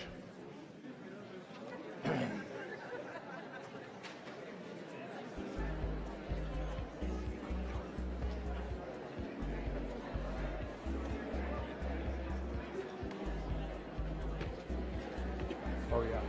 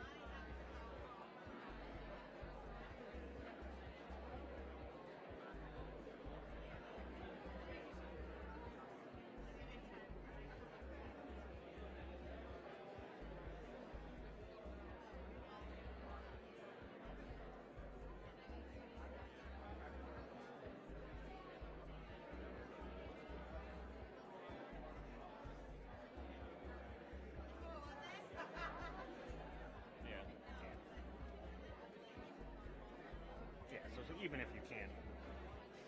That's more for the people in the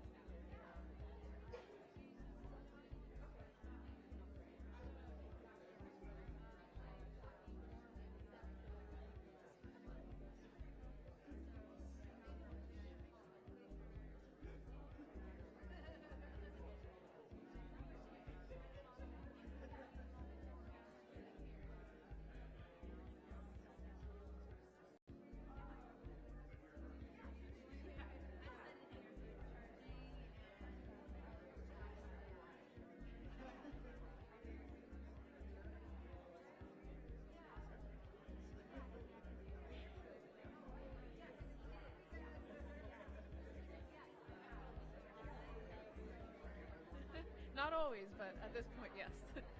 And I put myself in a chair over here. Okay, perfect. So, just in case these mics are on.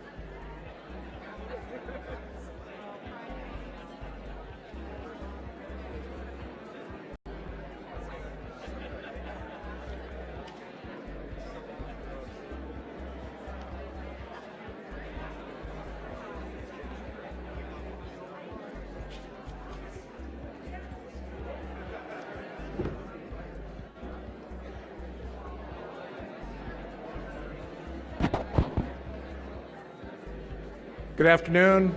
Please take your seats. We have two more presentations today, this afternoon. The next is going to be by Marika Holland. Marika is a climate scientist with the National Center for Atmospheric Research, and she is the chair of the SEARCH Scientific Steering Committee. Marika?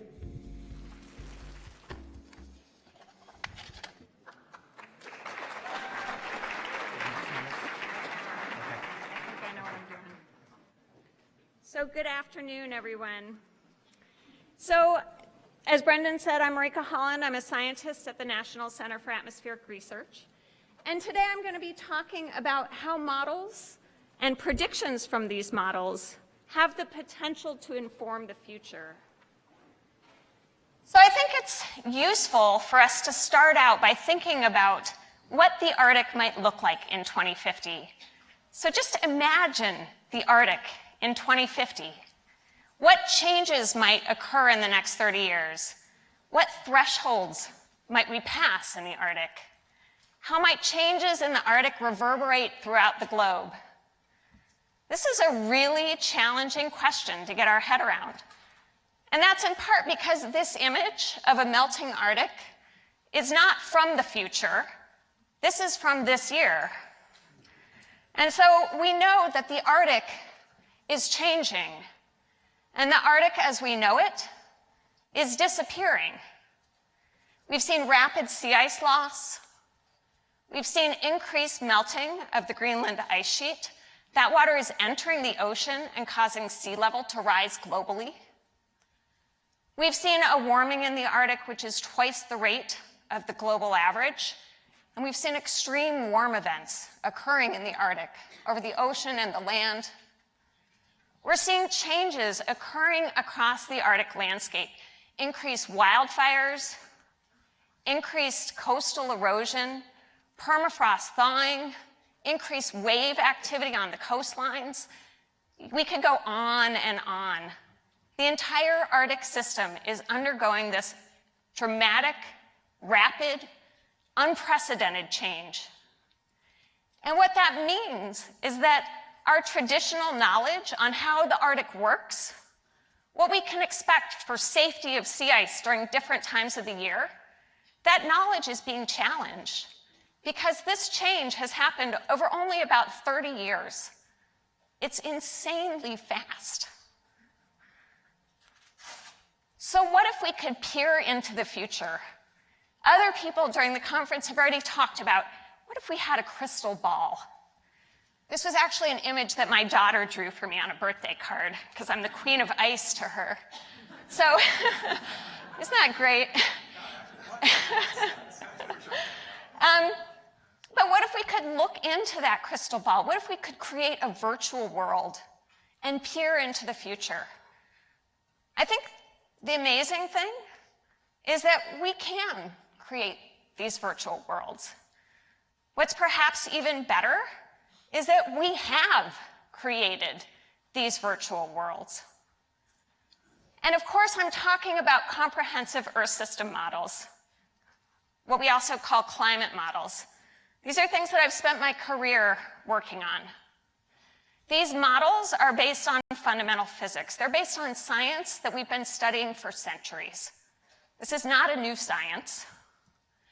These models are skillful, and I'll give you examples of how we test the skillful aspects of these models. They can give us useful information that we can use to plan what we want to do, and which will impact the future.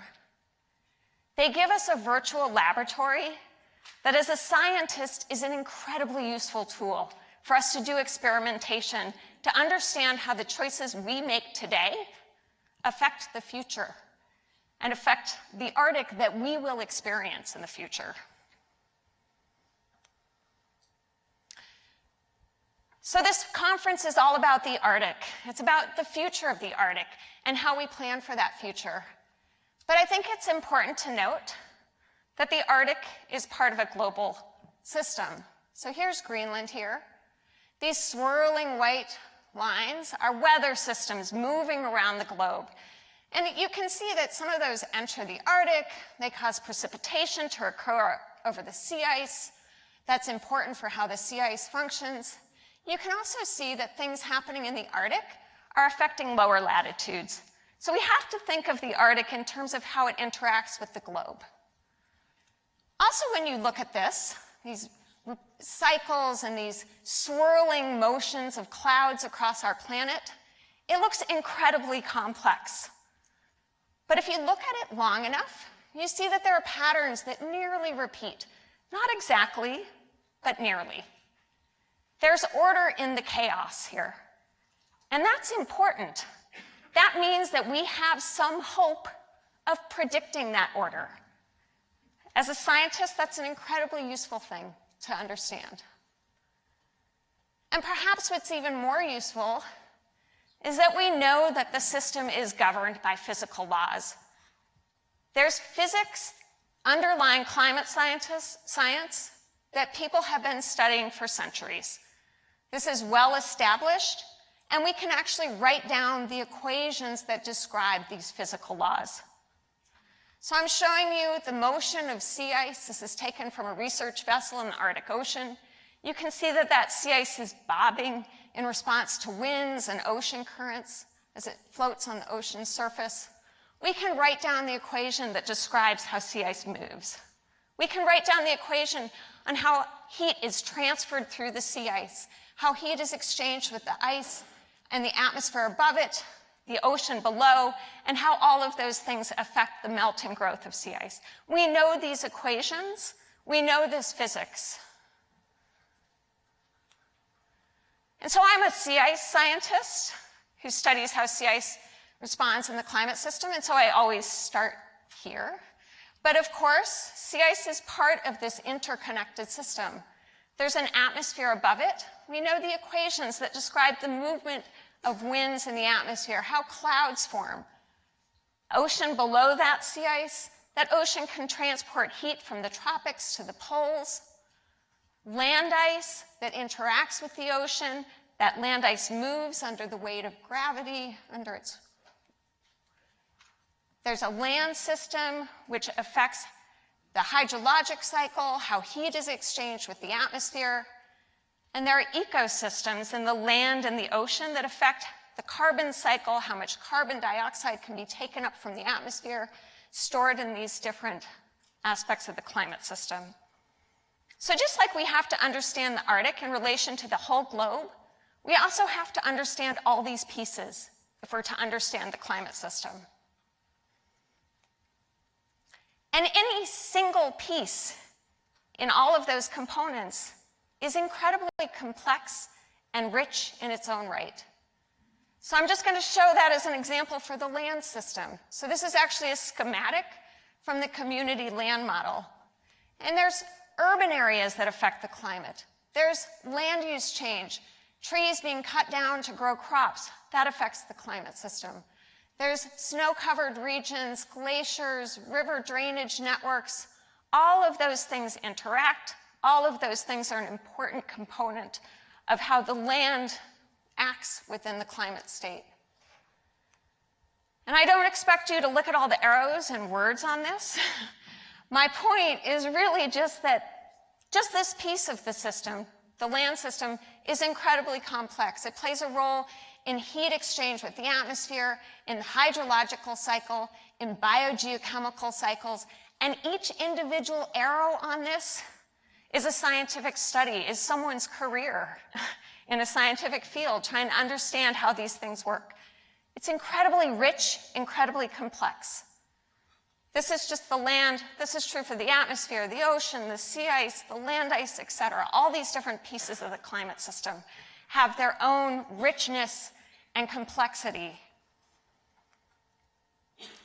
So the climate system is really complicated. It's global, it's interconnected, it's made up of all these interacting parts. But we do understand the underlying physics, and we have equations that describe how it works. So how do we put this all together and create some sort of useful tool that may allow us to predict into the future? Well, we do this one piece at a time. And so, in terms of the climate models we build, we basically divide the globe up into a three-dimensional grid. That grid goes across the ocean's surface and down into the ocean depths, into the heights of the atmosphere, across the sea ice, and we solve our equations on that grid.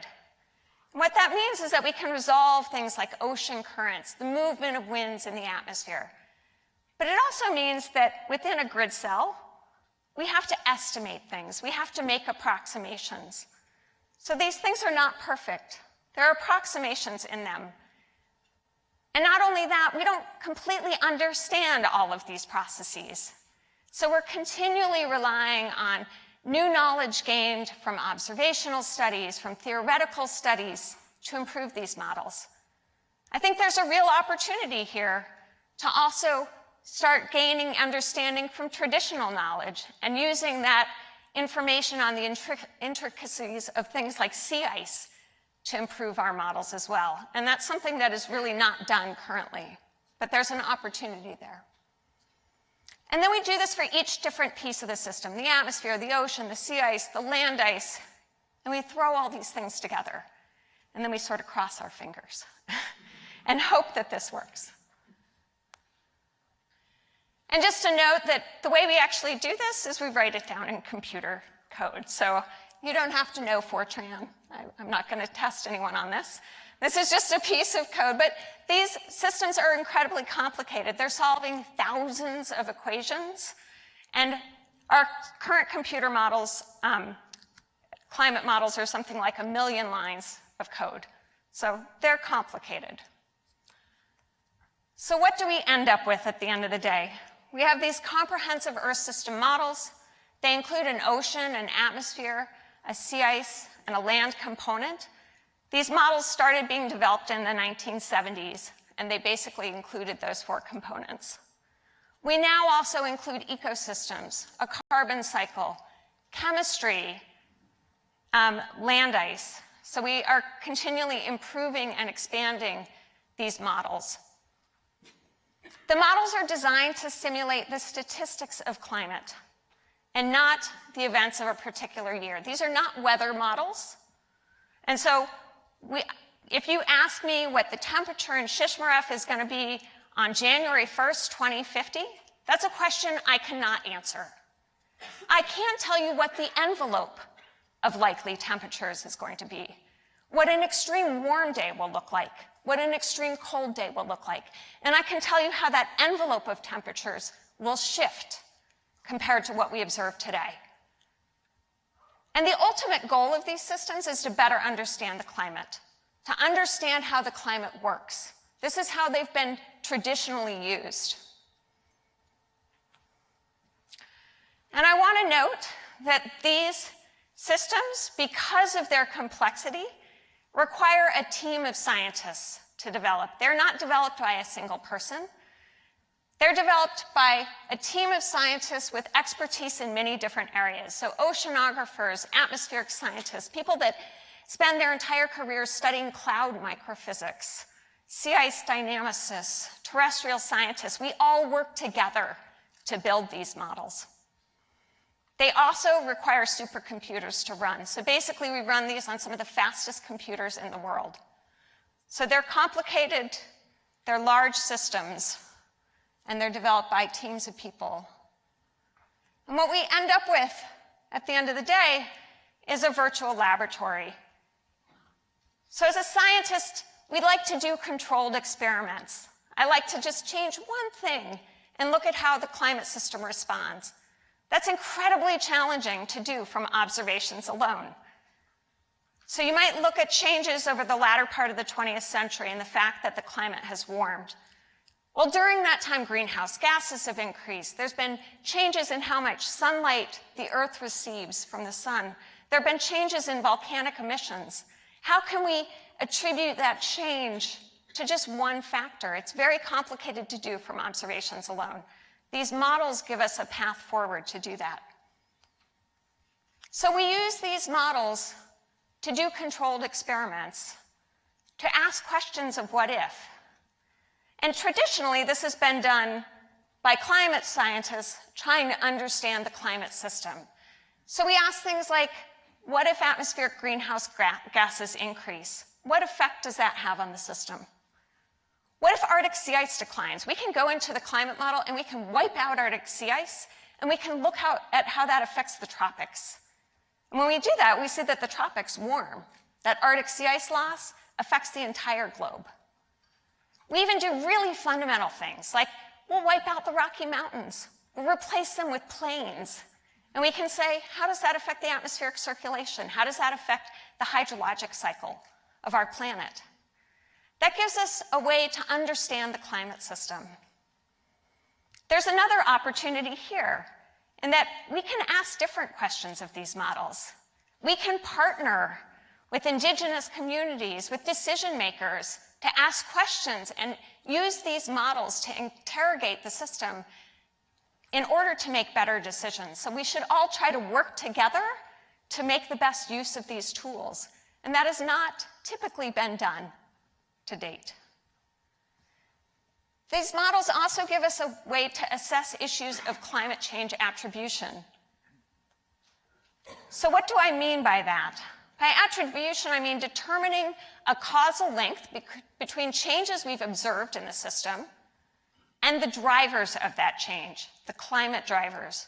So the best example, or one of the best examples of this, is looking at the changes in climate over the 20th century. So what I'm showing here is the global average air temperature from 1860 to about 2010.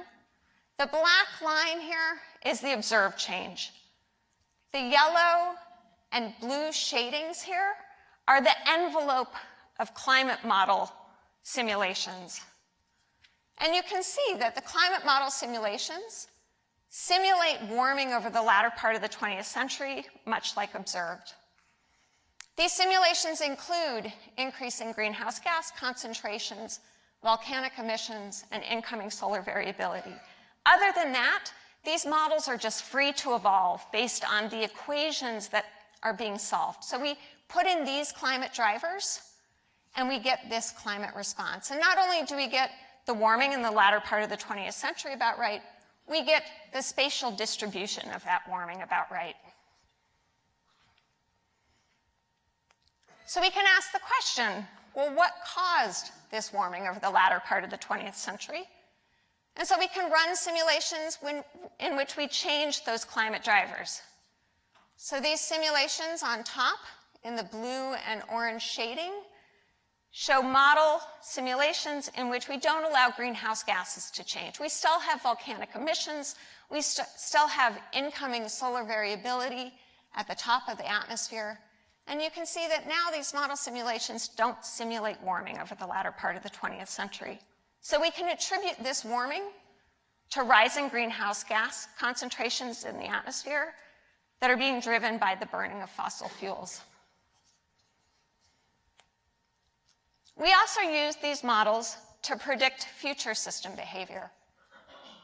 And again, these models are free to evolve. They have all these equations that are being solved, but we do have to make some sort of assumption about the climate drivers, and in this case, about greenhouse gas emissions into the future.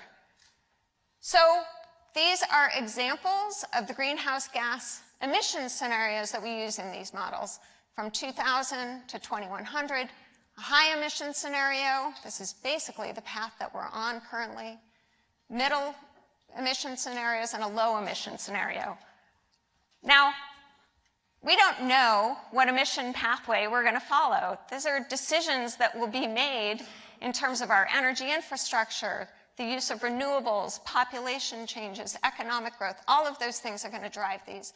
So we bracket that uncertainty by using a bunch of different possible scenarios and use those as forcings in our climate model to look at how these different choices that we make in the future will affect the climate of the future.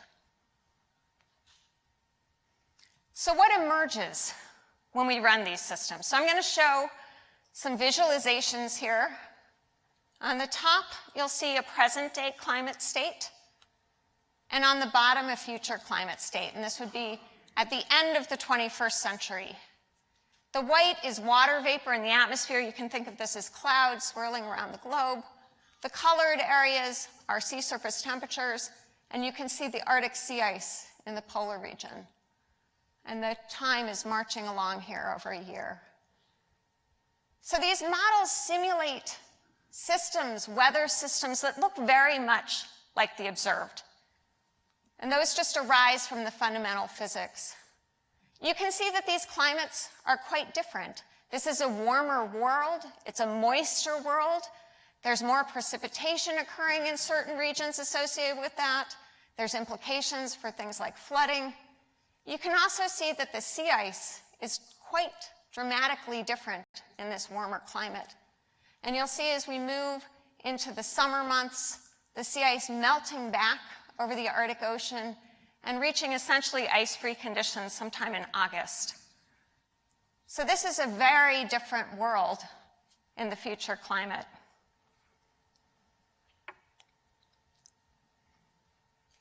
And as I mentioned, when we look at the statistics of the weather and the climate variability simulated in these models, we can see that they look very similar to what we observe. They look like planet Earth.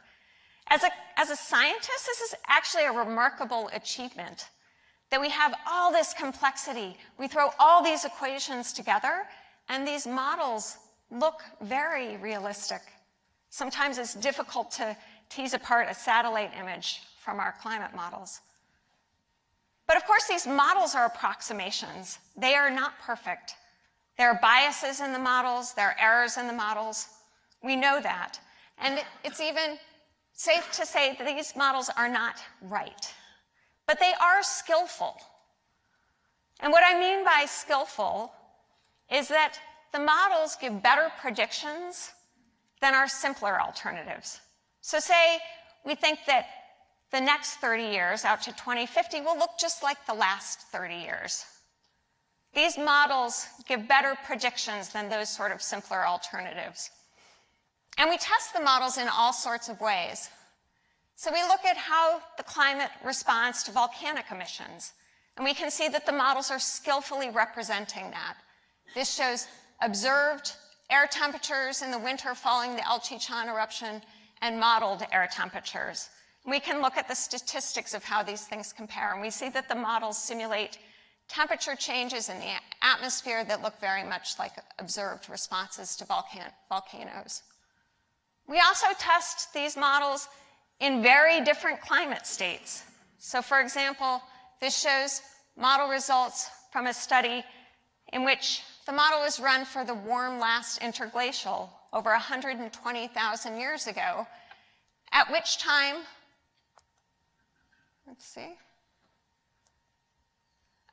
orbital changes meant that there was more sunlight entering the Arctic Ocean. And we have proxy information, the kind of things that Kirk talked about earlier today, that tell us that the summer sea ice was thinner, there was a smaller Greenland ice sheet, and when we run our model under these kinds of conditions, that's what it simulates because of changes in the energy received from the sun during this time in the warm last interglacial. And perhaps most importantly, or strong evidence that these models are useful, is that these models have predicted things that have now come to pass. As I mentioned, the first climate models were developed in the 1970s.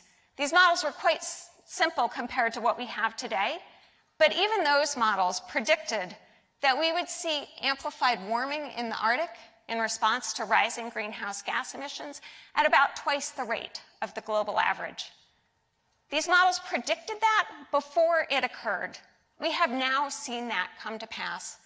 Models predicted sea ice loss in response to rising greenhouse gases in the atmosphere.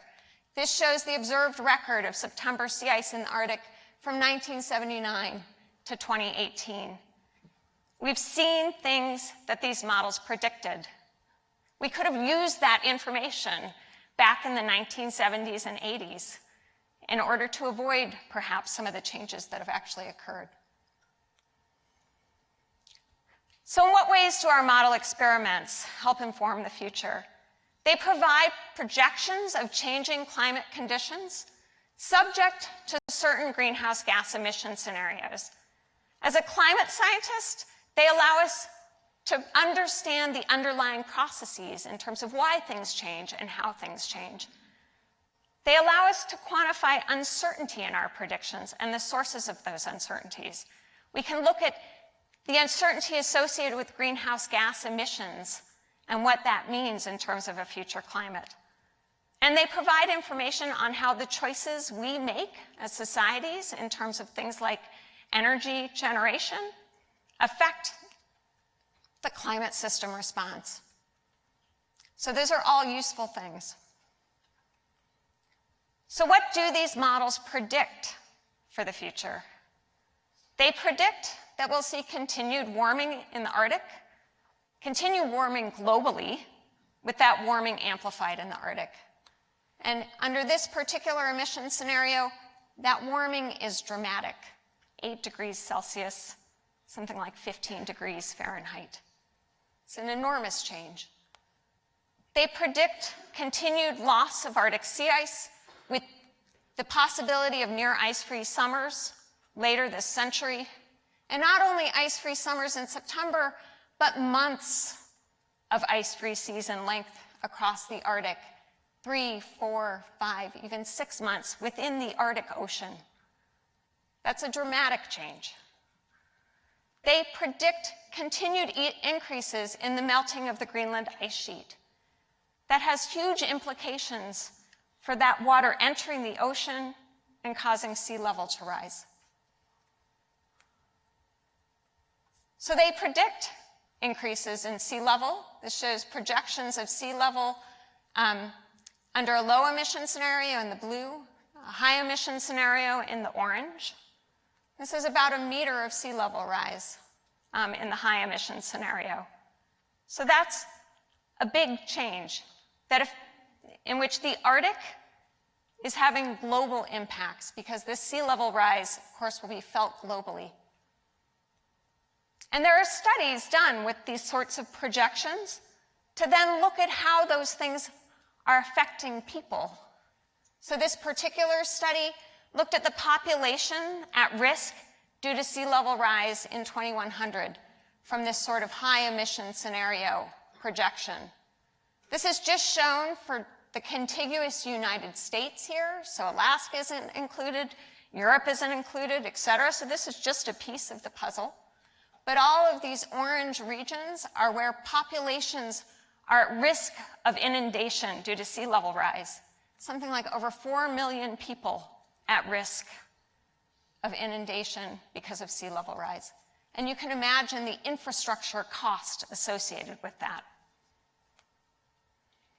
Projected Arctic change has socioeconomic impacts across the globe. And these model projections are used to inform many other studies in terms of how shipping routes might change in the Arctic, at what time, at what location, for how many months. Things like fisheries. We heard some discussion of this in the previous panel. These models can provide information on things like how ocean temperatures, ocean salinity, ocean stability will change, and how that has the potential to impact fisheries. These models are also used to look at infrastructure risk due to thawing permafrost in the Arctic. And you can see dramatic implications for infrastructure across the entire Arctic region with enormous economic costs associated with it due to thawing permafrost by 2100. So again, the models are not perfect. There are uncertainties in these things. We need to continually improve these models and continually bring in new knowledge that's gained and also bring in traditional knowledge to improve these systems. But these are the kinds of things that these models enable, these environmental predictions enable. So a lot of what I've shown in terms of the projected impacts for the Arctic are for a high emission scenario.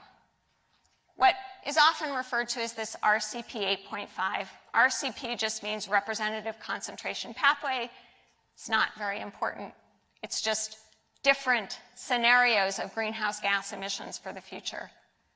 And this high emission scenario, which currently is about the path we're on, would lead to a very dire future with enormous consequences for the environment and the people that rely on that environment. But we have choices to make here. This is not necessarily the world that we will live in. And you can see that under a medium emission scenario or a low emission scenario, the world looks dramatically different. It's interesting that the pattern of warming actually looks really similar. In all cases, the Arctic will experience more warming than the rest of the globe. But the magnitude of that warming differs by about a factor of 4 here. So whether we have an Arctic warming of 15 degrees Fahrenheit or something more like 4 degrees Fahrenheit is really something that's up to us. We can choose this future. This is sort of a choose your own adventure. We have choices to make, and the path that we choose will make an enormous difference for the Arctic that we experience in 2050. So some final thoughts. I hope that I've convinced you that these comprehensive Earth system models are skillful. They're based on very sound science. They're based on fundamental physics, which we've been studying and understanding for centuries. The models are not perfect. We need to continually improve them. We need to continually bring in new knowledge and new ways to test them. And I think that's an interesting thing, and I hope to have conversations with people in this room about how to do that better over the next couple days. The models are skillful. They have predicted things that we have now experienced. They predicted those things back in the 1970s. So these model experiments can provide insight on how the choices we make today will affect the climate that we live in, or for me, the climate that my children will experience in 2050. And this can help to inform the actions that we take. And the way that we use these models to study these problems is also something that we can collectively decide, because the models are incredibly useful tools, and we can use them in all different ways to get a handle on how our choices affect our future. And that can help to inform the actions that we take. So with that, I'm happy to take questions. And I actually think Twyla, who's quietly sitting over here in the corner, is going to be fielding the questions as they come in on Slido and saying them out loud to me. But I'm happy to take any questions. And thanks so much for your attention.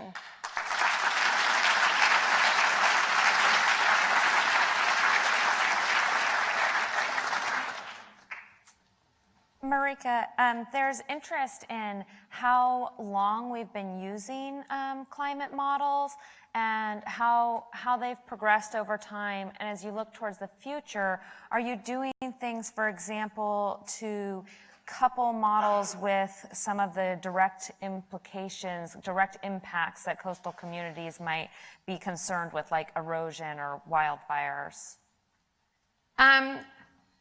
Yeah, so to the first question about how they've evolved over time, I mean, we're continually including new pieces of the puzzle. So for example, even 20 years ago, even a decade ago, we typically didn't include land ice models within these systems. We kind of assumed that the land ice was static, it had snow that would melt and grow, but other than that, we didn't worry about how it moved and could affect sea level rise through the calving of icebergs and things like that.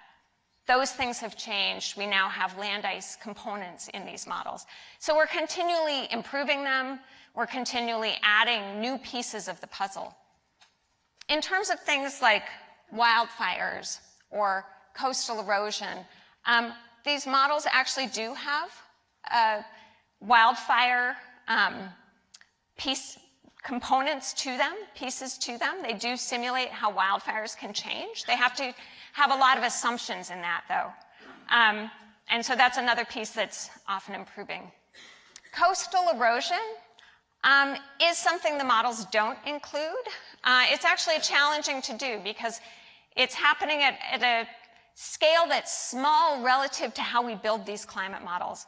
So there's also a lot of work being done to take the projections provided by these models and use them to inform other models, like a model of coastal erosion, or a model of infrastructure risk, or things like that. So there's different ways that this can be done in terms of linking those things. Given that models are giving us this different range of outputs, what do you think it needs to be done on the science and then the science linking to policy community to help policymakers use that information, given that we can't provide them a single number?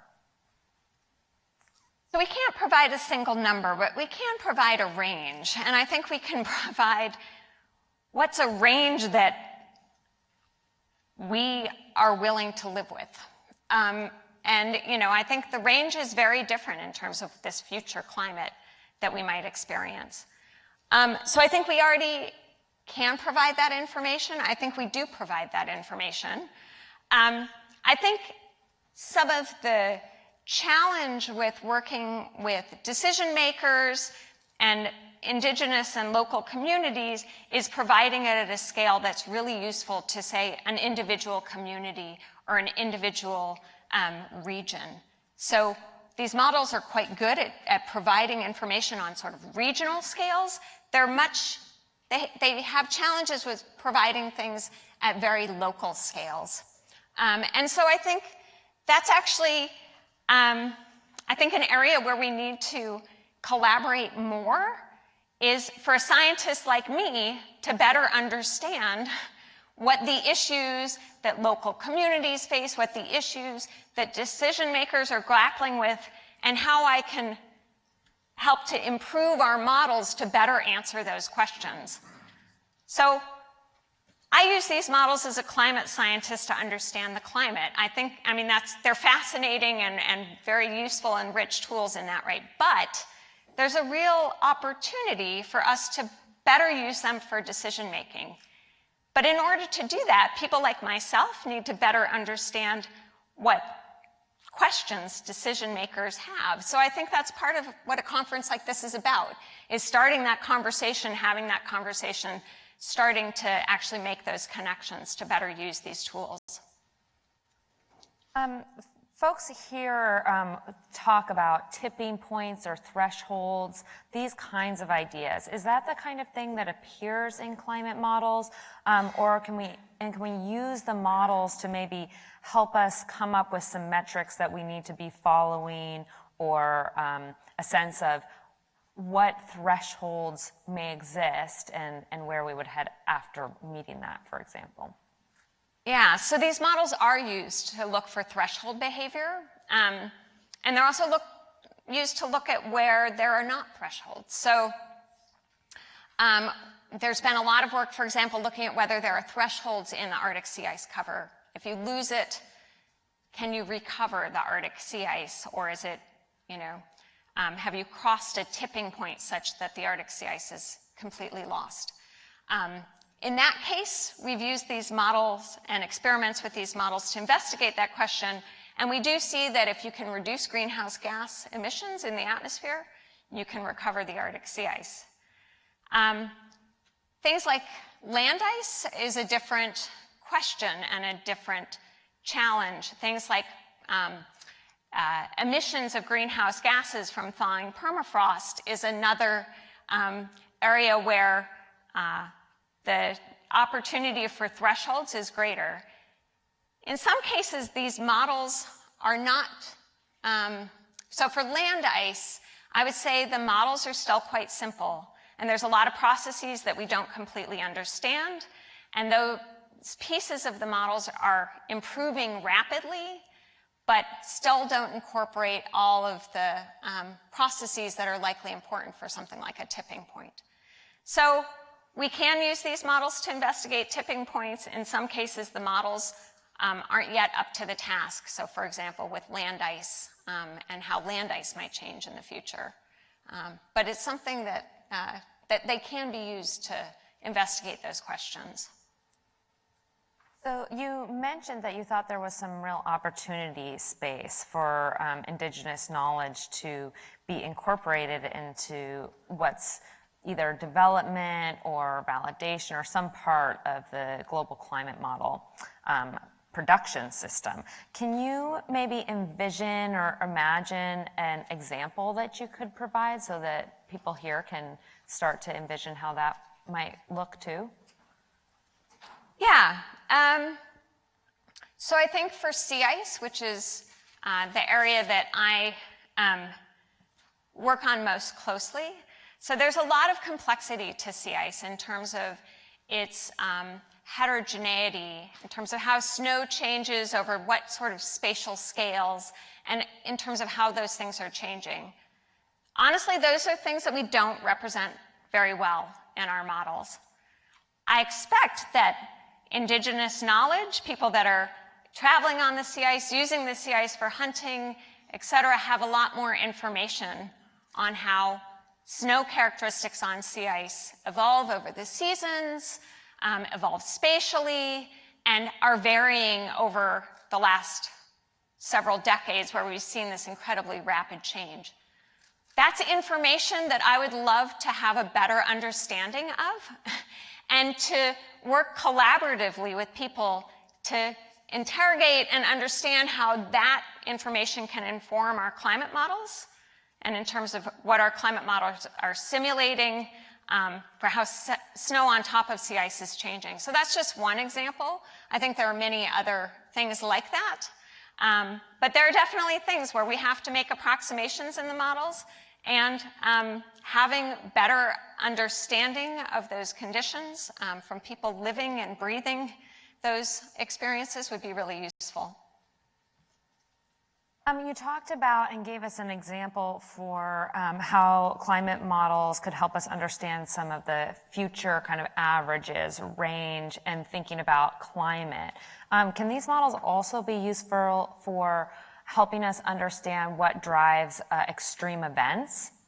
Yeah, so actually we're doing a lot of work. So the models, like I said, they give an envelope of the kind of changes we might expect in the climate, so the statistics of climate. That includes the extreme events. So they tell us, you know, when what was considered extreme in the last 30 years is likely to become the norm. They can give us information on how extreme events change, both in terms of extreme precipitation events, extreme temperatures. So we can actually, and we do, use the models to look at how changes in extremes occur throughout the system. So extreme events in Arctic sea ice loss, or extreme events in precipitation or air temperature, or ocean conditions. So these models are used to look at all sorts of extremes, and they're quite useful for looking at those extreme events.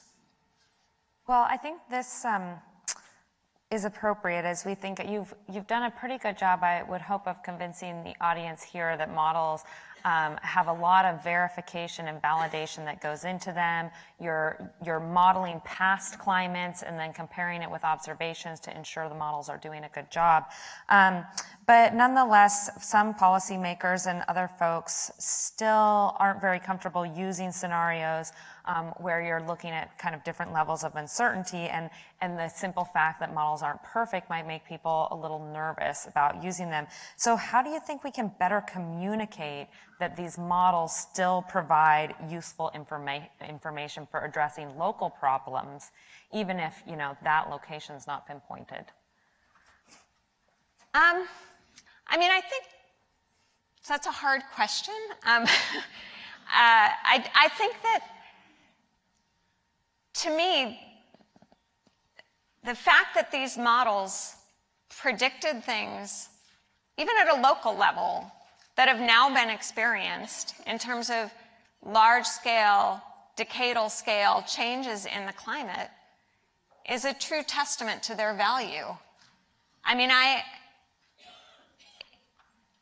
think we're at this critical moment, honestly, in our climate future and the future that we're going to have on our planet. These models gave us information 30 years ago that we dismissed. We should have used that information 30 years ago, honestly. The fact that we didn't, I think, is an enormous shame. And if we didn't use the information that the models are providing now to inform our future, I think we've lost a huge opportunity in terms of having a future that is a future we want our children to live in. So, I mean, I think the proof is the fact that these models did predict things, and we should have used those predictions 30 years ago when they were available to make choices. So, I don't know. I mean, that's important to me as a mother. You know, I have 2 daughters. I want them to have an amazing planet to live on, just like I have. So that's my heart, for those of you who don't think that.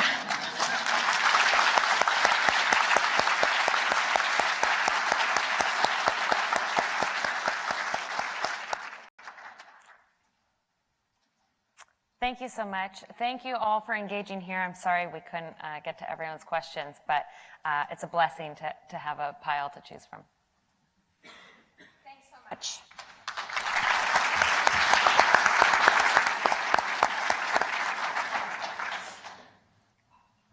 So I'm just curious, a show of hands, did anybody in here learn something they didn't know about modeling today? Yeah, a few. Okay, good. We're very lucky to have Marika.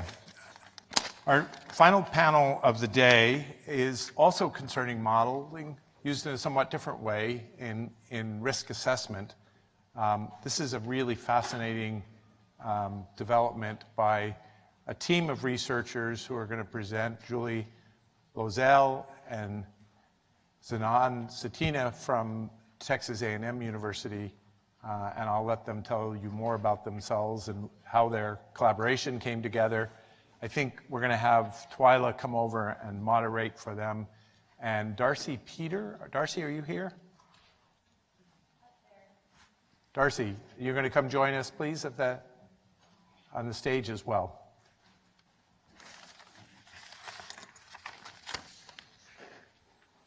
Thank you very much. Yep. Yep. You know how to use it? Yeah, good. Well, for this last talk and discussion of the day, we invite all of you guys to join us in really coming up with a good plan so that we can do knowledge co-production. We've heard this all day. How do we integrate all of the things that we know and put them to good use so that we can ensure a sustainable development of the Arctic? So here we are. I will now invite my co-moderator, Dr. Zenon Medina Cetina from Texas A&M University. And in a very small way, we are doing co-production of knowledge because he's an engineer and I'm a scientist. There's nothing wrong about being an engineer, by the way. Of course not. So please come and have a seat. And in a second, I will also invite Ms. Darcy Peter from the University of Alaska Fairbanks, who is also what did I say? Oh, no, do I just stand here? Oh, great. Who is also a native from Alaska, Beaver, Alaska. So please join us. Hey, a few pictures of a rapidly changing Arctic, from permafrost thaw slumps to changes in the infrastructure caused by permafrost dynamic changes, and also loss to sea ice platform access, coastal erosion, species migrations, et cetera, et cetera. There are lots of things changing. And they might see all this different in a sense, but they are all really connected by the fact that they are related to changes in ice, changes in the environment, and changes in human activity. And we haven't even talked about 2050 to answer your question. Well, this is one idea of what the Arctic might look like in a couple of decades, or perhaps 100 years. Maybe more people, more infrastructure, maybe more cruise ships, more farms, who knows? But how do we integrate all of these aspects of an Arctic together so that we can benefit from each other's knowledge? And we here at Texas A&M, we have developed a vision over the past 12 months, more or less, that we are here to share with you today. And pretty much the overall vision is to be building strategies to inform policy for a sustainable development of the Arctic. And what this looks like? It looks like this. Now, I know you might not be able to see every detail in here. Good news, we have a poster that is in one of the halls, and we will be there with a few students to show you all of this in great detail. But now let me walk you through some of it. First of all, we have on the left-hand side what we call threats. Threats are not necessarily a bad thing, they can also be a good thing, and they are what will be affecting the Arctic system as a whole. To give you a few more specific examples, here in neon green, we have the oceanic threats. For example, wave action would be one. In teal, we have atmospheric threats, for example, surface air temperature. In those baby blue here, we have the human threats, and those could be local or regional, like resource extraction, but they could also be global, like what happens to politics. Now, the heart of this model is the middle section here that we call vulnerabilities. This is really what the Arctic system is and what can be changed by these threats. So how can the system can be damaged, changed, or modified through in the future. Each one of these nodes, I forgot to mention, represents a process. You can think of it of where would I stick my data or my knowledge or my model simulation, for example. And each one of these arrows in gray are the connections between these different nodes. Here in the vulnerability, really importantly, we have the orange nodes, which are everything related to the cryosphere. So we have the sea ice nodes, we have the land ice and glacier nodes, and we have the permafrost and ground ice nodes. And then all of the other colors in there represent other aspects of the Arctic, such as the hydrology, the vegetation, the ocean, the humans in purple, the carbon cycle in dark blue in the bottom right, etc. Don't worry, I'll walk you through an example in a minute. And then, on the far right here, we have the consequences of the model, or the state of risk. So for example, if you are a policymaker, you might want to have something tangible you want to measure. And so you can look at the hexagons here, and you will have economic, social, or environmental changes that you are able to measure out of this model. Here I have 3, for example. Okay, now stepping out of the modeling perspective here, I'm a field scientist, really. And I will just walk you briefly about a way that I could be using this model, or where my little bit of knowledge would fit into here to give you an idea. Those are pictures from my students this summer working in Cambridge Bay. They are collecting soils because we are interested in knowing how fast the carbon accumulates in the tundra, and also how fast the soil might be decomposing as the temperature is warming. They are also installing weather stations on these pictures. Now, where that kind of information fits in this model, well, we have the terrestrial carbon budget here that you can see. And if you think about big outcomes that a policymaker or another stakeholder might be interested in, that could be something like climate change abatement, right? So you have that connection there. But then you can work back way and think about what is influencing the terrestrial carbon budget. So things like CO2 emission, methane emission, DOC exports, those are all little bubbles on that diagram that point into the carbon budget. And then here you see what is influencing those fluxes. Well, we have respiration in the soil and plant production. And then you can go even backward more, and here you see the soil conditions themselves and their hydrology itself and how it's connected to the active layer depth and the change in permafrost. And then you can go even more back and go all the way down to the threats, which in this case, for example, and this is an incomplete picture, could be things like surface air temperature, as well as snow depth. You can also think about humans that are changing the way that the soil is, and so that land cover plays a big role here. Now you can even step back further and connect it to what other people are interested in the room, such as, let's say, fire regime, which is a question that just came up a minute ago, or also how a government, for example, could be interested in climate mitigation, and that could all be fed into this model. Now, a few short points here about this model here is that it reflects what we know of the system. Of course, we cannot move beyond that at this point.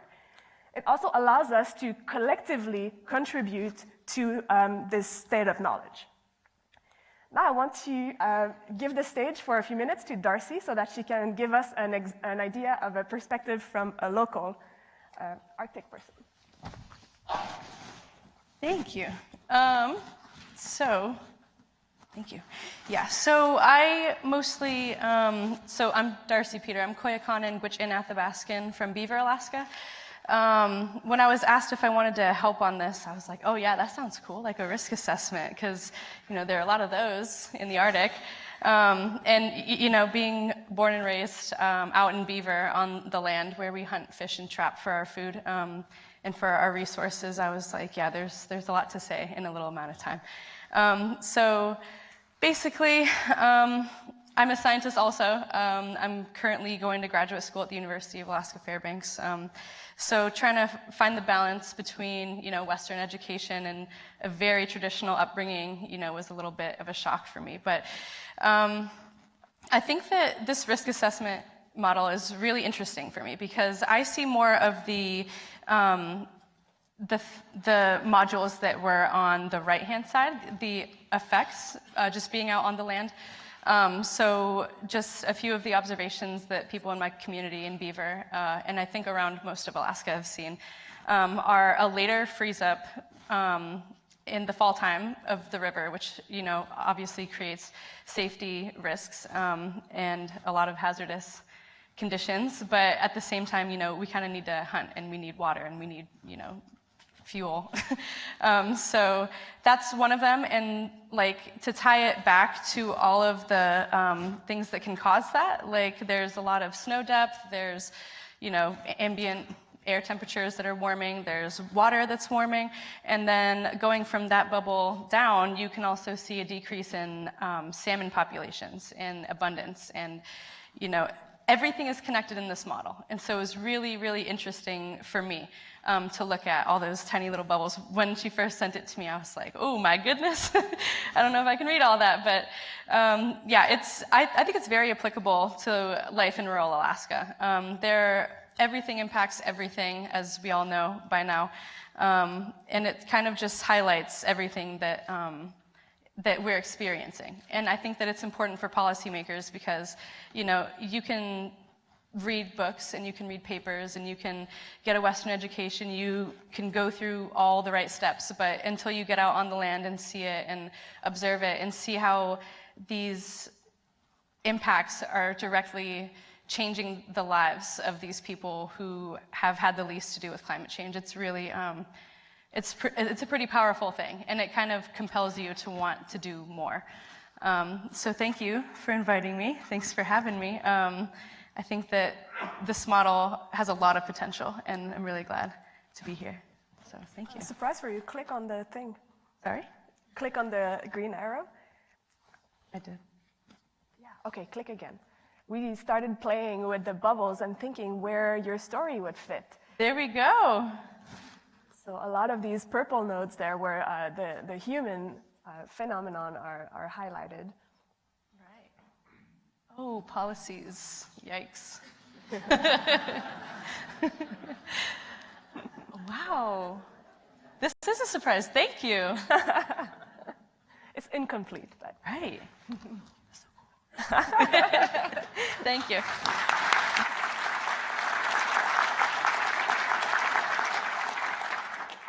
Now, a couple more things before I let Zenon explain to you what happens in the background of this model. This is not just a flow chart, okay, a flow chart. Each one of these nodes has real data attached to it. And in fact, he would not be happy that I said data, because I should use the word evidence, because it's data from observations and experiments. We can also feed to this model expert assessments and expert knowledge, and we can also feed model simulations. So those three types of evidence can be put behind each one of the nodes here.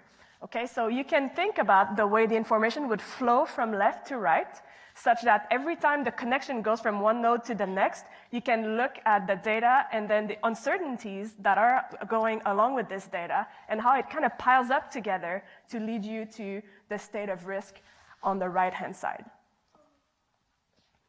Okay, now what do we want to do and why we are here and why we need you? First of all, is that we want to find everything that's available into the Arctic community so that we can inform this model as good as we can. That includes, like I said, those physical observations, this knowledge, as well as model simulations. The other thing is we want to facilitate the use of resources that are also existing. And by resources, that can be human capital, it can be funding, it can be existing infrastructure as well. Now, by the same token, now that we, let's say, have identified everything that is available, that also allows us to identify what is not available and what we need, so the data and the knowledge gaps that are there. And those are the next steps we want to take. Now, after that, we also want to build that model that we saw, that we just showed you now. This is just our first iteration, and by any means do we think that this is our model. We think this is our community model. So we are looking not only for evidence, but we're looking for people who want to be part of the building of this model, and also people who might want to use it in the future. And that takes me to the most important point, that is to foster a community of Arctic stakeholders. And finally, guide the policymaking that, of course, would come after this model is working. Okay, wrapping up. It's just such a nice slide. I need to show it to you again and again. Now, one last example of how someone from the decision-making perspective could be utilizing this model. It's to go from the right side and work our way towards the left side. So here I said that you can run the model in a diagnosis, which means just reverse modeling.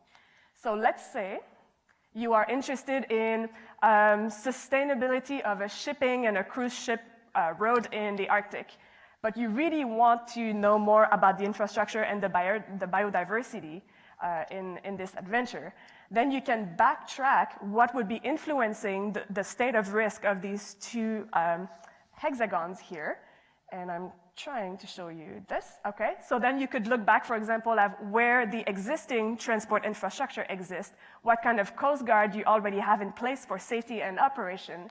You can look back and think about what exists in terms of tourism already and public infrastructure, and you can go on and think about coastal flooding or coastal erosion, all the way back to fog. That would be pretty important. And finally, what kind of global economic structure exists. So now we are welcoming your thoughts and your questions already, although we're just halfway through this talk. So that, for example, are there threats that, as I've been speaking and as you've been seeing this model, are there threats that you are facing? And if so, what are they what are they affecting? Or are there specific environmental, social, or economic consequences that come up to your mind? And maybe we are already portraying those in the model, but perhaps we are not. So we need to know about this. Also, is this reflecting your vision of the Arctic? And are these nodes and connections capturing your perspective? So I will leave you to this, and you can start answering to these questions and send them to us, but I will not take them right away. So you can think about it, and I will give you the microphone. Okay, thank you, Julie. So I guess, which one is forward?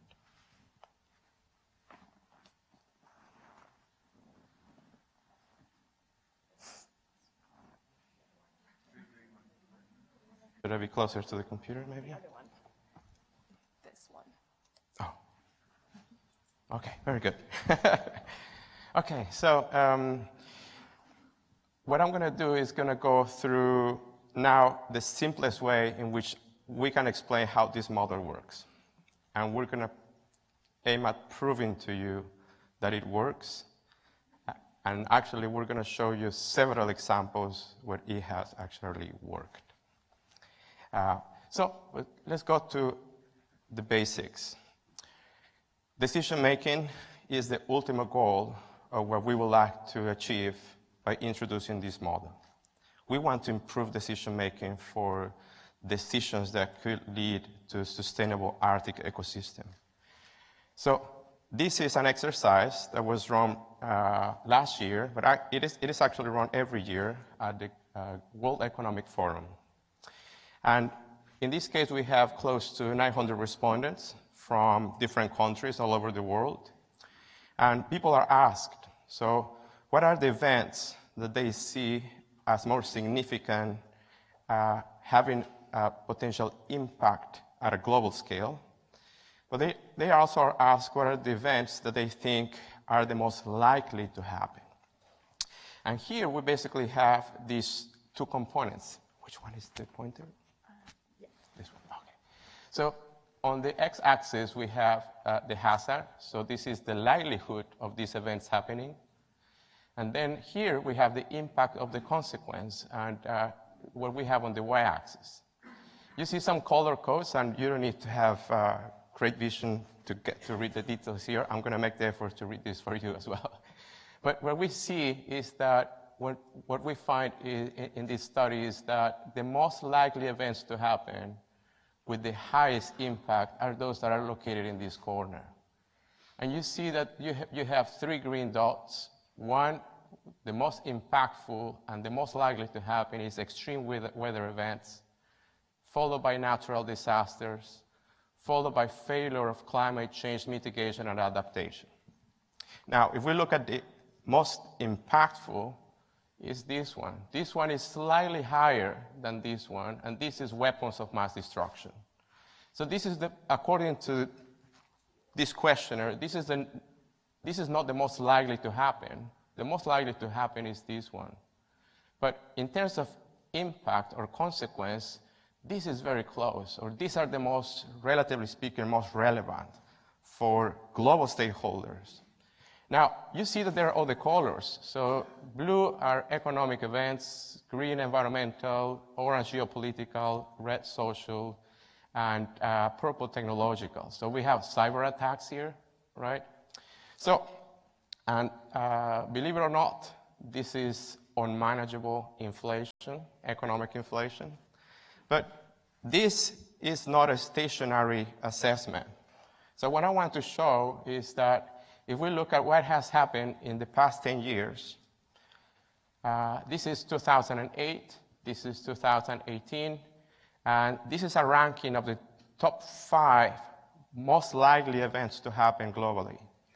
And as you can see, 10 years ago, we have a lot of blue. So we have asset price collapse, we have slowing Chinese economy 10 years ago, right? But when we look at 2018, in terms of most likely events to happen, we have extreme weather, natural disasters, cyber attacks, data fraud, failure of climate change mitigation and adaptation. So these are what global stakeholders are perceiving as the most likely events to happen nowadays. Now, in terms of impact, so I have mentioned, number 1 is weapons of mass destruction. And still we have this green coming up again. But look how much blue we had in terms of impact perception in 10 years ago. So what I want to say is that our perception of the state of risk, which is given by these very simple 2 components. So what is it that is most likely to happen, which we call the hazard, versus the most impact or consequence that these events can cause, then it gives us this sense of the state of risk. And we actually define it formally here. So again, if we multiply hazard times consequences, then we get a value risk. Now, Julie mentioned that I'm an engineer. And my expertise is looking at risk assessment of processes that are changing in space and time. And I love processes that are sharing the same domain, multiple processes at the same time, that are moving in time. So that's the expertise of my research group at TechCNA. So in engineering, the risk theory emerged after some nuclear failures. And at that time, we realized that we needed to add this additional component that is called vulnerability. And many of you already have used this word today. And Julia already mentioned it in this big model, and we're going to go back to that in a second. So let's define this according to the engineers that came up with this specific definition of what hazard is. So in the previous example, stakeholders were asked to rank from 1 to 5 the intensity of this likelihood and the intensity of the impact. For engineers, when we're looking at infrastructure and natural phenomena threatening the infrastructure and the potential consequences impacting of these threats and these vulnerability systems, then we're talking about probabilities. So the hazard for us is a probability, is the probability of the intensity of the threat. And then we have vulnerability. And this is also a probability. And this probability is actually a very special probability that is called a conditional probability. This is a probability of reaching a certain damage level to the system conditioned on that threat intensity. And then, so we have a probability. So what is the range of variation for a probability value? Between 0 to 1, right? So that means that the first factor here is going to range between 0 and 1. The second factor here is going to range between 0 and 1. And this is actually the value of the element at risk. So if we have people that are exposed to a particular threat that is sustained by a particular system, so this is going to be a potential life loss of people getting sick. If we're talking about infrastructure, the value of this consequence is going to be monetary, so it can be economic loss. Or if we have an environmental loss, so we can talk about hectares that have been lost, or biodiversity that has been lost, so we're talking an environmental consequence. So it was 2006. I was working for the International Center for Geohazards at the Norwegian Geotechnical Institute in Oslo. When I came up with this idea. So this risk framework has been used in engineering for decades.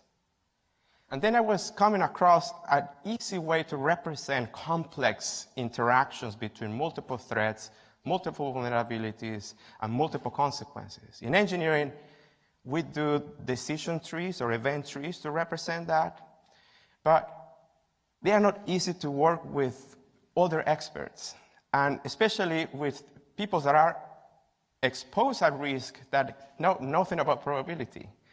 So this is a very simple way to represent this very same equation. So this was an eureka moment for me, because I realized that this is a mathematical model that is called a Bayesian network. And this Bayesian network represents this very same equation that you see here. So you see the probability of the threat. So then that means that this node is containing a state of probabilities. And then the probability of the consequence that is conditioned on the threat. So I cannot have a consequence if I don't have a threat. And that's basically what this probability is saying. And finally, when I multiply these three factors, what I get is a convolution that is going to give me an estimate value of the state of risk. So basically, this very same equation that we've been using for decades to estimate risk assessment, we could represent it using a Bayesian network. And when I realized this, I was like, wow. That means that we can represent now multiple threats, multiple vulnerabilities, and multiple consequences of highly complex systems. And we can share this with anyone because it's as simple as representing the identification of the threats, the consequences, and what we want to assess in terms of risk. So, but as I mentioned, that equation is again right here, and that equation only represents risk assessment. Once that we set the basis of what is the state of current risk, if we don't like it, if we think that we're above what we can sustain in terms of life losses, economic losses, people getting sick, or environmental losses, or social losses, other types of social losses. Then we start thinking, wait a second, we need to do something about this. So what about improving monitoring systems? Or what about changing policy? Or what about creating these new government programs? Because there are ways in which we can aim at reducing the threats. So if we reduce carbon emissions, we might be reducing the climate threats. Or we can move people, right, to higher ground. So that means that they are not going to be exposed to a potential flooding consequence, right? So we can start thinking on policies that we can implement so that we can reduce the state of risk. So that means that these active countermeasures and these passive countermeasures are going to help us reduce the state of risk. But that's going to cost us. And that's our last term here. So whatever policy we implement, whatever monitoring system we implement, whatever research we add to the equation to reduce the state of risk is going to cost us. And then we have a trade-off, right?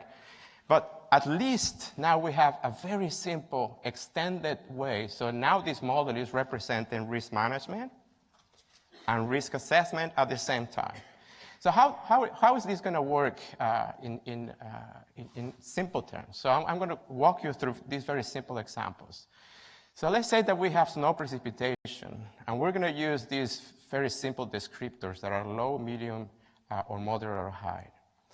Actually, what I have found in my experience working with multiple disciplines and with communities is that they don't care about the temperature value or the pressure or the rain precipitation. They just want to know if it is going to be high or if it's going to be low. So we can translate, and that's why I'm going to use these very simple terms here. So we have a description of the snow precipitation, and then we have this particular potential damage to a house in the roof system of the house, right? So that's going to be my consequence. And then I have the corresponding cost that, again, is low, moderate, of high. So if I have low damage, or if I have moderate damage, or if I have high damage, so what will be the corresponding monetary cost? So this is the same equation that we introduced before, risk assessment. But now I have a probabilistic description. So there's a probability density function of what low snow precipitation, moderate snow precipitation, or high snow precipitation. And then here we have also probability distributions that are representing, if I have low snow precipitation, what is the potential for damage? If I have low snow precipitation, what is the potential for having a moderate damage?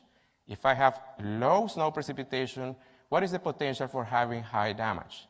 Now, if I have high precipitation, so this distribution that I have for low precipitation basically reverts, right? Now, but for me to come up with these values, which are probability values, and to come up with these values, I need to investigate the threat. I need to document roof damage for specific threat intensities, and I need to know what is the cost of having low roof damage, moderate damage, or high roof damage. Now, when I run this model, so I'm going to show you very quickly. So I'm not going to go through the mathematics of this, but there is mathematics involved. So yeah, engineers, we also do mathematics, by the way. So we run the model, and we come up with what is the expected value of risk, right? So again, this is the probability density representing the state of snow precipitation, roof damage, and the corresponding value of economic risk. Now, I want you to pay attention to this value. So this was roof damage due to snow precipitation. Now, let's present a second case. Now let's do not talk about snow precipitation. Now let's talk about wind. So wind is going to have its own probability density function, which is based on either historic data, model predictions, or if we don't have data and we don't have model predictions, who do you think we should ask? People. So you've been saying we want to have this compound or integrate right there. That's the beautiful thing about probability theory, that can encapsulate these three distinct components of what in Bayesian inference we call evidence: physical observations, historic data, model predictions, or people knowledge.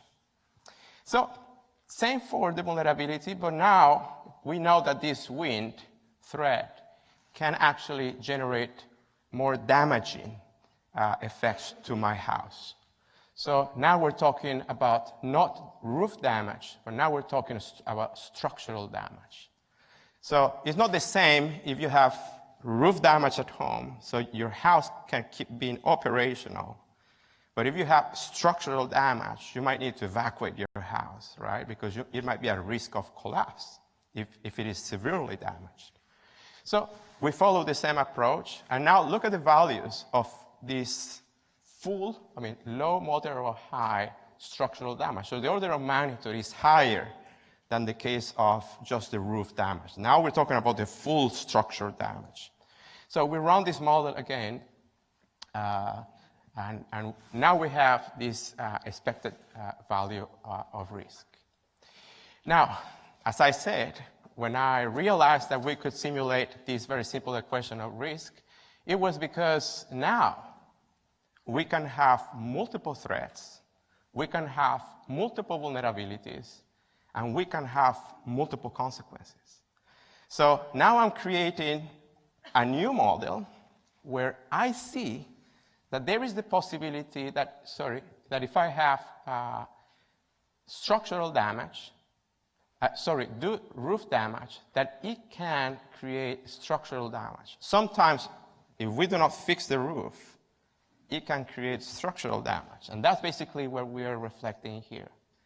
But now we're not looking at this independent model or this independent model. Now we're coupling these two because we realize that they are connected. And in addition to that, now we're introducing a social potential consequence to the household.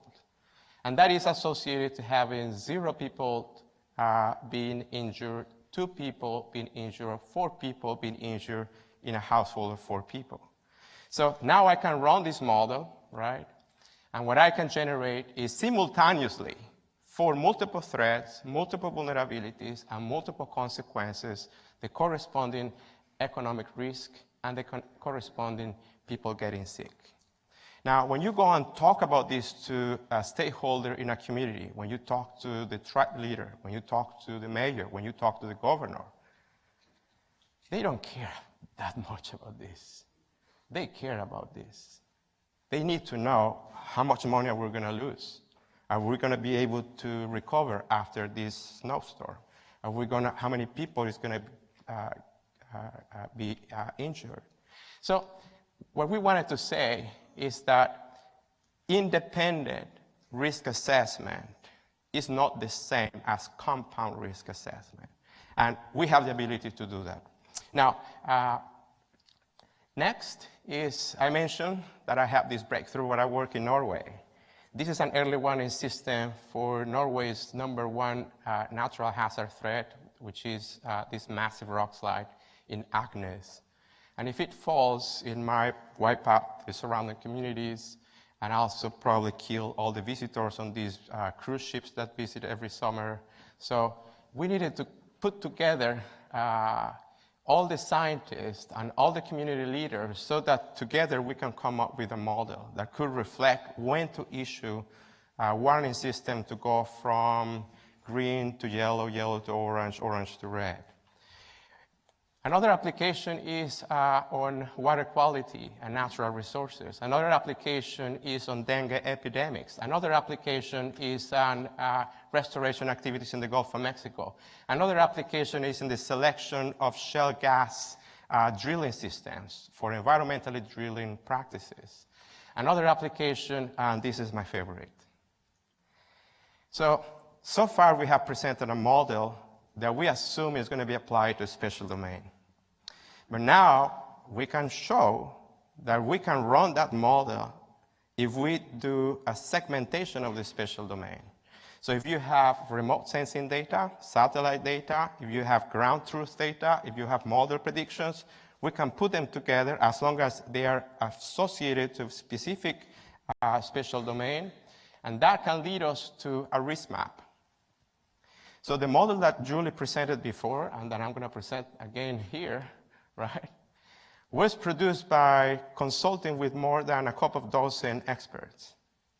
And these experts, the first question that they asked were, can we map this? And the answer is yes. All what we need to do is to run the model. Now, somebody will ask, do you actually have experts for each node? The answer is no. But this model is letting us see where is it that we need to develop human expertise.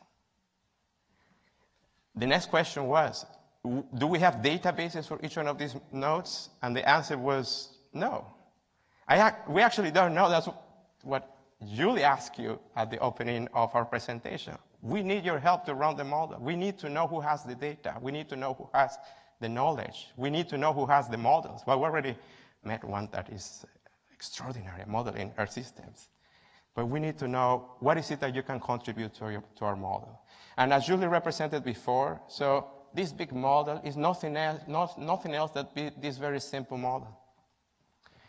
The complexity is much higher, but I just proved to you that it works. Okay, now where are we going to start? So now I'm going to wear my hat of engineer. We need to start with the simplest model representation. And this is what we call the minimum conceptual model. So that big model now is being reduced. And we would like to run this model where we know that we can already have some support from experts, some support from data, and some support from models.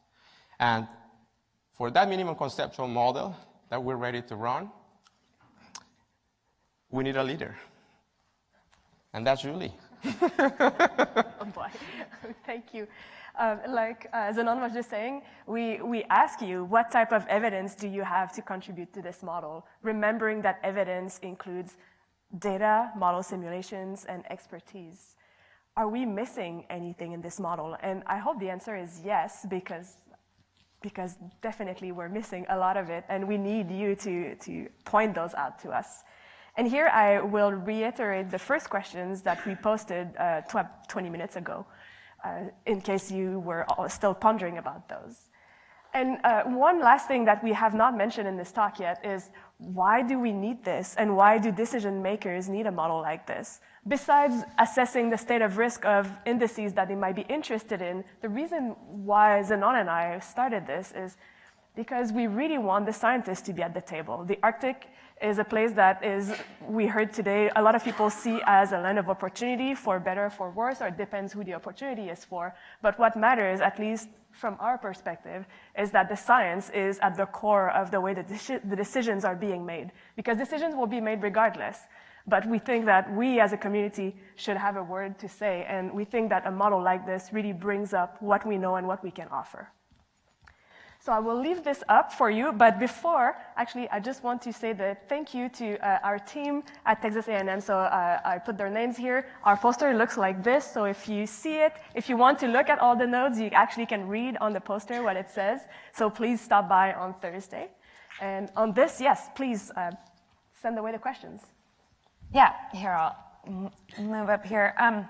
So I think this is really important because it's quite clear that you're interested in engagement and contribution.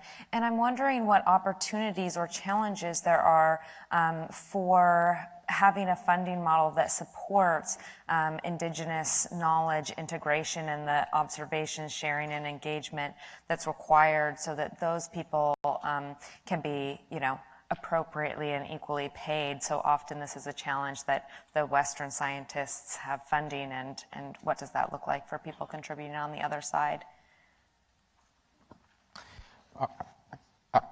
I envision that, the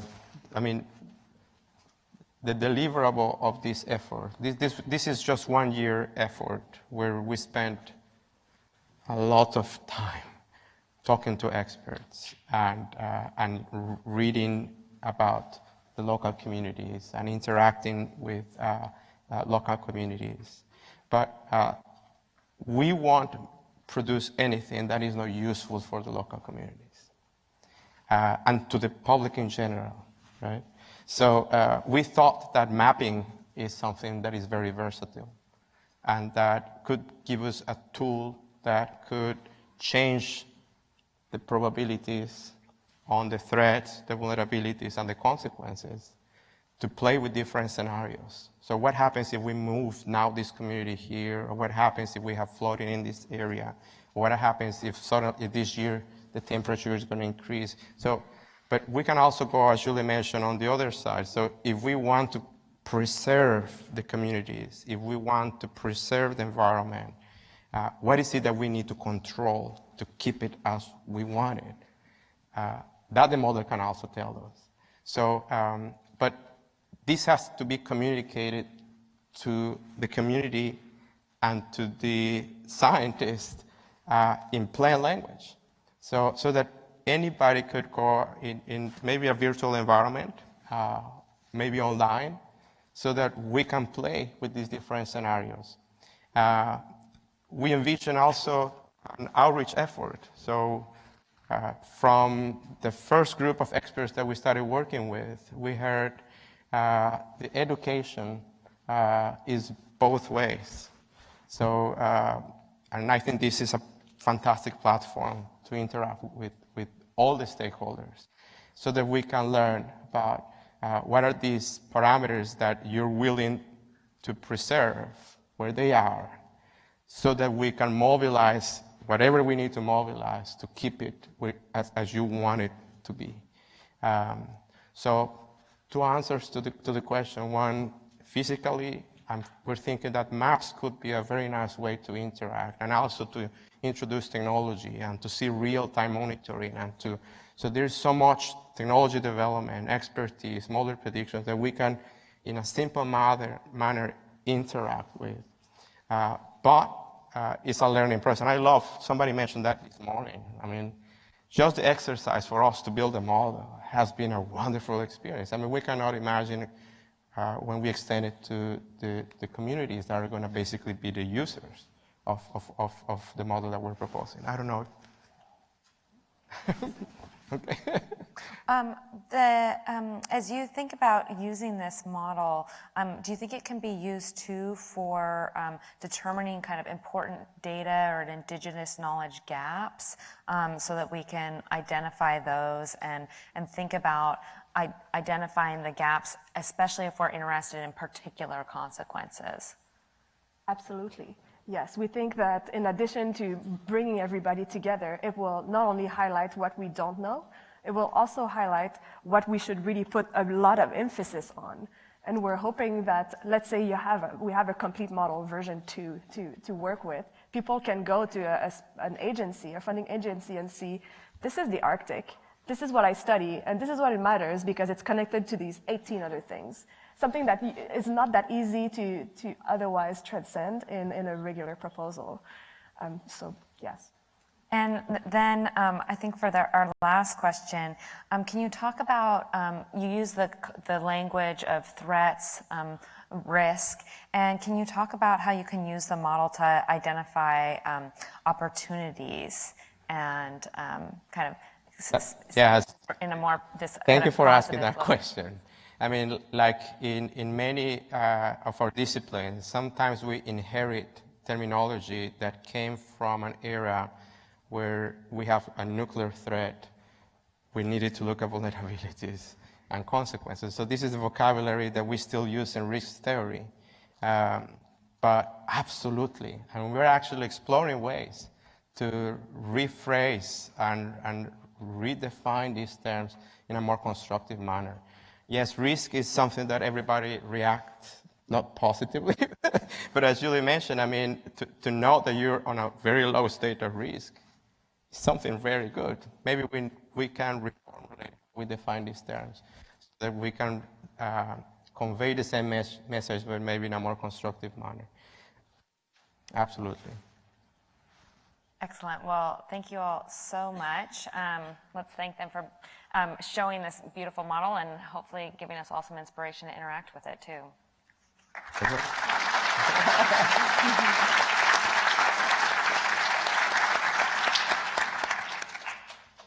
Any final announcements, Brendan? Yeah.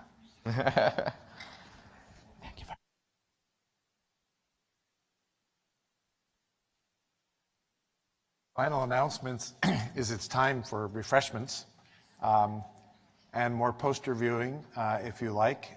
So please partake and discuss and relax and have some fun, unless you're on the organizing committee, in which case, regardless of your blood sugar, we need to see you up here for a few minutes now. So.